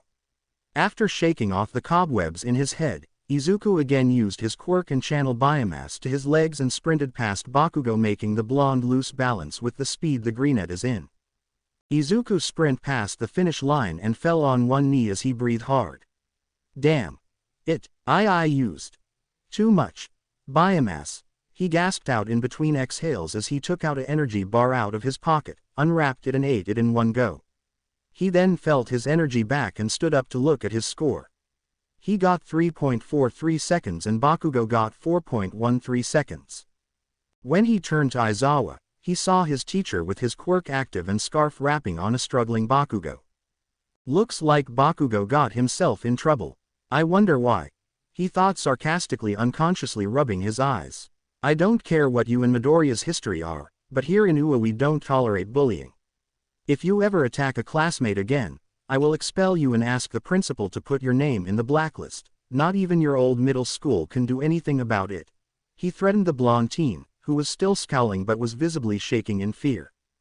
After releasing the blonde and applied eye drops on his dry eyes, he got the last 2 students to do the test. Aizawa gathered them and stood in front of them, still looking tired and shaking. Time to present the results, he said, making some of the students flinch, not really excited to know their scores. The total is simply the combination of your individual scores. Reciting them all one by one will take forever, so let me show you the results. he said tiredly as he pressed a button and a hologram screen pop out of the device. There you will see the results. Aizawa says, and the class scanned the results. First, Momo Yaoyorozu. Second, Izuku Midoriya. Third, Shoto Todoroki. Fourth, Katsuki Bakugo. Fifth, Tenya Iida. Sixth, Fumikage Tokiyami. Seventh, Mezzo Shoji. Eighth, Mashirao Ojiro. Ninth, Eijiro Kirishima. 10th, Mina Ishido. 11th, Ochako Uraraka. 12th, Koji Koda. 13th, Rikido Sato.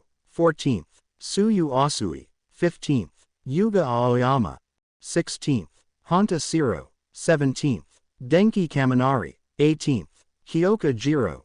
19th, Toru Hagakuri. 20th, Minoru Mineta. The students saw their results and mixed emotions felt in the training grounds.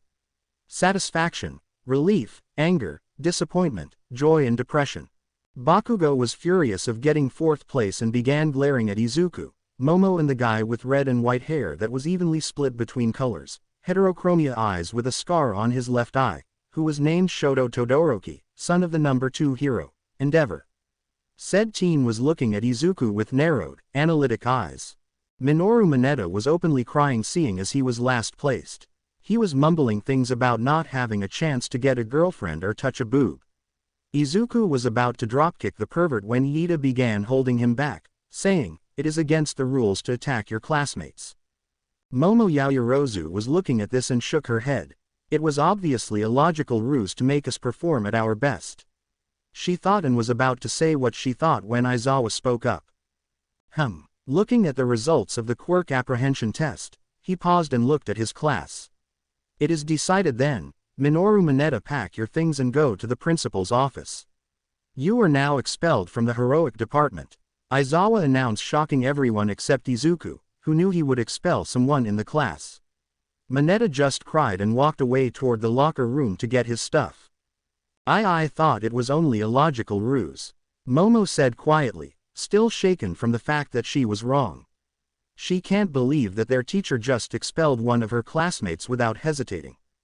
It wasn't really surprising. The class turned their head toward Izuku, who was still looking at Mineta as he walked away. What do you mean, Izuku?" Toru said nervously, not really comfortable being 19th place and almost got herself expelled. "I mean, our teacher is a racer head.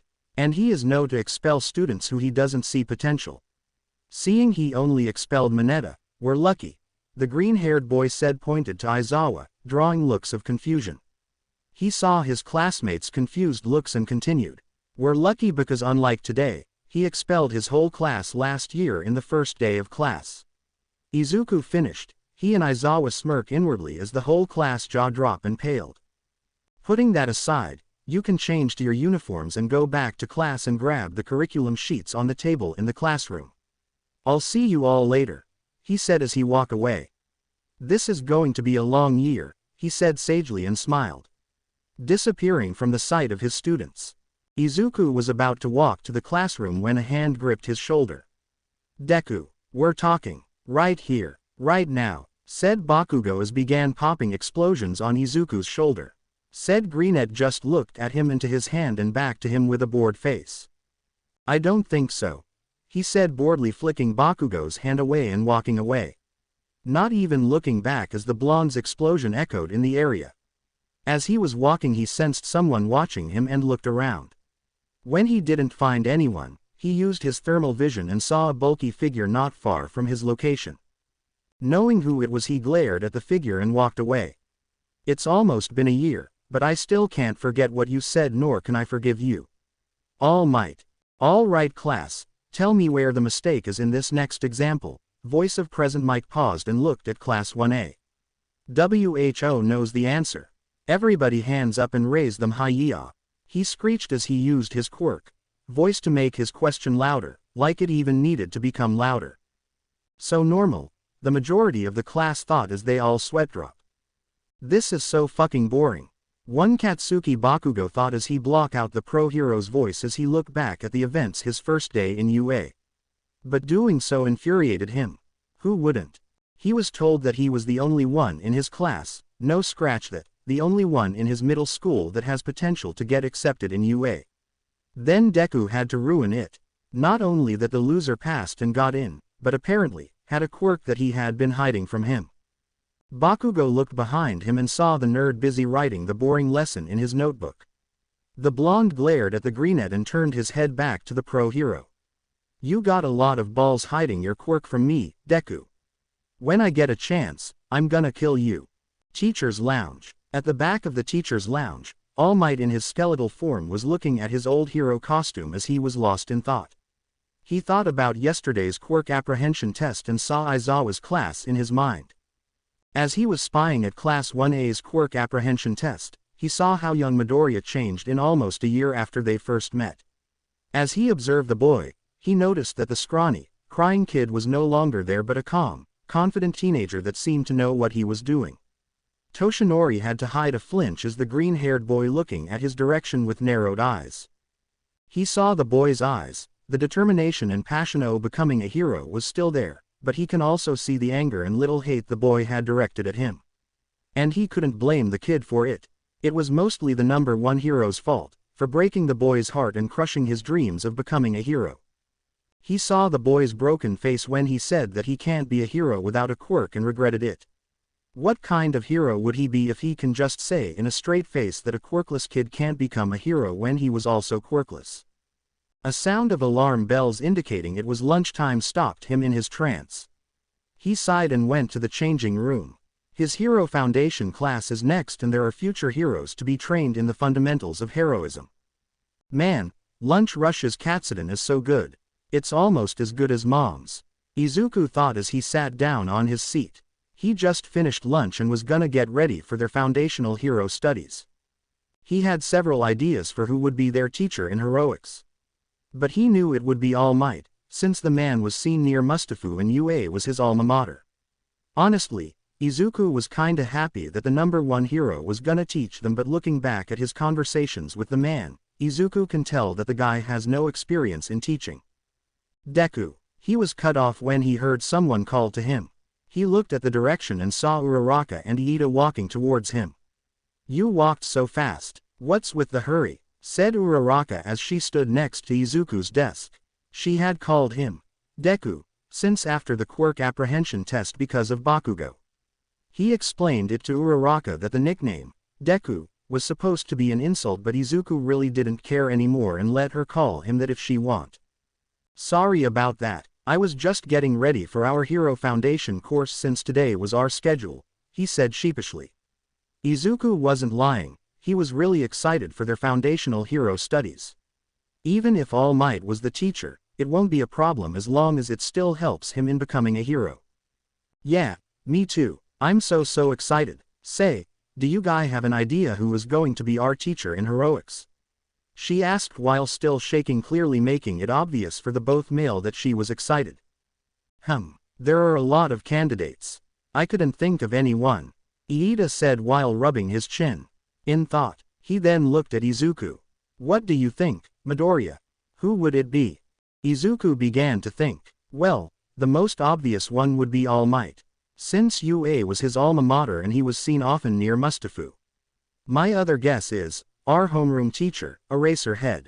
He is experienced in teaching and had been a hero almost as long as All Might, he explained, earning nods from his friends.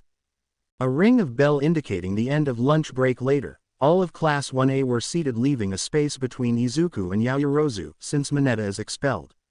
Izuku was writing down Iida's entry in his hero journal when he heard a loud, boisterous laugh outside their classroom, making him clench his fist and sigh. You just got to guess right, Izuku, he thought, and lazily looking at the door. I am here, said voice as the door busted open. Coming through the door, like a normal person, and All Might enters the room in an awkward position, shocking the class. Well, everyone except Izuku, that is.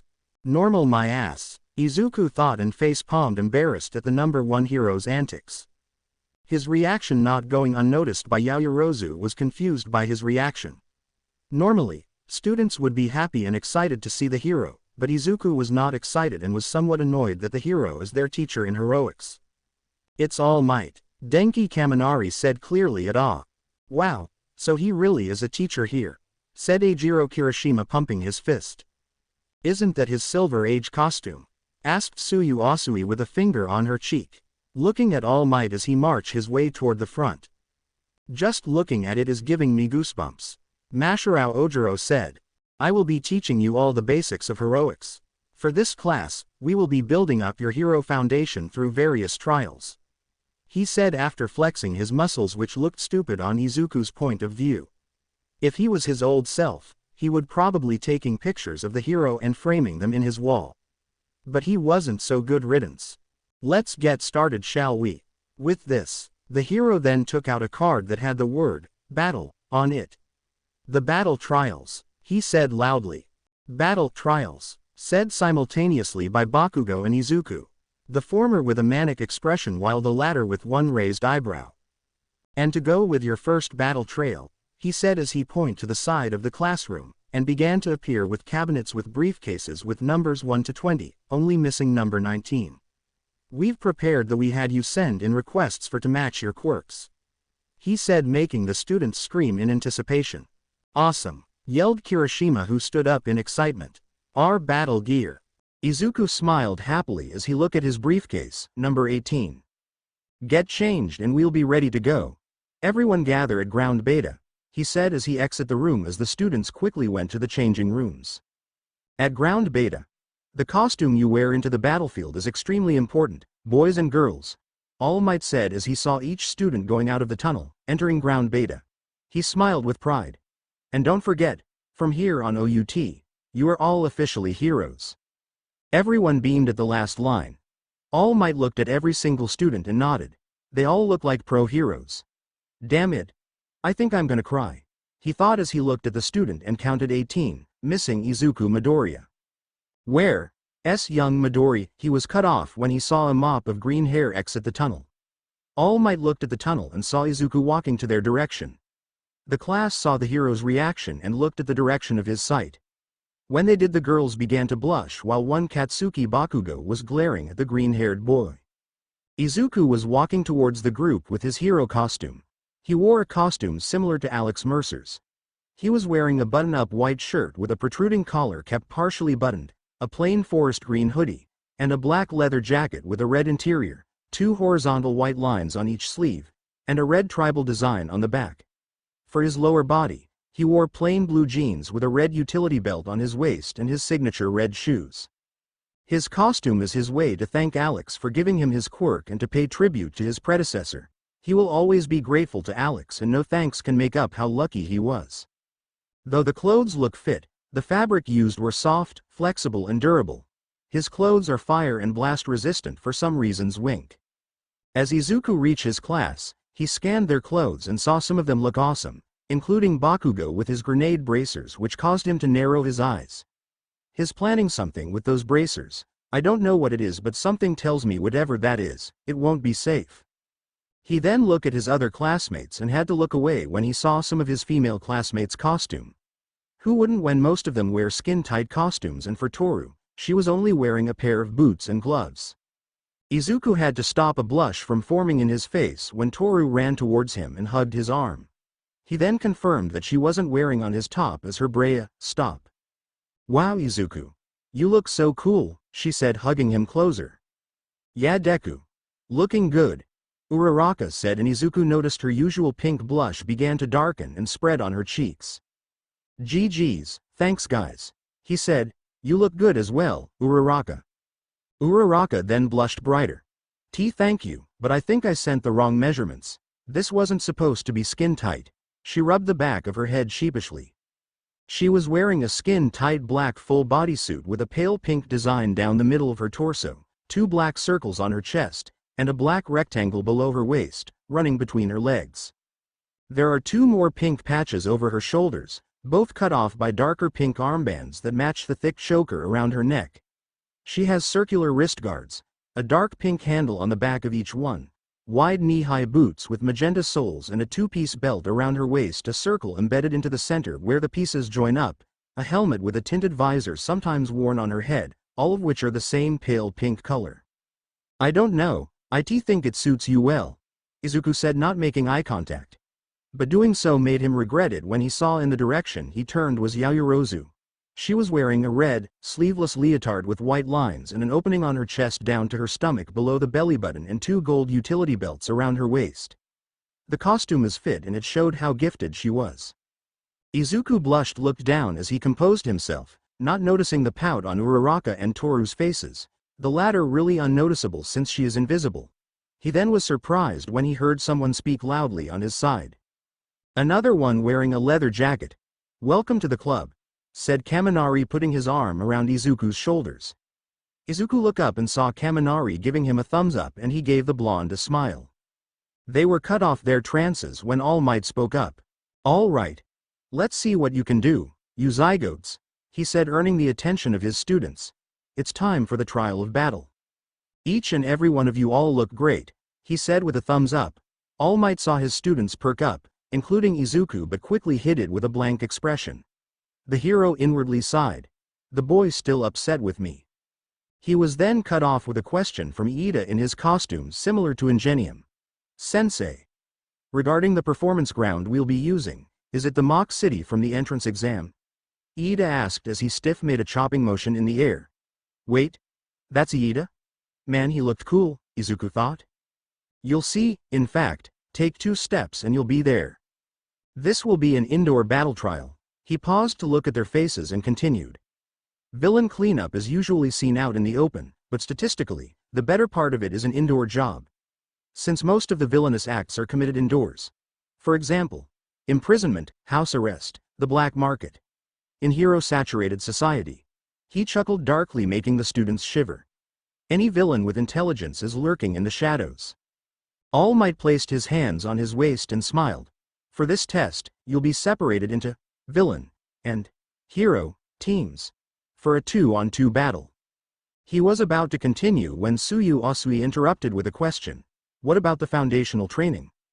"Well, this is the foundational training, young Osui. Only this time, there won't be any robots to destroy," he said, earning a nod from the frog girl. He was about to continue when he was interrupted by questions from his students. "So how do we determine who wins and loses? Is it okay to kill someone? Is there a threat of expulsion like with Aizawa sensei's test? If we're separating into different groups, what would be the best way to do so? Doesn't my cape look fancy? I can't hear you if speak all at once," he said while shaking. In order, he then took out a crib sheet and read it. "First, the hero team wins when they either capture both villains or retrieve the bomb. The villains win when they either capture both heroes or the hero was unable to capture the bomb in the time limit.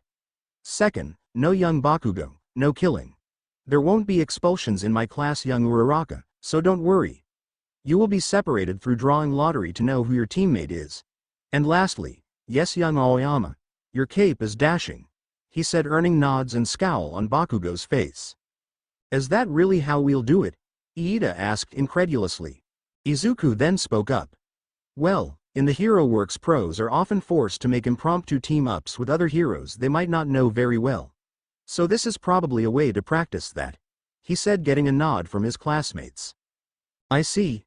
Always with our eyes on the future, are we? I apologize for the interruption." Iida bowed stiffly. All Might just nodded. "However, since there are only 19 of you, we will compromise on Team J being in a 2-on-1 handicap match. Anyway, let's begin." He then made the students draw, and here are the results. A. Ochako Uraraka and Momo Yaoyorozu. B. Shoto Todoroki and Mezu Shoji.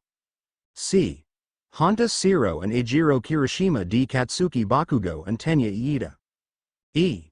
Mina Ishido and Yuga Aoyama. F. Koji Koda and Rikido Sato. G.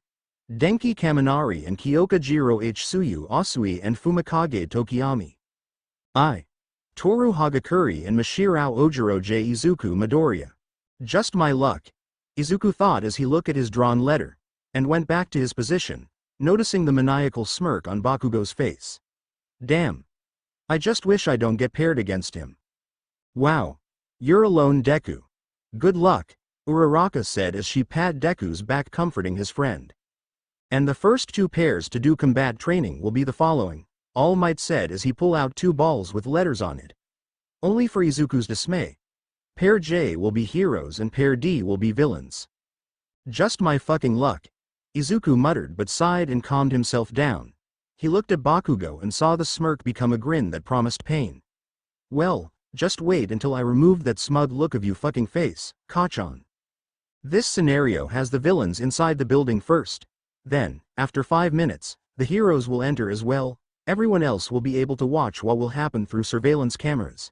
He said as the other students enter the viewing room, not without Toru and Uraraka wishing Izuku and Iida good luck before leaving. This will allow young Bakugo and Iida to get inside the heads of villainy. This is a practical training exercise. So go all out without a fear of injury. That last statement made Bakugo perk up. However, when things get out of hand, I will immediately stop it, he said as the villain team enters the room with the bomb. The pro hero then looked at Izuku, who was quiet this whole time.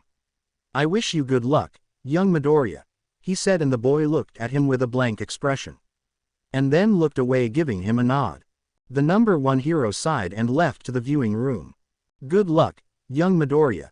I hope you win. Bomb room, villain team.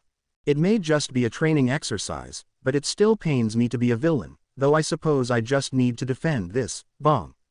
Iida said as he touched the bomb, and noticed it was made from paper match. So, Deku's got a quirk, right? Bakugo asked out of nowhere. Iida then turns to the blonde. He was confused by the blonde's question but answered nonetheless. You saw it for yourself, didn't you? The black tendrils that came out of his limbs, he said, and he continued to talk, not noticing Bakugo not listening to him. You were fooling me all this time. You fucking nerd, I'll make you pay. In the viewing room, All Might and the rest of Class 1A stood in front of screens that show the parts of the building and the villain team at the top floor and hero team outside. They saw Izuku was looking at the building with scrutinizing eyes that appeared to have transformed to have black sclera and emerald irises. So, who do you guys think will win? Kaminari asked, making his classmates look at him. I think the villains are gonna win. They can outnumber Midoriya and capture him, Kirishima said, getting a nod from some of the students. Yeah, but don't underestimate Izuku. He's super strong, Toru said while waving her gloves wildly. Hagakuri's right. Deku is strong, he even destroyed a 0-pointer with 1 punch. Uraraka said, earning her looks of surprise from the rest and confusion from Yaoyorozu and Todoroki. What? The large robot in the entrance exam? Mina Ishido asked with wide eyes. She and Kirishima encountered one of those and they chose to run then get squashed by one of those. Yeah, he punched it to save me from being crushed by the robot, she said, blushing in embarrassment of getting saved in the entrance exam. If that's the case, Midoriya will probably win this without breaking a sweat, said Sero as the rest nodded. Todoroki on the other hand narrowed his eyes. Just how strong are you, Midoriya? At the screen where Izuku was shown walking to the building, before it was cut off, with All Might's yell. Okay, hero team, start. Okay, hero team, start. All Might yelled in the communicator. Izuku almost destroyed the earpiece All Might gave him. He shook his head to remove the ringing sound and walked towards the building and channeled Blacklight to his legs and sprinted up the building. He used wall running while sliding his hand on the surface of the wall for balancing, and when he needs to stop, he would fall down. Earlier he used his thermal vision to check where the villain team would place the bomb. He guessed it would be placed in the top floor, and he guessed correctly, seeing Bakugo and Iida in the top floor. He ran to the top of the building quietly and used thermal vision to see where Bakugo is and saw him near the ground floor. Izuku smirked. Of course he would leave Iida to fight me. How predictable. He whispered and wall crawled near the window of the room where the bomb was located. He heard Iida doing some evil villain monologue, which honestly was hilarious in Izuku's part. If they weren't in a battle trials, he would crack up there. He peeked at the window and saw Iida 50 meters away from the bomb and only 10 meters away from Izuku's location. At that moment Izuku chose to strike Iida from behind. With a capture tape ready, Izuku jumped into the window and sprinted towards Iida and whispered, "Sorry about this, Iida," and chopped him on the neck with a biomass-enhanced chop, to penetrate the force through his metal costume, knocking the armor-wearing teen unconscious. Izuku caught Iida's limp body and wrapped him with capture tape. He placed him next to the bomb, hearing All Might say, Iida has been captured. He sighed, knowing Bakugo would be blasting his ass back to the bomb room, figuratively and literally. So, he used his thermal vision to check where the Pomeranian is. And when he saw that the blonde was 2 floors below him, he set up a plan to ambush or catch the exploding teen off guard. Hopefully, capturing the blonde would be easy. Little did he know, when it comes to Bakugo nothing is easy. As soon as Bakugo heard All Might start the match, he immediately blasted his way to the ground floor, leaving Iida alone with the bomb. Deku, I'm gonna have fun beating your ass up. All Might will be forced to stop the match when I'm done with you. He thought as he enters the 2nd floor. Knowing the nerd, he would just enter the building and try to sneak past me. And blew past to the 1st floor to catch Deku off guard. As he neared the entrance of the 1st floor, he used his quirk to blast Deku. Deku, he said as the explosion caused smoke around. He stood up straight, wearing a smug smirk, thinking he blasted the nerd from existence. But as soon as the smoke cleared, he was shocked when he saw that Deku wasn't there. Where the hell is that NER? He was cut off when All Might talked in the communicator. Iida has been captured. He froze when he heard that. The nerd had somehow slipped past him and he didn't even notice. He clenched his fists, unconsciously using his quirk, and gritted his teeth. He was livid knowing that he was outsmarted by Deku. In a fit of rage, he used his quirk to propel his way back to the top floor with the sole purpose to destroy, no, to kill the fucking nerd. Moments later, as Bakugo was nearing the door of the bomb room, he saw Deku, faced backwards. Not thinking straight, he just propelled towards Izuku and blasted one of his strongest explosions to the person in front of him. He was about to talk trash to Deku when a fist made contact to his face, knocking his a few meters away. Bakugo was surprised by the contact and was knocked out of his feet. He looked at the person who punched his and saw Deku looking at him without his jacket, with a bored expression. Deku, he growled as he groggily stood up, glaring daggers at the green-haired teen. How did you even dodge that? He asked as he nursed his bleeding lip. Izuku just looked at him and pointed to the ground where Deku had been. If you weren't so bloodthirsty, you would have noticed that it was just my leather jacket and hoodie hung on a stone pillar. Bakugo looked at the ground and saw the nerd's leather jacket and hoodie, surprised that it wasn't even damaged from the explosion. He scowled as Deku picked up the jacket and put it on. But knowing you, of course you would lash out the moment you saw something that is connected to me, the green-haired teen said and assumed a fighting stance. Bakugo scoffed. So what? You nothing but a... He was cut off when Deku interrupted him boredly. Yeah, nothing but a pebble on my path and shit. I know, you've been saying that for 10 years. He said and smirked, making the blonde grit his teeth. But that didn't stop me from outsmarting you, did it? He said, making the blonde's rage increase, and lunged to him with his right fist, reeled back to perform a right hook. Izuku, predicting this, leaned to his left, dodging the punch, and channeled Blacklight to his arms and grabbed the blonde's outstretched arm and performed a judo throw. As Bakugo lands to the ground, he spat out some of his spit and groaned in pain. Everyone in the viewing room were amazed on how the greenette predicted the blonde's move. Wow, he's like a pro, Uraraka yelled. The rest simply nodded. All Might smiled at the show of skill that Izuku had been showing, from him running up the building vertically and capturing Iida with the latter knowing. And now, outsmarting Bakugo and countering his attacks and ambush. You always lead with a right hook. I saw you do it so many times that I can't even count how many. Izuku said as he jumped away, keeping some distance from the blonde who was beginning to stand up. I analyzed and took note of all the heroes I thought were amazing. And I also wrote yours in the notes you blew up and tossed away, he said as he channeled his quirk to his arms and formed his muscle mass. And you can call me Deku all you want, but know this. Izuku said with narrowed eyes. I don't care what you call me, because that name is nothing but a name of the person who will and already surpassed you, Kachan. He yelled, making the blonde scowl even more. Now I'm gonna kill you, Deku. Bakugo yelled, glaring at the greenette.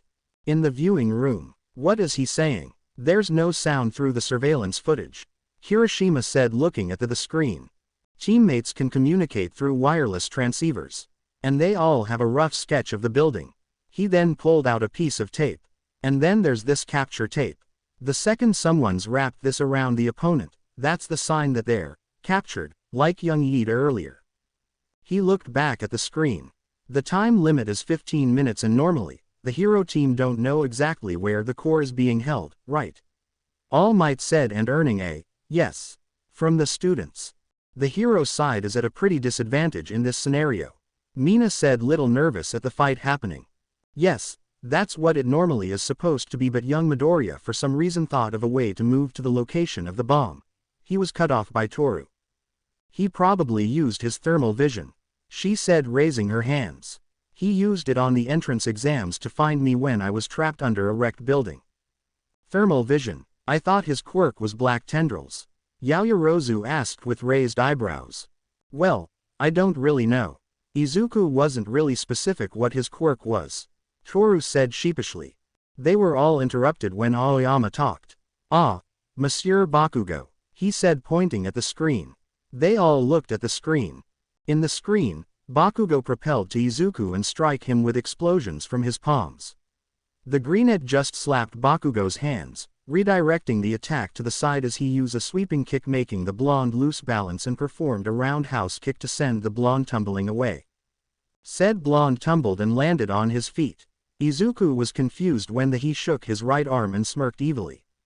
What is he planning? Izuku jumped away to cover distance when Bakugo began to talk. My explosions are sparked by the sweat on my palms, which is secreting nitroglycerin that then detonates, he said as he pointed his right arm towards Deku and grabbed the pin of his bracers. Which still confused Izuku. Now, if the specs are as I asked, then I can store that nitro sweat into this bracers, and that made Izuku realize what he was planning. Shit. Young Bakugo, don't do it. You'll kill him. All Might yelled through the transceiver. He won't die if it doesn't hit him, Bakugo said maniacally and pulled the pin, causing an All Might-sized explosion that rocked the whole building and destroying the side where Izuku was. The students in the viewing room were shocked of the power of the explosion. Deku, Izuku, Uraraka and Toru yelled worried for their friend. Seeing the size of the explosion would kill Izuku. This is meant to be a lesson. Kirishima yelled, still shocked at the damage the explosion had done. All Might was speechless. He couldn't believe the size and power of the explosion, and Bakugo didn't even hesitate unleashing it on a classmate. Bakugo was laughing maniacally. He was pleased on the result of his explosion. He just killed Deku, the pebble that was on his path, the nerd that ruined his glory, the loser that had followed him since they were kids. With Deku out of the way, no one can stop him from becoming the number one her. Man, that was close. A voice in the smoke caused by the explosion said, making the blonde's train of thought stop. He widened his eyes and looked at the smoke. He survived, he thought as a rock came full speed, hitting his bracers, shattering them in contact, rendering them useless.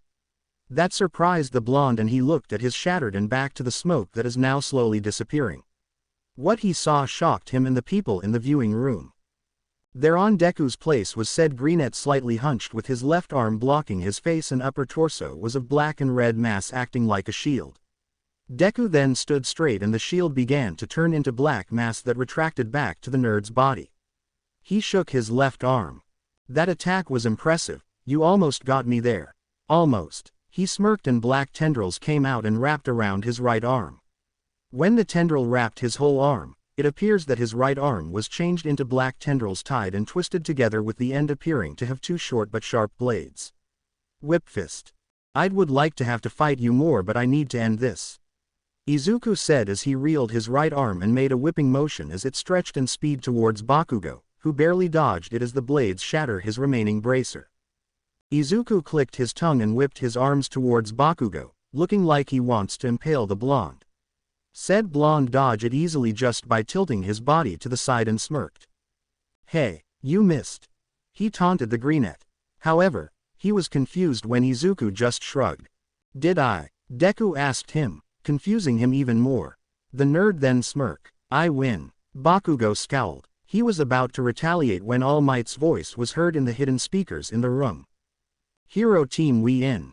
How? Bakugo asked and slowly looked behind him and saw Izuku's blade transformed into his hand touching the bomb. I lost. To Deku. Izuku retracted his arm back and it transformed back into his normal arm.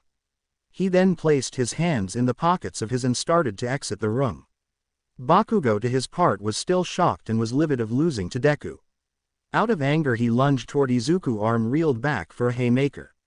That is when Izuku just sidestepped as the punch missed and channeled biomass to his arm, summoning muscle mass and chopping the blonde on the neck, sending him to the ground in a strong thud. He looked at the unconscious blonde on the floor and turned away to exit the building, leaving the villain team to the medical robots entering the building. As he entered the viewing room, he was faced by All Might with a frown on his face. Izuku looked at the hero with raised eyebrows. Was it really necessary to hit young Bakugo with that last attack? All Might asked him with crossed arms. Izuku just shrugged and continued walking. No, it wasn't necessary. He paused and stopped to look at the pro-hero in a side glance, making the hero flinch a bit. But I just felt like doing it, he said as he pulled out a protein bar, unwrapped it and ate it. Then went to his classmates, leaving a stunned All Might to his thoughts. Viewing room. You got us worried there, Deku. That fight was amazing. Congrats in winning, Izuku. I couldn't hear what you were saying, but that was some heated battle, man. Wow, Midori, you were so cool back there. That match was so intense it got us all fired up. Izuku was bombarded by his classmates as he entered the viewing room after passing All Might. He was taken aback from the attention he was getting and blushed when his pink-skinned classmate went to his face only inches away when he entered, making him back away a bit, while making Toru and Uraraka uncomfortably jealous. Hi, I'm Mina Ashido. You fight really well, said the pink-haired girl. Now that he got a close look at her, he saw that she had pink skin, pink curly hair similar to his, eyes with black sclera and yellow irises and small horns that he found cute. Wait, what? Where did that come from? Yo, I'm Eijiro Kirishima. That was a manly fight, dude, said the boy with spiky red hair, pointed red eyes with a small scar above his right eye as he gave him a thumbs up. I'm Suyu Asui, but you can call me Suyu, okay? Said a girl with frog-like appearance, has straight dark green hair tied into a bow at its bottom and large eyes that he also found cute. Okay, what's going on with me?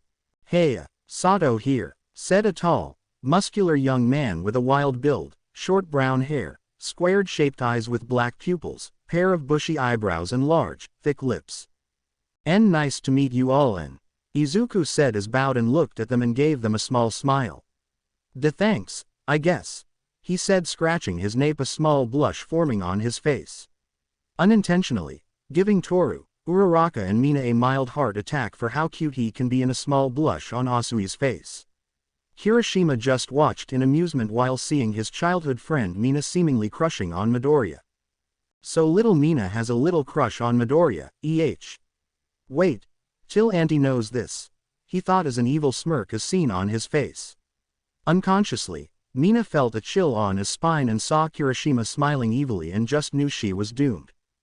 Alright class, hero team and villain team line up.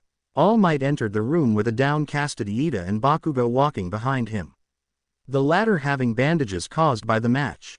Izuku walked to the villain team and stood next to Iida while Bakugo didn't stop walking and went to the corner of the room. All Might sighed at this and looked at the class. The MVP of the match is young Midoriya, All Might announced in his loud voice, making Izuku and Jiro flinch in pain. So loud, they both thought as they tried to relieve their earphone jacks that were ringing. Izuku and Iida stood in front of the class, the latter head lowered since he didn't do anything in the match, while Bakugo was just sitting in the corner of the room contemplating about his performance. He came back from the infirmary and has bandages on his face. My right swing. Deku read me like a book. And on the top of that, he found a way to beat me. I lost to Deku, he thought while looking at his shaking hands. Well, that was obvious since he won, right? Ribbit? Asked Asui, getting a nod from All Might.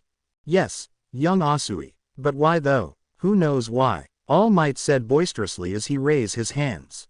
All Might sensei, said Momo Yaoyorozu, raising her hand, making everyone look at her. It's because Midoriya was the one who adapted in the situation and focused on the task given to him, that caught Izuku's attention. Watching the fight, Bakugo's behavior was clearly driven by some personal grudge and thus was totally arbitrary. Like you told us earlier, sensei, A large range attack in an indoor arena is just idiotic, she said and looked at Iida. Iida was lowered his guard as even if the match started, in result to that Midoriya was able to get him from behind and capturing him. She finished and Iida nodded in understanding, promising to himself that he would be aware of his surroundings more. Yaoyorozu then turned to Izuku, who blushed in the eye contact, looked away as Uraraka and Toru pout in jealousy. Meanwhile, Midoriya had planned ahead of them. If Hagakure was saying the truth about his thermal vision, we would confirm that he knew where the opposing team is located and made a plan before the start of the match. Yaoyorozu said, getting a nod from Izuku, confirming her theory, shocking everyone with the exception of Toru, Uraraka and Iida. And because of that, he was able to sneak past the opposing team and capturing Iida.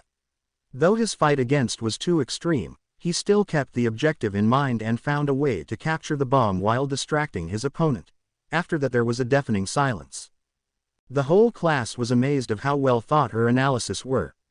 Holy moly, she said it all. All Might thought as he shakily gave her a thumbs up.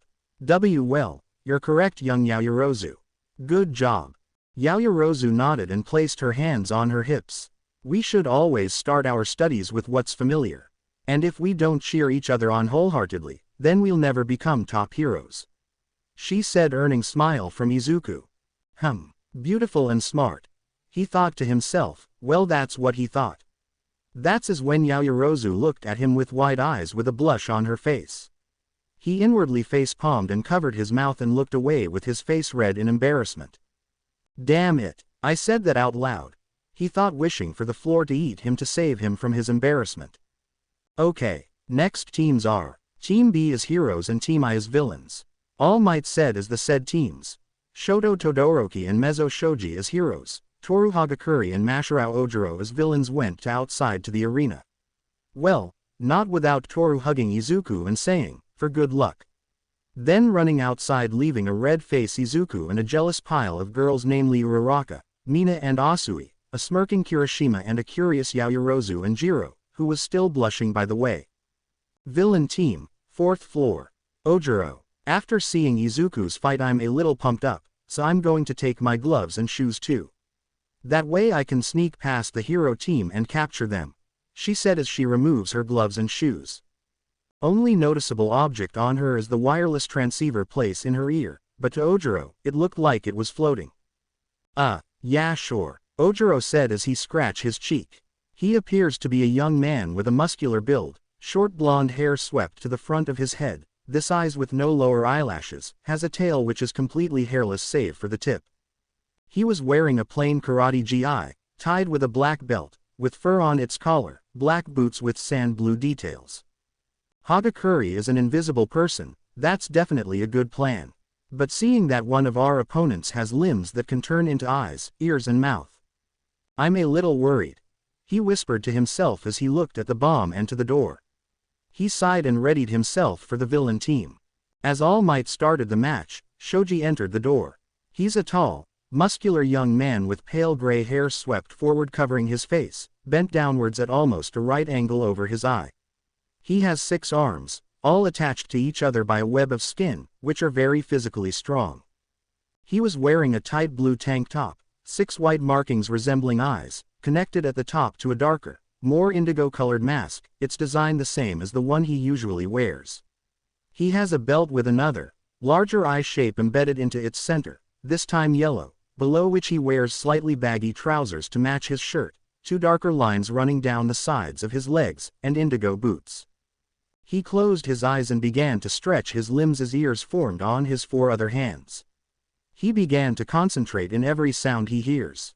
After 2 minutes, he opened his eyes once more and looked at Todoroki. One of them is on the north side of the 4th floor. The other is somewhere on the same floor, barefoot. Looks like the invisible girl is planning to ambush us for a capture, said Shoji, or his hands turned mouth. Todoroki nodded and walked past him. Go outside, this will be hairy, he said as waited for his teammate to leave the building. If they intend to make this a defensive game. He paused as the temperature in the room dropped instantly as a valley of ice raced into the whole building, freezing everything it passes on. Then this won't be much for me, he said as he walked calmly towards the 4th floor. Entering a room, he saw Ojiro literally frozen on his feet, trying to move his legs. Keyword: trying. Ojiro then heard Toru whimper in pain and knew he had to do something. As Todoroki was walking forward, Ojiro's tail hit the ice covering his feet, shattering the ice, and jumped forward to attack the hero. He leapt and swung his tail toward Todoroki, but a wall of ice blocked his attack. He hit the ice and winced in pain as the ice from his feet is beginning to rip his skin. The bi-colored hair teen saw this and smirked. He then sent another volley of ice towards Ojiro, inking the tailed teen, leaving his head out as Todoroki walked past him. "You can take a step if you like," he said smugly, mocking the tailed boy. "However, peeling the skin off the soles of your foot doesn't look good for your ability to fight." He walked past Ojiro wearing a stoic yet smug look. In the viewing room, everyone felt the temperature drop and were shivering in the cold they were feeling. Well, everyone except Yaoyorozu, who made a heater and placed it next to her. Izuku saw this and slowly moved closer to her so that he can feel the heat coming from the heater, but careful not to get noticed. Sharing is caring, right? As long as she doesn't notice me. Yaoyorozu, however, saw this and looked at him, making him stop moving, visible flinch, and looked away while whistling a tone, trying to hide his embarrassment. The girl just giggled softly at this. She looked at him, analyzing his face. She saw his large emerald eyes, noticed he had freckles that are shaped in a diamond shape. She noticed that he was slightly shorter than her, making her think that he looked cute. Realizing what she just thought, Yaoyorozu remembered what he said about her and instantly blushed. "So he thinks I'm beautiful and smart." She looked back to Izuku, who was now looking at the screen. The raven-haired girl shook of her the blush on her face and focused on the screen. Back to the arena, Hero Team WIIIINNNN. All Might's voice rang in the arena as Todoroki touched the bomb. Ojiro inwardly cursed as he couldn't do anything to stop his opponent. "Ow, ow, ow, ow." Toru whimpered as she tried to move her feet. But doing so hurts her, making her feel like her skin is ripping itself. "I apologize," Todoroki said as he used his left hand to touch the bomb, sending heat on the object, making it and his surroundings covered in ice melt, surprising both Toru and Ojiro. "But looks like the gap between us is just too big," he said as he exited the building, leaving the villain team speechless. Viewing room. Now that the arena is fully unfrozen, who do you think is the MVP of the match? All Might asked his class. "It's obviously Todoroki," yelled Kirishima. "Yeah, he froze the whole building, making it hard for the enemies to move to defend the bomb," Denki Kaminari said, backing up Kirishima's claim. Yaoyorozu was about to agree when Izuku spoke up. "I think it's Ojiro," he said, making them look at him with wide eyes. Even Bakugo, Ojiro and Todoroki were surprised. "Huh, what do you mean, Midobro?" Todoroki effortlessly defeated the villain team. "Didn't you see that?" Kirishima asked in a confused tone. Ignoring the nickname, Izuku looked at the hero team and villain team for a couple of seconds and looked at Kirishima. "Yes, I saw that." He took a deep breath and looked at them. But that doesn't change the fact that Ojiro was the only one who did his role correctly. This gained Izuku some confused looks. He sighed and elaborated. "Well, for starters, Toru wasn't able to do anything as she was frozen in place with no way to get out of it," he said as Toru gave a sad nod as Uraraka and Mina pat her on her shoulder, not really knowing how they did it without seeing where she is. Izuku looked at the bi-colored hair boy with a serious look in his eyes. Todoroki, though he was able to immobilize the villain team, in a real-life situation, he would have caused the bomb to explode when he covered it with ice. Causing it to explode, damaging the building, killing the villains, and maybe civilian hostages if it were a hostage-taking, through the explosion or hypothermia. The last sentence made them wide their eyes. Todoroki was shocked to hear that. Izuku then turned to Shoji. Shoji was almost the MVP since he entered the room as the match starts, gathered information and gave the information to his teammate. The only problem is that he just let Todoroki enter the building alone and didn't act as backup to make sure the opponents don't gang up on him if they were able to escape the ice.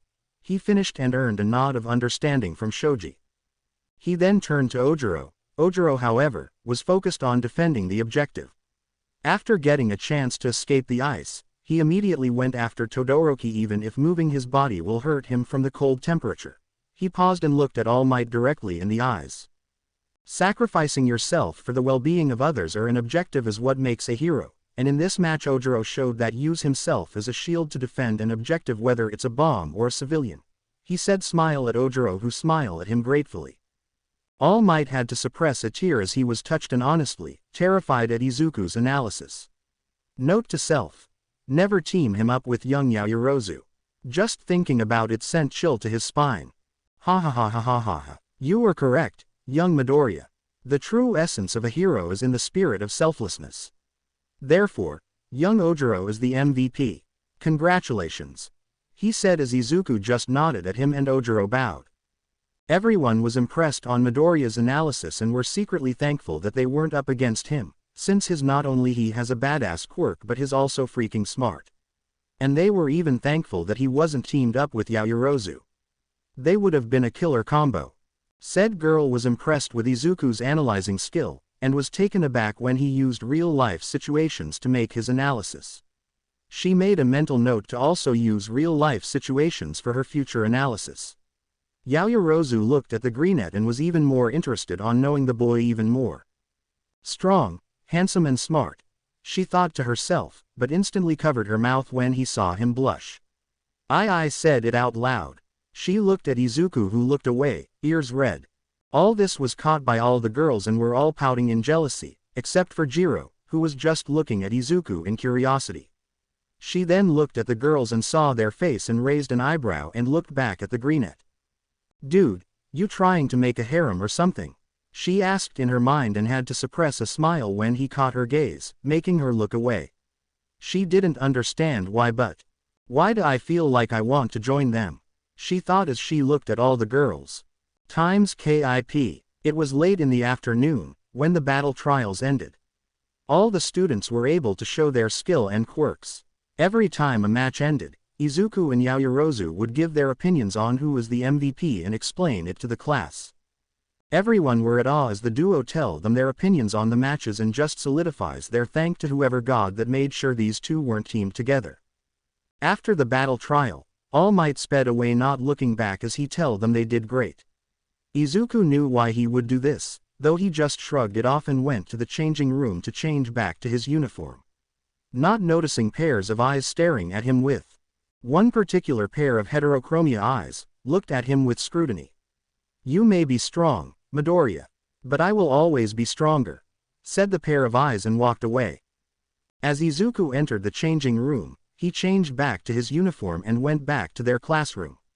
While he walking, he trailed back to his fight against Bakugo. He showed the blonde the portion of his strengths and with it he dominated the match. Even after Bakugo used his trump card, which is his stored sweat and released a large explosion almost killing him and destroying the building area, Izuku had managed to beat the blonde. He felt good showing the Bakugo that he was not the same Deku he was once, but looking at the blonde's expression after the match. Izuku knew that his win shattered the blonde's pride. Izuku may not like Bakugo anymore, but seeing the explosive teen's depressed state and felt bad. After changing into his uniform, he went to their classroom to somehow talk to Bakugo. Like him or not, Izuku can stand seeing someone feeling down. His heroic heart can't stand it. Outside Ua, one downcasted Katsuki Bakugo was seen leaving the campus. He was still upset of the loss he got from Deku and couldn't help but doubt himself.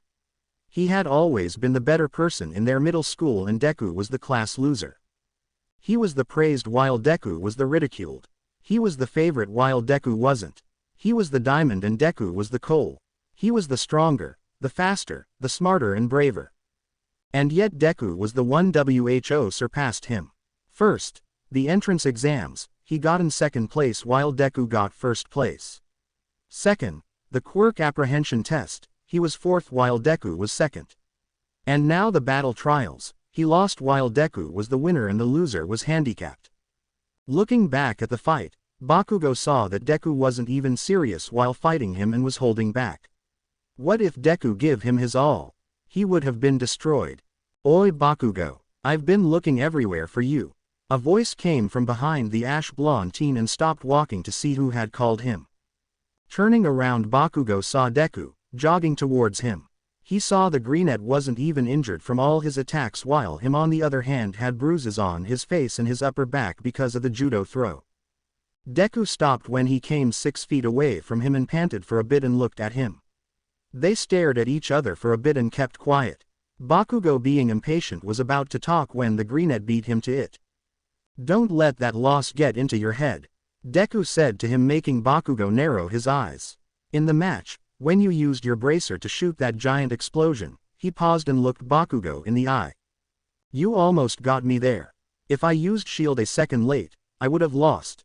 That made Bakugo widen his eyes. He would have won if Deku wasn't fast enough. Deku. Izuku saw Bakugo soften his expression, but he knew that the blonde was still down. He sighed and looked away. Plan A didn't work. Plan B it is, he thought. So stop brooding and do better, or I'll just left you behind, Izuku said in a cool tone. 3, 2, 1. He mentally counted. "Huh, what the hell was that, you nerd?" Bakugo yelled instantly back to himself. "Works like a charm." Izuku inwardly smirked. "Your win was just a fluke." "You heard me, a fluke." The blonde yelled at the greenette, who just looked at him with a bored expression, but inwardly Izuku was smirking widely for how easy Bakugo was. "You might have won this time, but next time I'll make sure to beat the living shit out of you.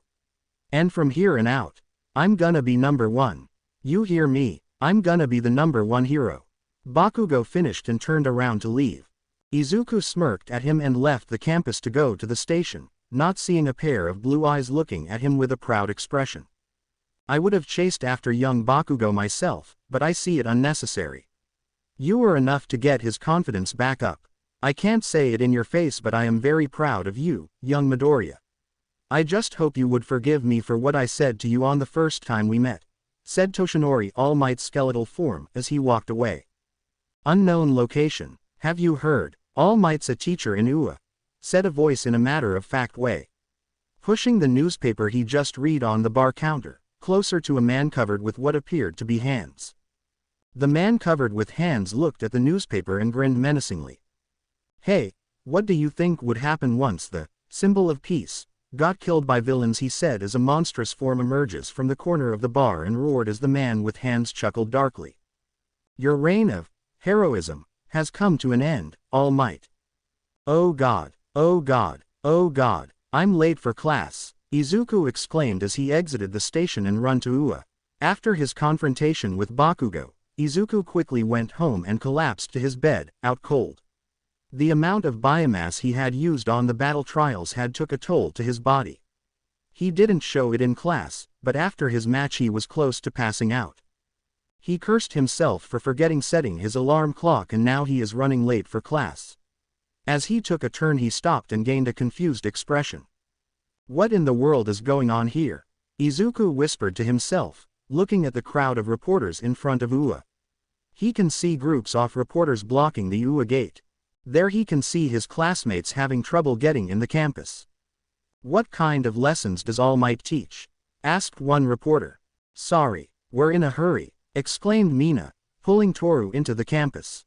"Can you give us your thoughts on what it's like having the symbol of peace standing before you at the podium of education?" "My thoughts?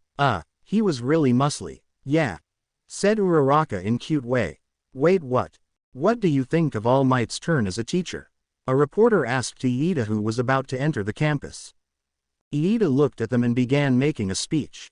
"It redoubles my awareness of the fact that I'm enrolled where I can reap the rewards of the pinnacle of hero training. It goes without saying his authority and mien are awe-inspiring, but so too are qualities such as his sense of humor.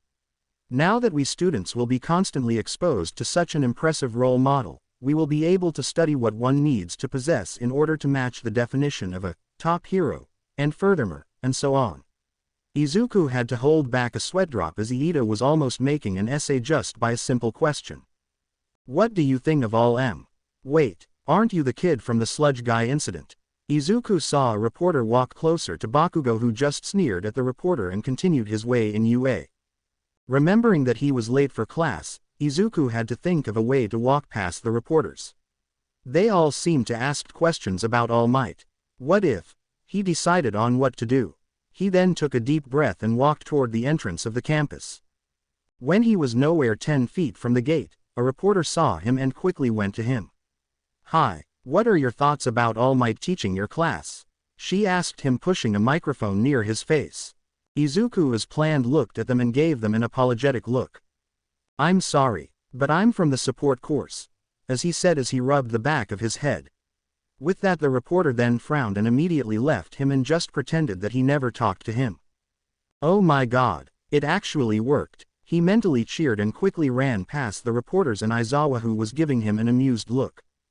"Good work getting past the reporters, Midoriya," said the pro hero. Izuku was about to apologize for being late, but Aizawa just waved him off. "It's okay. Just go straight to class and wait for me," he said to the green-haired boy, who sighed in relief, bowed at him and began running inside. He smiled at the retreating form of the boy, but immediately frowned when he heard one of the reporters talk. "Give us some insight on All Might." "Wait, cut the feed. Why don't you get a little more presentable, dude?" Aizawa ignored the insult and just answered them boredly. "The man is off duty now. You're interfering with our lessons here, so kindly vacate the premises," he said, shooing them away, then turning to leave. "Media," he thought, rolling his eyes. However, the crowd of reporters didn't listen. "We just want to speak with All Might directly. Aren't you a little too plain looking?" "Yeah, but that guy looks familiar. I just don't know how." "Come on, couldn't you get All Might to tell us a little?" But seeing the pro hero completely ignoring them, one more persistent reporter began walking toward the entrance of UA. That is when a beeping sound was heard and suddenly a thick metal barrier fell from the top of the entrance, effectively keeping the pesky reporters out. As the reporters curse and fumed at UA for not letting them talk to All Might, a mysterious figure can be seen in the distance as quietly looking at the crowd and the barrier. In Class 1A. As Izuku entered their classroom, he was met by Uraraka, Toru, Mina and Iida. He saw that they were blocked by the reporters and asked them questions about All Might. After greeting them, they began asking him how was the reporters outside UA and what he said to them. Izuku, seeing nothing wrong answering them honestly, he said that he told the reporters that he was a support course student and All Might wasn't his teaching him. Hearing his answer, they all fell over comically and praised him for being so smart. The greenette just chuckled at his friend's reactions. He then noticed Todoroki looking at him with narrowed eyes. When Izuku caught him, he just slowly looked away. Izuku just shrugged it off and went to his seat, not without Bakugo glaring at him. Which just he raised an eyebrow at the blonde and continued to his seat. "Great, barely been a week and 2 people already hate me," he thought and straightened up as Aizawa enters the room with paper on his hands. "Hope you're all rested from yesterday's battle trial," he said in his usual tired tone and placed the papers on the podium and looked at them. "I took the liberty of looking at your marks and evaluation." That got a reaction from the class as most of them stiffened. Aizawa then looked at Bakugo and the blonde flinched. "Bakugo, stop acting like a 7-year-old. You're wasting your own talent. Your bracers will be confiscated and you are prohibited from using them until after the sports festival. I saw your match and looking at your behavior I could expel you right here, right now." Bakugo was about to talk when Aizawa continued. "But seeing that no harm has been done to your opponent, I'll let it slide. However, if you ever intentionally hurt a fellow UA student again I won't hesitate and expel you." "Understood," he said, using his quirk to prove his point, scaring the blonde who began sweating bullet. "You understood," Bakugo said in a low voice. Aizawa deactivated his quirk and looked at Todoroki. "Todoroki, looking at your match I would say your performance wasn't surprising. But I would suggest you start thinking before using your quirk like that again. Like Midoriya said in the analysis, you freezing the whole building can harm the bomb, hostages and your allies. So try not to use your quirk recklessly," he said sternly to the bicolored hair boy who just nodded. The pro hero then looked at Izuku, who had a serious look on his face. "Midoriya, I would say I'm impressed of your performance." Izuku knew there was a but in that sentence. He just kept quiet and wait for the hero to continue. However, try to dodge the explosions next time instead of taking the hit head on. I know you can make a shield using your body mass, but taking an explosion with the power of All Might's punch in point blank is an illogical plan. Aizawa finished. Izuku nodded at the hero. "Yes sir," he said, earning a nod from the hero. Now let's get on with the homeroom notices. I'm sorry to have to spring this on you all, but Aizawa said in a serious tone, making the everyone sweat like crazy. What is it? Another test maybe? Most of them thought, getting nervous about what their homeroom teacher is going to say. After a few minutes, Aizawa then talked. You need to pick a class president, he said, making the whole class scream. Finally, something school related. And they raised their hands and began to yell out their nominations. Oh, I wanna be class president. Pick me, yelled Kirishima. That's like a leader position. I'll do it. Me, Mina said excitedly. Oh, you mean the position that exists for me? Aoyama said calmly, only to be ignored by Aizawa. Let me do it, Bakugo yelled. Be quiet. They were shut up with Ida's loud voice. This is a task laden with responsibility where you must carry and pull everyone else's weight. Just because you'd like to do it doesn't mean you can, he said as he stood up. It is a holy office that requires the great esteem and trust of those around you. The only truly worthy leader will emerge from a democratic choice of reflecting the will of the people. He began raising his arm. Which is why this must be settled by voting, he said as he stiffly raised his arm.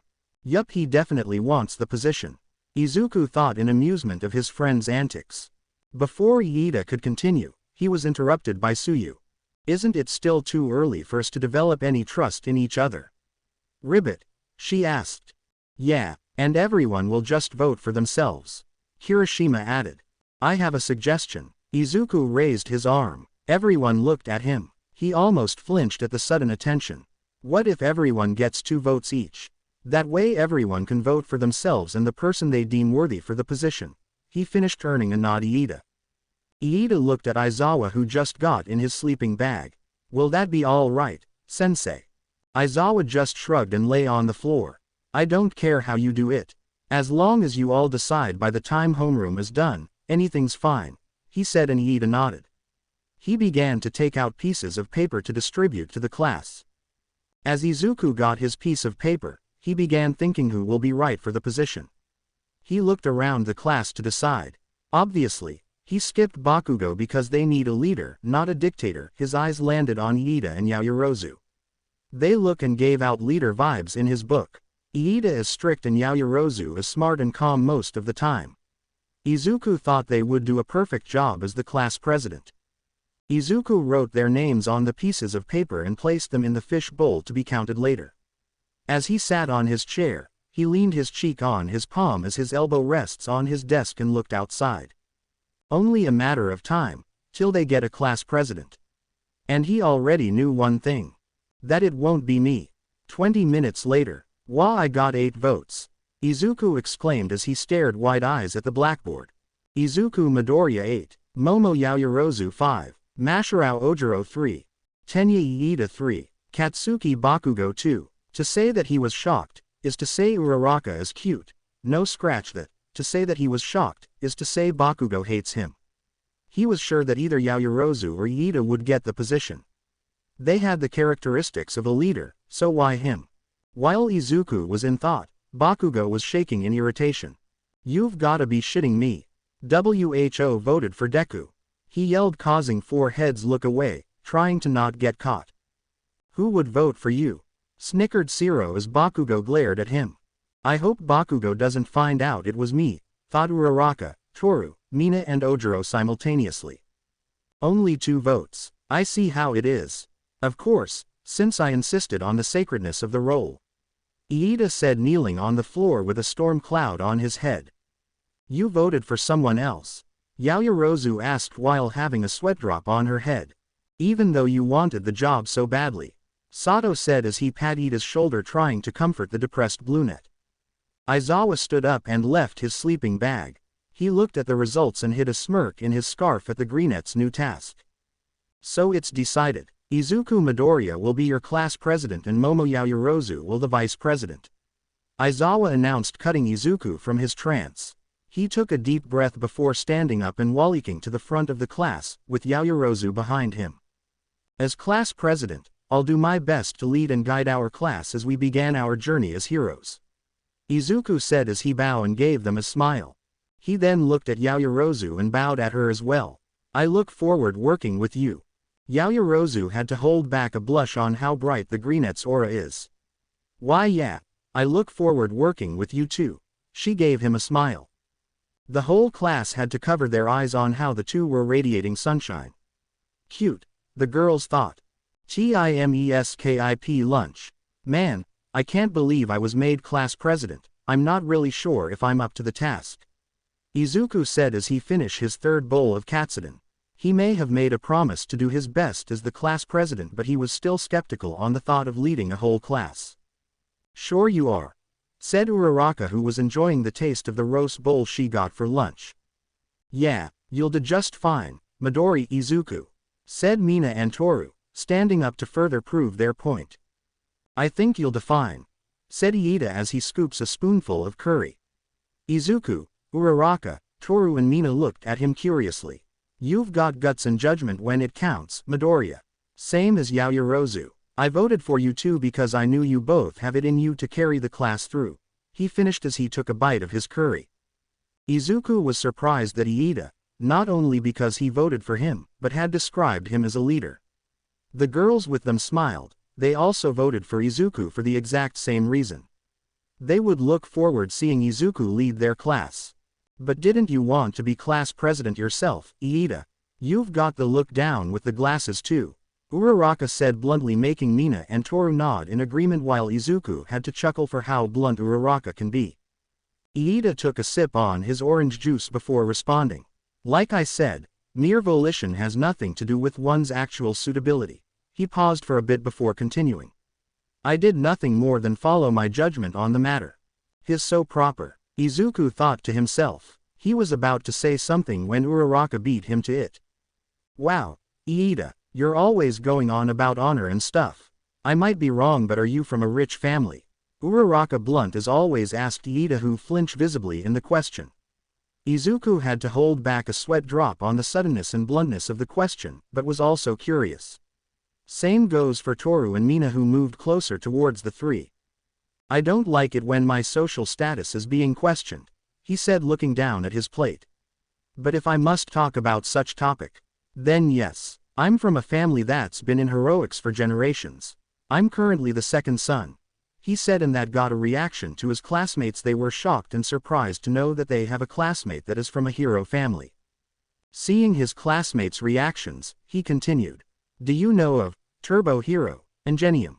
He asked them. The girls raised their eyebrows, not really knowing who Ingenium is. Izuku, however, perked up. He knew who Ingenium was, but was confused why Iida asked this. It took him 2 seconds to realize what Iida was going at. No way, are you his brother? He asked Iida, who looked at him. You know him, Izuku? Toru asked. Izuku nodded happily and pulled out a notebook from out of nowhere. He began to flip the pages and stopped on a page with a drawing of an armor similar to Iida's hero costume. Of course, he was the super popular hero whose Tokyo office has hired as many as 65 sidekicks. He said excitedly, unintentionally going back to his fanboy self. His classmates were surprised on the greenette's sudden burst. Realizing this, Izuku blushed and put the notebook away. Iida, who gave him an amazed, amused look, just nodded. You're quite knowledgeable, but that's correct. And yes, he's my big brother, he said as he pushed his glasses up, anime style. He's unabashed, they all said. Iida looked at them and then looked up for dreamily. He's a beloved pro hero who prizes the rules and guides the people. And I aspire to be a hero like him one day. He sighed and gave them a small smile. As such, I think it might be too soon for me to be in a leadership position. For now, Midoriya is the better man, and him becoming class president is the right choice. Izuku and the girls looked at him with awe. The greenette was happy that Iida somewhat looked up to him. He barely knew him, yet he had just got the guy's trust in just a few days meeting him. Whoa, I think that's the first time you've smiled, Iida, Uraraka said, shattering the silence. Iida flinched a little and started chopping motions. Wah, that's not true. I smile too, all the time, the brunette argued back, making the girls giggle. Izuku just stayed silent and just smiled at Iida. So Ingenium is to Iida, as Alex is to me. Although He was cut off on his line of thought when a loud alarm echoed in the cafeteria. Re-GGG. Security level 3 has been breached. Attention students, please promptly evacuate, a voice said through the speakers, making most of the students confused and some paling in the announcement. In just a couple of seconds the cafeteria had turned into chaos as the students in the facility began panicking and pushing towards the evacuation site. What's security level 3? Iida asked a senior student who was about to exit the place. It means someone's infiltrated the school grounds. This hasn't happened in 3 years, the senior said, running towards the exit. However, due to the high amount of students crowded in the cafeteria, everyone got stuck in the place. Izuku, even though getting stuck and pushed, saw that some students are getting hurt due to being pushed. Midoriya, look outside, it's just the press. Izuku heard Iida yell and did so since he was near the window. There he saw that the press from earlier had forced their way into the campus. He also saw Eraserhead and Present Mike trying to keep the press from entering the school building. Ow, my ankle. Uraraka's yell made Izuku look at her direction and saw that she was wincing in pain as Mina and Toru tried to hold her up. He then heard more of his classmates call, "Calm down, everyone." "Ah, oh," Iida said, being stuck near Izuku. "Hey, stop pushing." He heard Mina yell as she tried to keep Uraraka from getting crushed. "Everyone stop." "Hey," Kirishima said while getting pushed next to Kaminari. "Come on people," Kaminari said, trying to wiggle out of the crowd, failing miserably. Seeing that everyone was in panic, Izuku did what he thought would work and summoned Blacklight to his arms and legs and began wall crawling up the wall and ran to the top of the exit. When he arrived there, he saw Yaoyorozu looking at him. With that brief eye contact, they nodded at each other, seemingly knowing what to do. The raven-haired girl raised his right hand and created a megaphone and hurled it toward Izuku, who caught it. He turned it on and took a deep breath and yelled, "Everyone calm down." That caught everyone's attention and stopped pushing. "It's all right. If you would look outside, it's just the press. There's nothing to panic about," he said as he pointed to the window and they saw the press being handled by the pro heroes. "I know it's all because of panic, but for God's sake, you're all enrolled at UA. At least ACT like it. Because of your panicking someone got hurt." The crowd then looked at each other and saw that they hurt each other. They looked down in shame and apologized at their classmates. "Now that you all calmed down, calmly go to the designated evacuation site and wait for further instructions," Izuku concluded as he turned the megaphone off and jumped down. The student began walking in calmly and some were carrying an injured classmate. Izuku walked toward Uraraka and saw that she was being held up by Iida, who thanked him for calming everyone. Midoriya just waved it off, and looked at Uraraka. "Can you walk, Uraraka?" he asked calmly, receiving a quiet, "No." He sighed and walked closer and carried Uraraka in a bridal carry. Poor girl yelped in surprise and blushingly sputtered. "It's okay, Uraraka, I'll take you to recovery girl," he said and looked at Iida and Yaoyorozu, who just arrived to their spot. "Iida, Yaoyorozu, I want you to check for our other classmates if they are okay. Also check the other students for injuries and take them to recovery girl," he ordered to them, earning a nod from the two. "Got it," they said in unison and left with Mina and Toru, who were pouting for some reason. "You won this round, Ochako," they both thought as they follow Iida and Yaoyorozu. Izuku then looked at Uraraka. "Let's get you to fixed up," he said reassuringly to the brown-haired girl, who had wrapped her arms around the greenette's neck and leaned to his chest. This gesture made Izuku blush. "Uraraka?" he asked, looking at the girl he was carrying. The girl looked at him and gave him a smile. "Call me Ochako, Izuku," she said in a whisper, her blush spreading across her face. She knew that she was gonna miss, that's why she was making the best of the moment while she can. "Thank you for saving me again, my hero," she whispered, leaning close to the greenette and kissed him on the cheek. Izuku, to his part, almost passed out. His blush spread all over his face and his ears are steaming. Remembering about the girl's ankle, he calmed himself and gave the girl a smile. "You're welcome, Ochako," he said and carried the girl to the infirmary, not noticing a girl with raven-colored hair and cerulean eyes looking at him from a distance. After the incident, the police arrived and the reporters were withdrawn from the vicinity. which made the pro heroes, but mostly Eraserhead sigh in relief. As for Class 1A, Izuku had brought Uraraka, or should I say Ochako, to Recovery Girl and got her checked. She sprained her ankle and had to rest for 20 minutes before going back to class. Though, they were not safe from the teasing of Mina and Toru, who were secretly jealous of the brown-haired girl. Iida and Yaoyorozu, along with their other classmates, followed Izuku's order and brought some injured students to the infirmary. They were amazed on the Greenette's actions, and Iida just proved that choosing Izuku as class president was the best choice. So far, only Ochako was injured in the event, and they were thankful for Izuku for calming everyone and avoided further injury. Right now, they are back in their classroom. Most of them complimented Izuku's actions, and as Kirishima said, he was really manly. The Greenette chuckled and just waved it off and said it was the right thing to do. "All right, President, start us off," Yaoyorozu said to Izuku as they were standing in front of the class. Izuku just smiled and nodded. "Let's start the ceremony by introducing another class official," he said and looked at Iida. "Tenya Iida will be the class president and vice president's advisor," said boy stood up in disbelief. "Your role is to help the class officials keep the class in line and will serve as first in command whenever the president and vice president are not around." Izuku looked at him with a serious expression. "Do you promise to accept the position and do your best to help us official in leading this class?" he asked the brunette, who looked at him with determination. "I accept and promise to do my best in helping the class president and vice president in leading this class into success," Iida said, bowing 90 degrees, the class clapping and cheering at Iida. Izuku and Momo looked at each other, then at Iida, smiling at the tall boy. "I know you would, Iida. I know you would," Izuku thought, and the class goes on. Meanwhile, at the gate of Ua, 4 figures looked at the Ua barrier. Well, what was the Ua barrier? The barrier that locked off the reporters from entering Ua was now a pile of dust.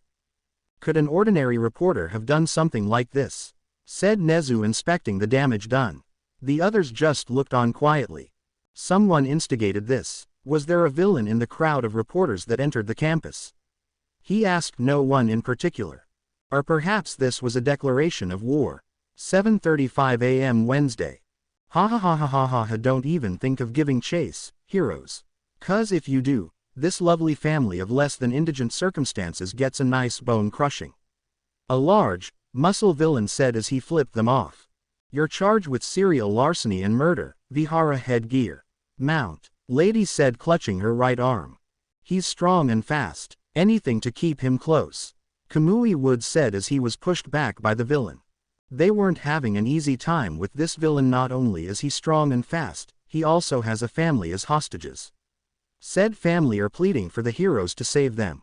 The villain continued to sidestep and taunt the heroes, not noticing a figure running towards him in great speed. Have no fear, family, the figure said. Missouri smash, All Might said as he sent a chop to the villain's head, knocking him unconscious and snatching the family from said villain. For I happened to pass by on my way to work, he said as he placed the family down. The crowd cheered for the number 1 hero for saving the family, while Mt. Lady and Kamui Woods were gloomy. I'm grateful, but, Mount, Lady started, he'll put us out of work. Kamui Woods finished still on the ground. The police saluted to All Might, thanking him for his service. All Might was about to leave for Ua, but a hit and run was seen in the next block. Being a hero he is, he sped off to the street, noticing his speed decreasing. He hadn't passed on one for all to young Tagata, but he can clearly see that his power is weakening. He was still having doubts on passing his quirk to the young blonde and was somehow looking for a way to pass it on to young Midoriya. All Might don't know what came into his mind, but after seeing the boy's selfless action in the entrance exam, he wanted the boy to acquire one for all. Something about the green-haired boy was present that he couldn't see in young Tagata. Maybe guilt, or the longing to right the mistake he had said to the boy almost a year ago. Whatever that is, one thing is for sure. I want young Midoriya to receive one for all, he said to himself before stopping a car. For the foundational skill of heroics we'll be studying today, it was decided you'll be joined by Class 1B and will be supervised by a 4-man team comprising of me, All Might, the teacher of Class 1B, and somebody else. Aizawa informed his class in his usual tired tone. A joint exercise, and it was decided. Might be something special then. Izuku thought as the rest of the class was filled with murmurs. Sensei, what'll we be doing? On the greenette's right, Shiro asked as he raised his hand. Be the hero everyone needs, whether it's a flood or any other disaster. Their homeroom teacher said and took out a card that has the word, rescue, in it. It's the trial of rescue. Hearing that the class began talking to themselves, making Aizawa's left eye twitch in irritation. Trial of rescue. Sounds a bit difficult this time around. Kaminari said while scratching his cheek. Come on, idiot, that's what Hiro's whole job is. I'm fired up because of it. Hiroshima said patting the blonde's shoulders. Totally, Mina interjected. If it's a flood, then that environment's my specialty. Ribbit, Asui said with a finger on her chin. Don't get ahead of yourselves. Aizawa said bursting their bubble. Seeing the class silenced, he continued after a sigh. As I was saying, this time, it's entirely up to each of you whether or not you wear your costume. Some of your costumes probably aren't adapted to the task at hand after all. He then pulled out a remote control and clicked it. Their costumes' briefcases emerged. The training area is fairly far away, so we'll get there by bus. One or each class. That's all. Go get prepared. He finished and left the classroom. The class stood up and grabbed their briefcases and left for the changing room. Well, everyone except Izuku, who just left without taking his briefcase. The trial of rescue. This is training in order to reach my dream. To become a top hero. I'll do my best. For Alex. Class 1A are currently walking towards their bus, in their hero costumes. All except Izuku, who was wearing his gym clothes. Ochako seems to notice this and walk to him. How come you're in your gym clothes, Izuku? Your costume wasn't damaged in the battle trials, right? She asked the boy, getting the attention from the whole class. All wondering why he wasn't in his hero costume. Chako's right, Midori, why aren't you in your hero costume? Mina asked, while Toru just nodded. When I say nod, I mean moved her gloved hands up and down. Izuku looked at them with raised eyebrows and looked down. Seeing his gym clothes, he looked back at the girls and smiled. Actually, I am wearing my hero costume, he said, and his classmates were confused. Disguise, he thought. Before they could talk, black and red tendrils began emerging from Izuku and covered his whole body minus his head. After 0.5 seconds, his gym clothes are now turned into his hero costume, hood down. See, he said and chuckled inwardly at his classmates' shocked faces. After a couple of seconds, recovered from their initial shock, they bombarded Izuku with questions from, how did you do that? To compliment of, that was so cool. Izuku was about to respond to their questions, when a smug voice called out to them. My. So this is Class 1A. Said voice said. Class 1A looked at the direction of the voice.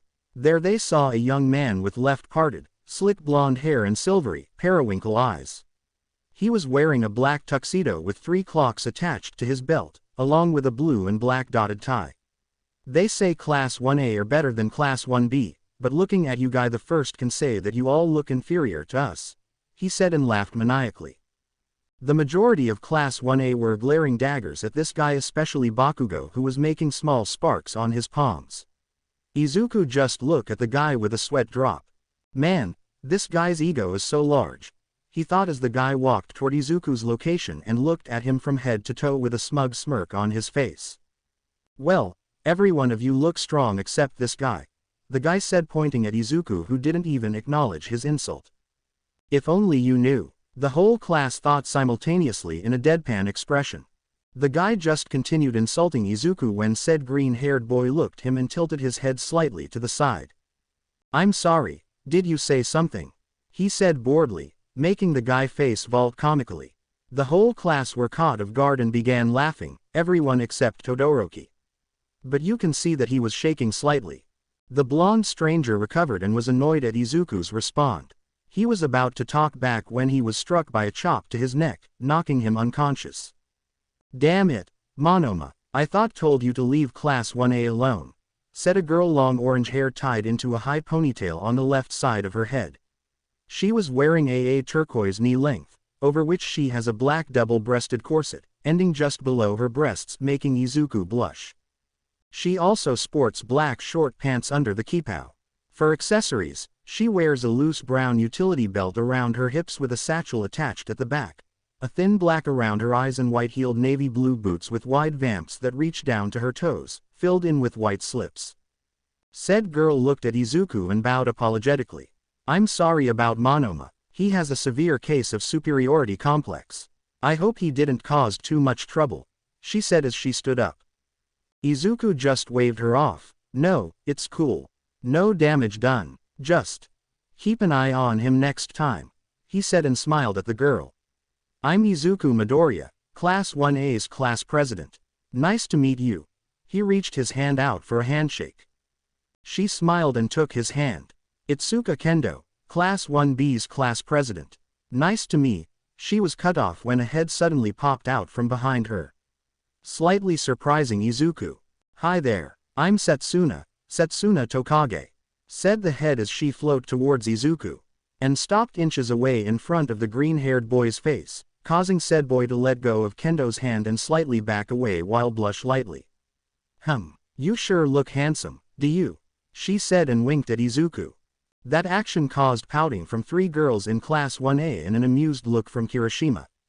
Setsuna Tokage has large upturned, dusk green eyes with long eyelashes and long, pointed teeth similar to Kirishima's. She has dark moss green hair, collectively reaching just below her shoulders aside from a short clump that hangs in the center of her forehead, and it grows wavier and thinner the lower down it gets. She was wearing a scaly, purple mask over her eyes and Izuku can guess that she wears the same texture of fabric with her costume. You're making him uncomfortable. Get away from him, Kendo said to the green-haired girl, who didn't move by the way. Hey, nice to meet you, to Tokage. Izuku blurted out while looking away. He was uncomfortable from the closeness of the girl and was controlling a blush to come out from how good she smells. She's so close, he thought. Izuku was saved from his misery when Iida talked loudly. Everyone, in order to get everyone seated smoothly on the bus, file into 2 lines according to your numbers, said Bluenet informed the class. Izuku sighed in relief and looked at Kendo. Well, nice meeting you too. But looks like we need to go, he said and Kendo just nodded while Tokage smiled at Izuku. Yeah, I guess so. We should probably go too. Nice meeting you too. Come on. Kendo said as she drags Monoma's unconscious body towards their bus with Tokage floating along with her not without winking at Izuku. With that Izuku walked toward the bus since he was the last one to enter, with a thought in his mind. This is gonna be interesting. So it ended up being this kind of bus anyway, Iida said depressingly as his effort to keep the class organized was useless. There was no point, Mina said chuckling at the tall boy's misfortune. Izuku just chuckled at his friend's depressed state. He may be the class president but when it come to organizing the class, Iida was the right man for the job. Hey Midoriya, I always say what I think no matter what's on my mind, Asui suddenly said making Izuku look at her with raised eyebrows. What is it, Asui? He asked the girl who quickly corrected him. Call me, Suyu. Okay Suyu. Call me Izuku then, he said and smiled at the frog girl. The girls smiled and looked at him. Well Izuku, your quirk is really confusing. Really? He asked her, earning a nod. Well, I don't blame you for being confused, he said and scratched the back of his head. He thought of it for a bit and nodded to himself. You see, my quirk is called Blacklight. It lets me use the biomass in my body to create weapons on my arms. It also gives me enhanced strength, speed, durability and immunity to all disease. He finished and saw his classmates were intrigued from this. Wow, that's sound dope. I'm jealous, Kirishima said and stretched his left arm and it hardened. My hardening power isn't bad for punching but it's not flashy. He was cut off when Izuku suddenly talked. Don't say that, I think it's an awesome quirk. Definitely a quirk that'll be of great use as a pro, Izuku said to the redhead. My quirk is flashy enough to be a popular, Aoyama said but was easily cut off by Mina. But it'd be bad if your stomach collapsed, she said as she placed her hand on his shoulder. Aoyama just blanched at the mention of his stomach ache. If we're talking about flashiness and strength, you need to mention Todoroki and Bakugo, said Kirishima. Bakugo just looked away with a tch. Bakugo's always angry, he'll never be popular. Tsuyu said bluntly. Said blonde rose up his seat with a raging face. You bitch, I'll be popular, too. He yelled, making his seatmate, Jiro, flinch in the loud volume of Bakugo's voice. He just proved my point. Tsuyu said, unfazed of the ash blonde's yell. It's only been a brief while since our socialization has commenced, and yet already we have been made apodictically cognizant of your personality, redolent as it is of a turd getting steamed in a sewer. Kaminari said, not making the blonde any calmer. Huh, what are you saying, dunce face? Bakugo yelled to Kaminari as well. Izuku just chuckled at the explosive teen's predicament. Bakugo getting teased. That's ooh for you. What a vulgar conversation. Momo said, not liking the tone of the conversation. But it's really hilarious, Ochako said while laughing her ass off. Damn Bakugo, you're one foul-mouthed dude, said Kirishima, still laughing. Okay, everyone settle down, we're almost there, Aizawa said, stopping the conversation. Yes sir, the class said, straightening up in their seats. After a couple of minutes, Class 1A, Class 1B arrived with their senseis, Eraserhead and Vlad King, in the facility. After a quick introduction from both sides, where Monoma was explaining why their class is far superior to Class 1A. That is when Kendo knocked him unconscious again. Entering the building, the two classes couldn't help but marvel on the beauty of USJ, or unforeseen simulation joint. There they met their other sensei, the space hero, 13. She explained to them how quirks can be useful in rescue situations, but also how harmful they are when used for selfish needs.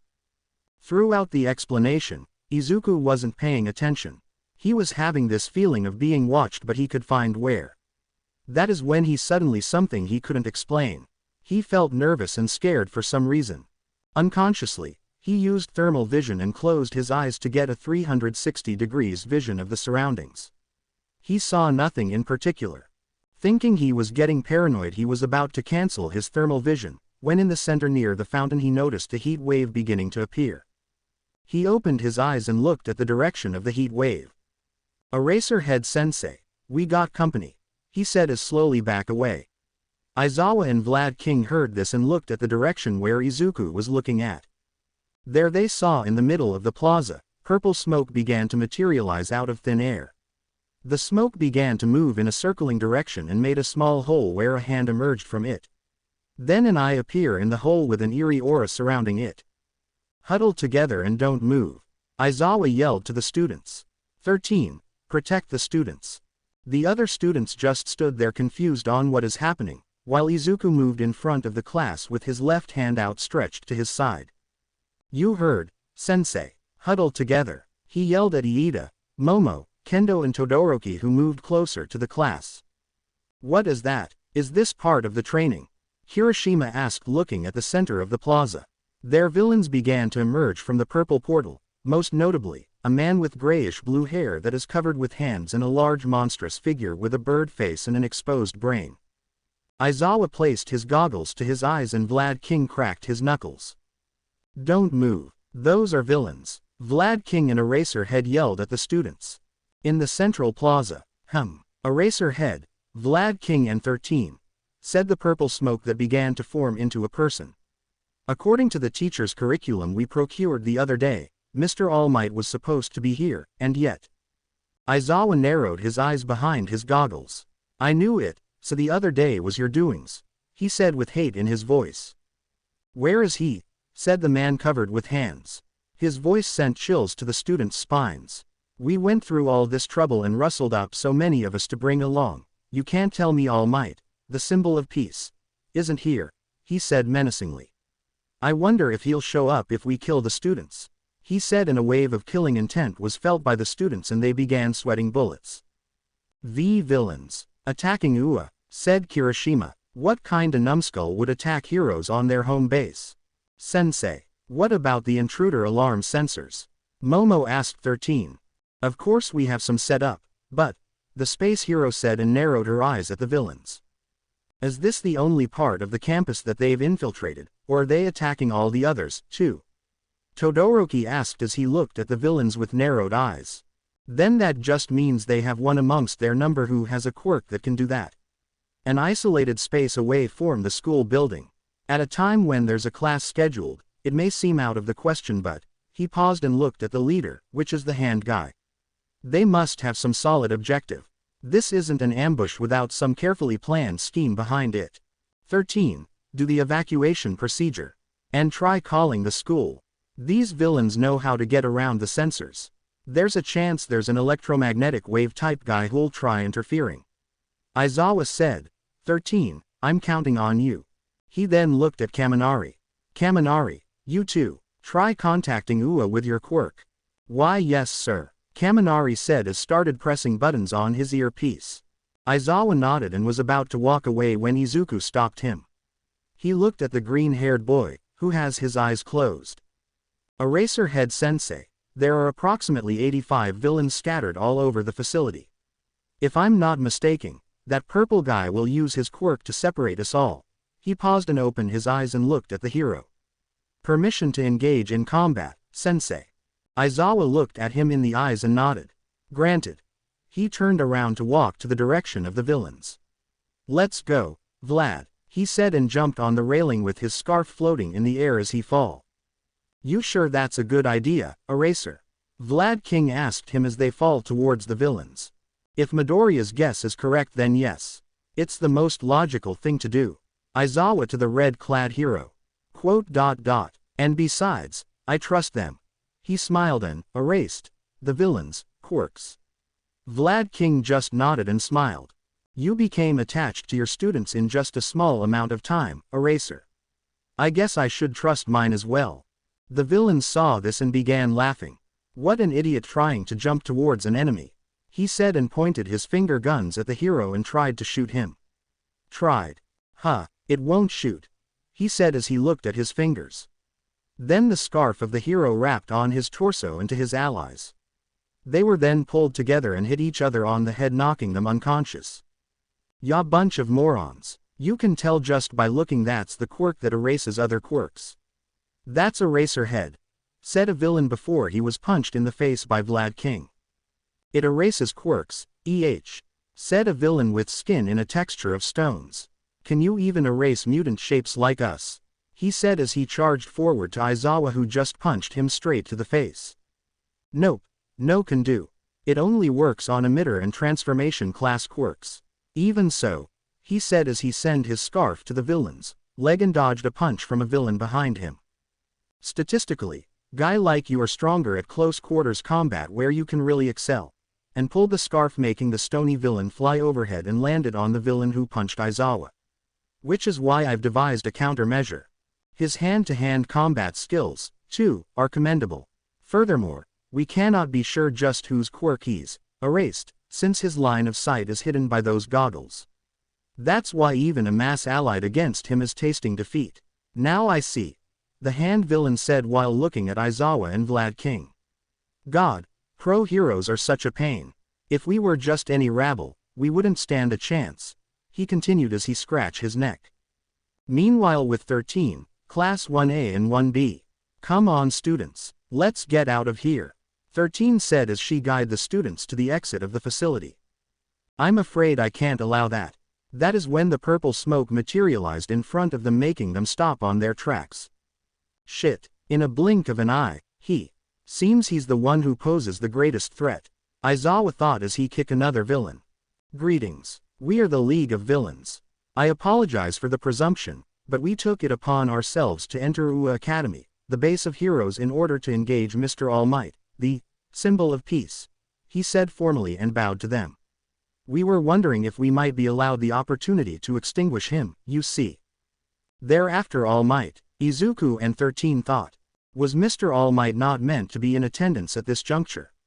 Perchance, has something been altered? Ah well, setting that aside. 13 flipped open the cap on his index finger when the villain's purple smoke began increasing. This is my role, he said, not seeing three figures jump out to attack him. Bakugo, Kirishima of Class 1A and Tetsu of Class 1B. Boom. Bet you didn't think we'd be able to do you in before you got a chance. Kirishima and Tetsu yelled simultaneously. However, As the smoke cleared, the villain was still standing there and Izuku noticed a metal brace on his neck. That must be his real body, he thought, and whispered something to 13, which the hero's visible eye widened and nodded her head. That was quite perilous. To be expected, though you may be mere students, you are also the hero world's golden eggs, he said as fixed his tie. It's no use, just run. Run, you three, 13 said at the 3 students in front of her. Scratter, the villain said as the purple smoke covered all of the students. And be tortured and slain. Everyone, 13 yelled at the students as some of them were transported around the vicinity. Flood zone. In the flood zone, a purple smoke materialized on the sky and opened a portal where Izuku began falling down. The flood zone, he yelled as he channeled his biomass to his right hand and summoned his whip fist. He threw his whip to the nearby cruise ship and pulled himself towards it to avoid falling into the water. Landing in a thud, he stood up and heard a cry from behind him. He turned and saw a blur of red and white flying towards him. Without a trouble he caught the blur, which was a girl with honey brown hair, curved inwards in a mushroom-shaped bob that reaches just below her narrow shoulders. She has a long fringe that completely covers her eyes, hiding most of her face, and her mouth is notably large. The girl looked at him and blushed at the close contact with the boy. She then looked away to avoid eye contact. "Are you okay?" Izuku asked her with concerned eyes. The girl only nodded. Izuku just looked at her and gently placed her down on her feet. After that he heard a voice from behind him and they both looked at the direction of the voice. There they saw Tsuyu climbing the ship, with a girl with vines for hair and a short chubby boy with a blue scouter-like device worn on his left eye. "Are you guys okay?" Izuku asked the 2 1B students. After receiving a nod, he looked at the frog girl. "How about you, Sue?" Said girl blushed a little for the nickname, yet responded, "I'm okay, but boy are we in a pickle." Izuku nodded at the frog girl. He thought back what the villain said near the entrance exit. Perchance, has something been altered? Well, there goes the curriculum. Actually, if you think about it, the break-in by the media the other day must have been a ploy to obtain information. He looked at his comrades and continued. It's just like Todoroki said. They were watching for an opportunity to swoop in. And now their preparations are complete. But there's no way they'd kill All Might, said the short girl Izuku saved earlier. Izuku lowered his head. I'm afraid we can't be sure about that. They had so much confidence that they attacked us now that All Might was supposed to be here. He raised his head and looked at them with a serious expression. If they have that much confidence, they probably have a way to beat All Might. The girl began tearing up. The chubby boy lowered his head. The vine-haired girl began praying. Tsuyu just looked deep in thought.